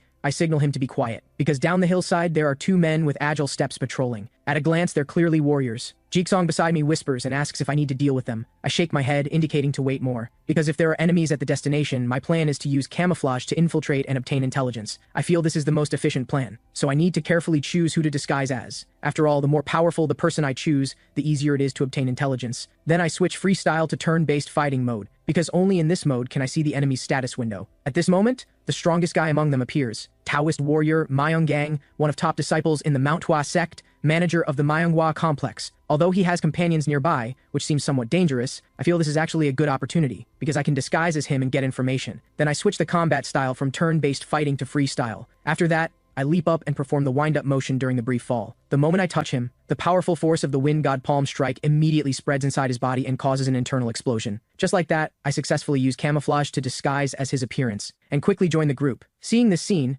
Mugi Eum exclaims in admiration. Did you just see that? That guy was eliminated without even getting out a scream, but they don't just observe here. According to the current situation, they unfold the pre-planned action. Meanwhile, I've already arrived at the entrance of the building complex. From the outside, this place looks like ordinary residences, but actually, it's a training space where dozens of people can gather and operate. Moreover, its location is completely opposite to the place marked in the secret letter. No wonder the reconnaissance personnel didn't discover it. However, it's still possible to find this place when spending some time. Taeyong Ma must have also found this place. From this, it can be inferred that this is definitely where Taeyong Ma last appeared. At this moment, the 2 people ahead suddenly start chatting. With your level, you definitely can't do it. You still need to continue training. The other quickly retorts. I heard the demonic cult also has many guys with lower levels than me. Hearing these words, I'm shocked inside, because their words remind me that my former teammates from the Flying Hand Company died at Mount Huanga. Just as I'm considering whether to kill them, they suddenly turn around puzzled. Senior Myung-gang, why are you so quiet? While suppressing my inner rage, I quickly pretend to cough. I may have caught a cold. I'm not feeling well now, and my voice sounds strange.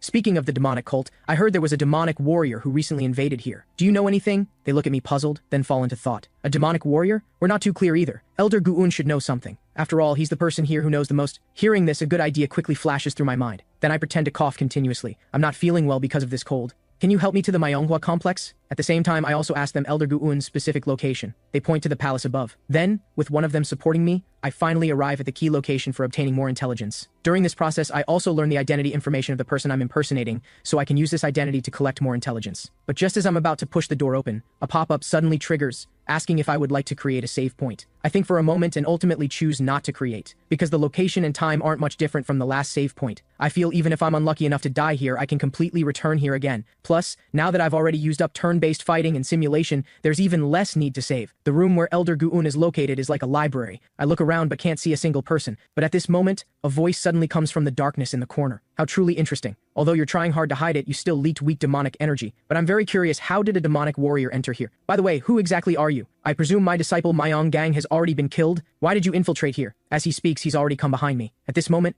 I'm very tense. Should I attack or run away? Most critically, not knowing his stats makes me very frustrated. First, he's a master who can see through that I'm from the demonic cult. Second, I instinctively feel an invisible oppressive force from him, and his gaze emanating with chi. Is that what the righteous sects call pure heart? My battles during this time have relied too much on stats. What should I do to get through this? The old man across from me seems to see through my thoughts. He speaks forcefully. You seem busy calculating. If you want to run away, then let me lighten your troubles. As he speaks, an invisible magic circle rapidly spreads around us. At the same time, he continues, I set up this magic circle, so you can only destroy it by killing me. Now, have your troubles lessened? Damn it. In other words, if I can't defeat that old man, not only finding Taeyong Ma, but even whether I can even get out alive is a problem. But I can't show weakness. So I say, in a doubtful tone, it seems you're very confident you can defeat me. If the outside can't interfere with this room, you also can't call for help, right? These words make the old man laugh. You think I need external help to defeat you? Anyway, one of us won't be able to leave here alive. How about we chat something before fighting? Let's ask each other questions we're curious about and both answer truthfully. After all, you must have a reason for infiltrating here, right? I also have things I want to ask you. So this is a good condition for both of us. I feel what he says has some merit. Perhaps this is actually a good thing, because I originally wanted to obtain intelligence anyway, so I readily agree to his request. He's very satisfied with my response. Then let's start with introductions. My name is Guillaume. What's your name? I change back to my own appearance and tell him my name. Silwi. Although you're from the demonic cult, your name sounds quite pleasant. So, why did you infiltrate here? I came to find someone. Do you know a person named Taeyong Ma? He's from the demonic cult. I deduce he disappeared around here. After a brief silence, Guillaume finally speaks. Recently, someone was indeed captured here. Because he's a very powerful demon lord, the commanders have been monitoring him. I hastily ask where that demon lord is, but Guillaume shows displeasure. Didn't we agree to one question each? Now it's my turn to ask. As he speaks, he takes a few steps forward. Which disciple's subordinate are you? Seeing I don't answer, he presses again. What I'm asking is, which disciple of Cheonma do you follow? I didn't expect he'd ask this kind of question. It seems he is very familiar with the politics in the demonic cult. At this point, I have no need to conceal it. I readily state it's the fourth disciple, Gonma. Hearing this, Guillaume shows a meaningful smile. I continue pressing, I know about the transactions between our demonic cult's Lord of the Great Imperial Pavilion and your sect's Elder Gu Zhongmiang. Now it's my turn to ask, what exactly is the ultimate purpose of their transactions? Guillaume's expression becomes exceptionally surprised. You don't seem to be an ordinary member from the demonic cult. So, I'm sorry, the questions end here. I can't tell you any more intelligence. As soon as the words leave his mouth, he quickly swings his sword at me. I hastily raise my sword to block and quickly retreat, but ultimately, I still fall because I can't match him. Although I anticipated there would be some gap between us, I didn't expect the gap to be this large. But even so, my fighting spirit remains high. Those powerful martial arts I obtained from the system, if I don't desperately raise their proficiency now, I'll have difficulty growing. Perhaps this is a great opportunity. As I stand up, I quickly use the Soshinsu school, taking the initiative, using its cold energy to try to slow his movements. Unexpectedly, this full-force strike is easily received by Guillaume. But I don't give up here. Almost at the same moment, I use the Wind God Blade. In an instant, the lightning accompanied by massive wind pressure directly hits Guillaume. He's pushed to the wall behind him, but after briefly falling, he staggers back up. Damn it, I failed again. It seems he moved his body backward before receiving the attack, thus reducing the damage. But in a flash, I realize this isn't complete failure either. Because I look up and see a pop-up, the Soshinsu school has risen to advanced level. But just as I'm distracted, Guillaume begins approaching me, at the same time muttering, what kind of body can simultaneously use lightning and freezing attacks? You really are a special guy. I smile and nod. Yes, I'm special. From now on, I'll be even more special. But I need to apologize to you in advance. Because when I go crazy, even I'm scared of myself. But I especially want you to experience what a real madman is like. Guillaume looks puzzled, unable to understand what crazy talk I'm saying. The moment I activate AI Silwi, my vision also expands, immediately followed by AI Silwi's maniacal laughter. Ha ha ha! Well done, you brat finally made it to the main storyline. At the same time, AI Silwi, gaining control of the body, first looks around, then shifts his gaze to Guillaume, showing a chilling smile. At this moment, he seems to realize the purpose of being summoned. Well, you finally entered the main storyline, but that damn old man is actually using our demonic cult's demon heart circle of illusion? No matter how many times I see it, I can't get used to it. As he speaks, he shifts his gaze to the status panel, but instantly his face fills with confusion. Your health and chi are so low, yet you can reach 12 million fighting power? How did you do it? But I can also understand, because the more ignorant you are, the more you use your body instead of your brain. And your luck is pretty good, which is why you got such good results, right? After speaking, he stares at the status panel again, falling into contemplation. Although his tone is still unpleasant, he's also not deliberately cursing like before. It's as if he's evaluating the results I've accumulated during this time. But soon he begins roaring again. You really are a waste. To enter the main storyline, you should at least cultivate health and chi, and why haven't the mission commissions been completed? You haven't even learned the ultimate wind god. As expected, he still likes to curse like before. But I don't want to miss a single word he says because he definitely knows more information than I do. But what is the ultimate wind god? Could it be a skill at a higher level than the wind god? Suddenly he looks at me again with disappointed eyes. You might as well just die. If you only want to wander around beginner bosses, don't waste effort to survive. Didn't I tell you last time? In the end, you'll only be used up by the system and cruelly abandoned if you continues that. Guillaume Across finally can't help but speak. What have you been muttering about? I quickly remind AI Seolwi to look forward, but he still has his back to Guillaume. He's not some powerful guy. Anyway, a few combo hits and I can knock him down. I look curious. What do you mean by combo hits? He immediately explains to me. I'm talking about combo techniques, you waste. Unable to endure this humiliation, Guillaume raises his sword and charges at AI Seolwi, but no matter how I remind him, AI Seolwi still looks absent-minded. Just as the attack is about to fall, AI Seolwi leaps up. With almost no visible wind-up motion, he deploys the Wind Blade of Destruction. Sword aura from all directions interweaves like a gale. Guillaume, caught in the vortex, has no power to fight back. But for AI Seolwi, this is far from over. Then he deploys the Wind God Blade, making the ground generate a storm again. Accompanied by massive wind pressure and lightning, Guillaume, about to fall, is pushed back into midair. AI Seolwi isn't finished yet. He quickly deploys the Soshinsu school's strongest technique, So Sang Chi Strike, as extremely cold energy gushes forth. Guillaume, with no time to defend, is perfectly hit. I thought Guillaume would surely die this time, but he staggers up again, staring at AI So Lee before him with extremely furious eyes. Seeing he's still alive, AI So Lee helplessly shifts his gaze to me again. See? He's originally a guy who could be subdued in one strike, but he's come back to life. It's because your ki is insufficient that I couldn't kill him in one strike. He's the kind of guy who becomes more troublesome the longer it drags on.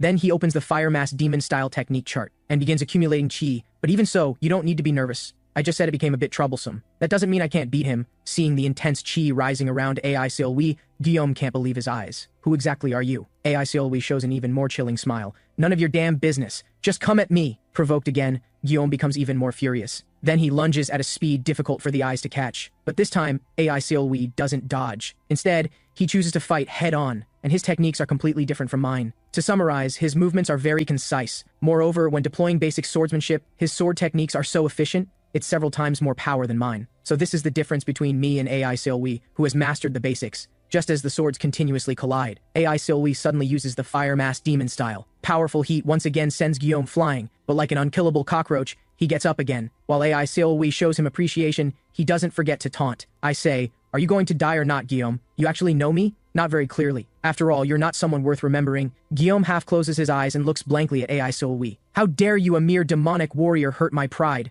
I've decided that even if I die, I'll take you with me. At least I can avenge my own gang. As he speaks, he presses several points on his body. Seeing this scene, AI Seolai becomes even more interested. You want to try the Manhwa Sect's hidden secret techniques? I have news for you. I know how to block that move. Moreover, with your current physical condition, you simply can't use it. At this moment, the chattering AI Seolwi suddenly seems startled.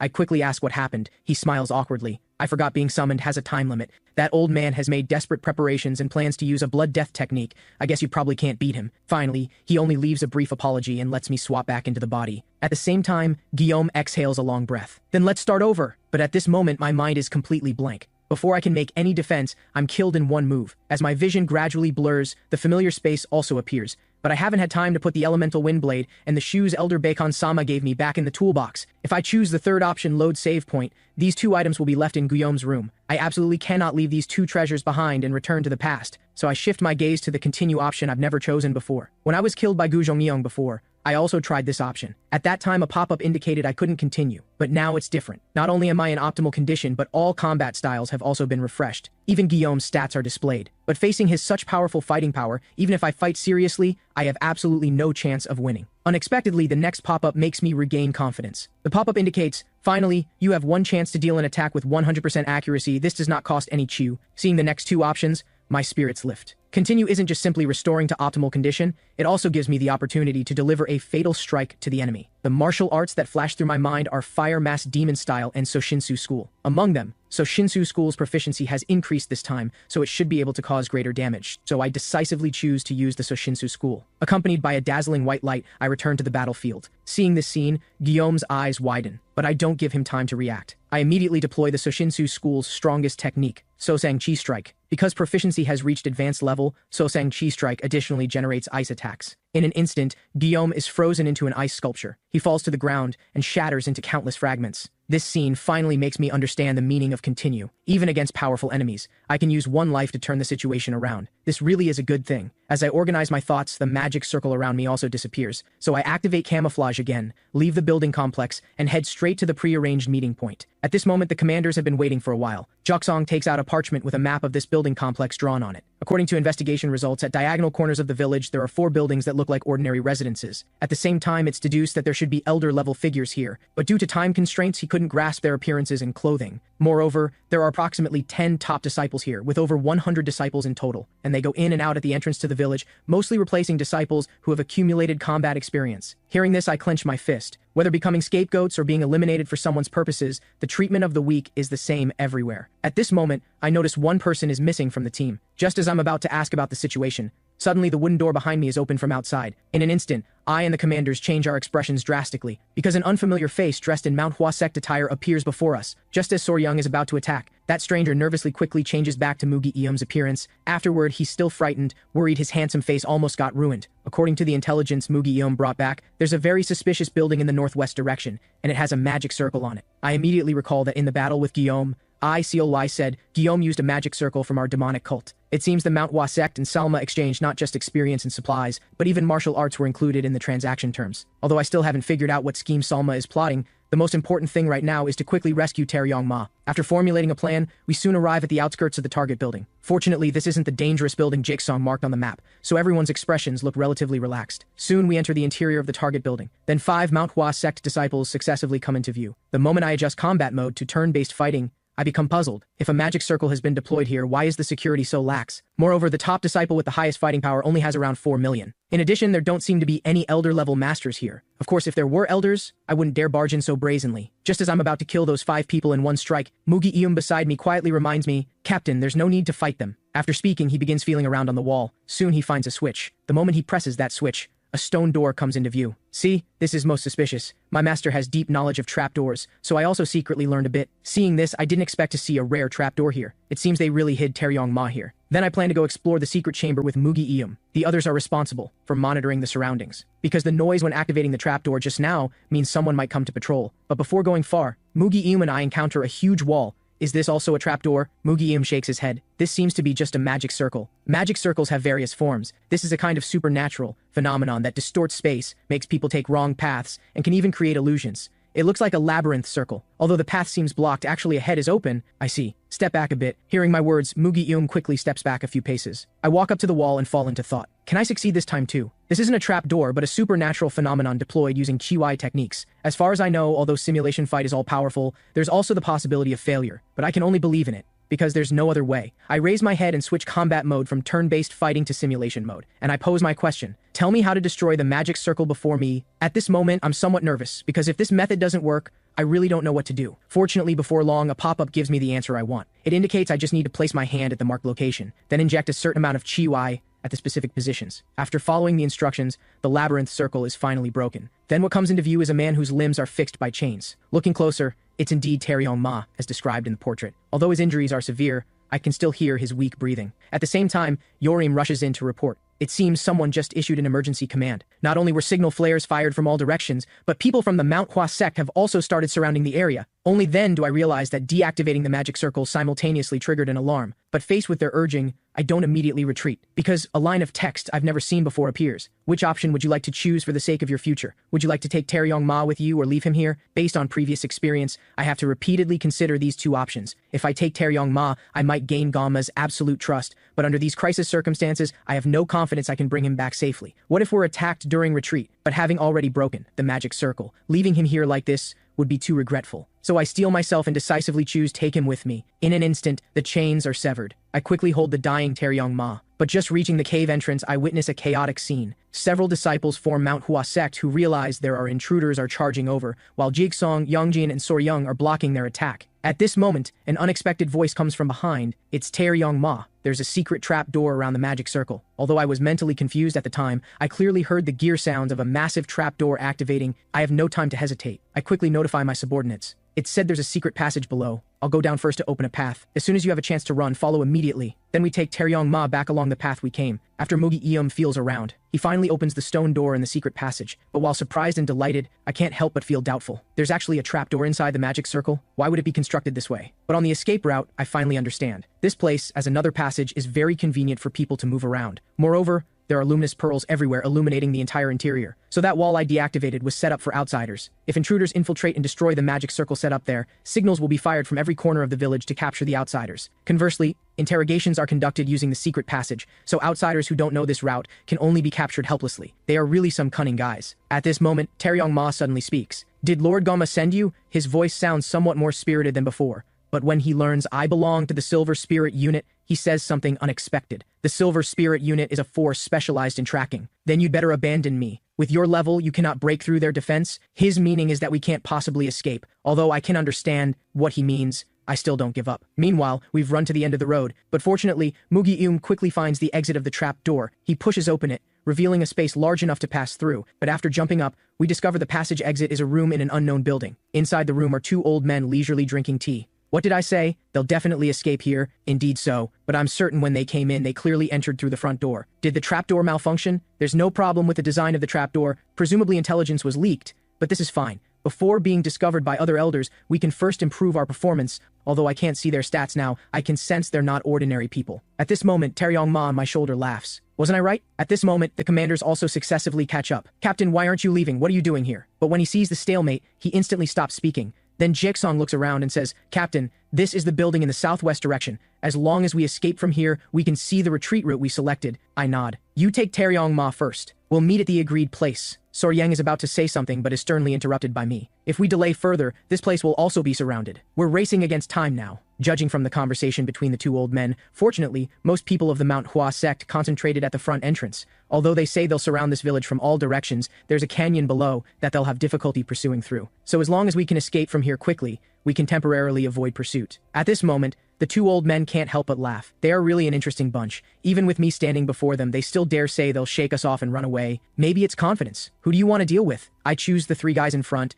and that one who looks like the captain. What a pity. Then my opponents are those three in the back. While these two old men continue conversing, I order my subordinates to retreat quickly. Then my brain begins racing. Right now, there's only one escape method left to me. Likewise, it's also the only method to defeat these two Manhwa sect people. Help me one more time, AI Seolwi. Then I activate AI fight mode. As body control is swapped again, AI Seolwi also slowly opens his eyes.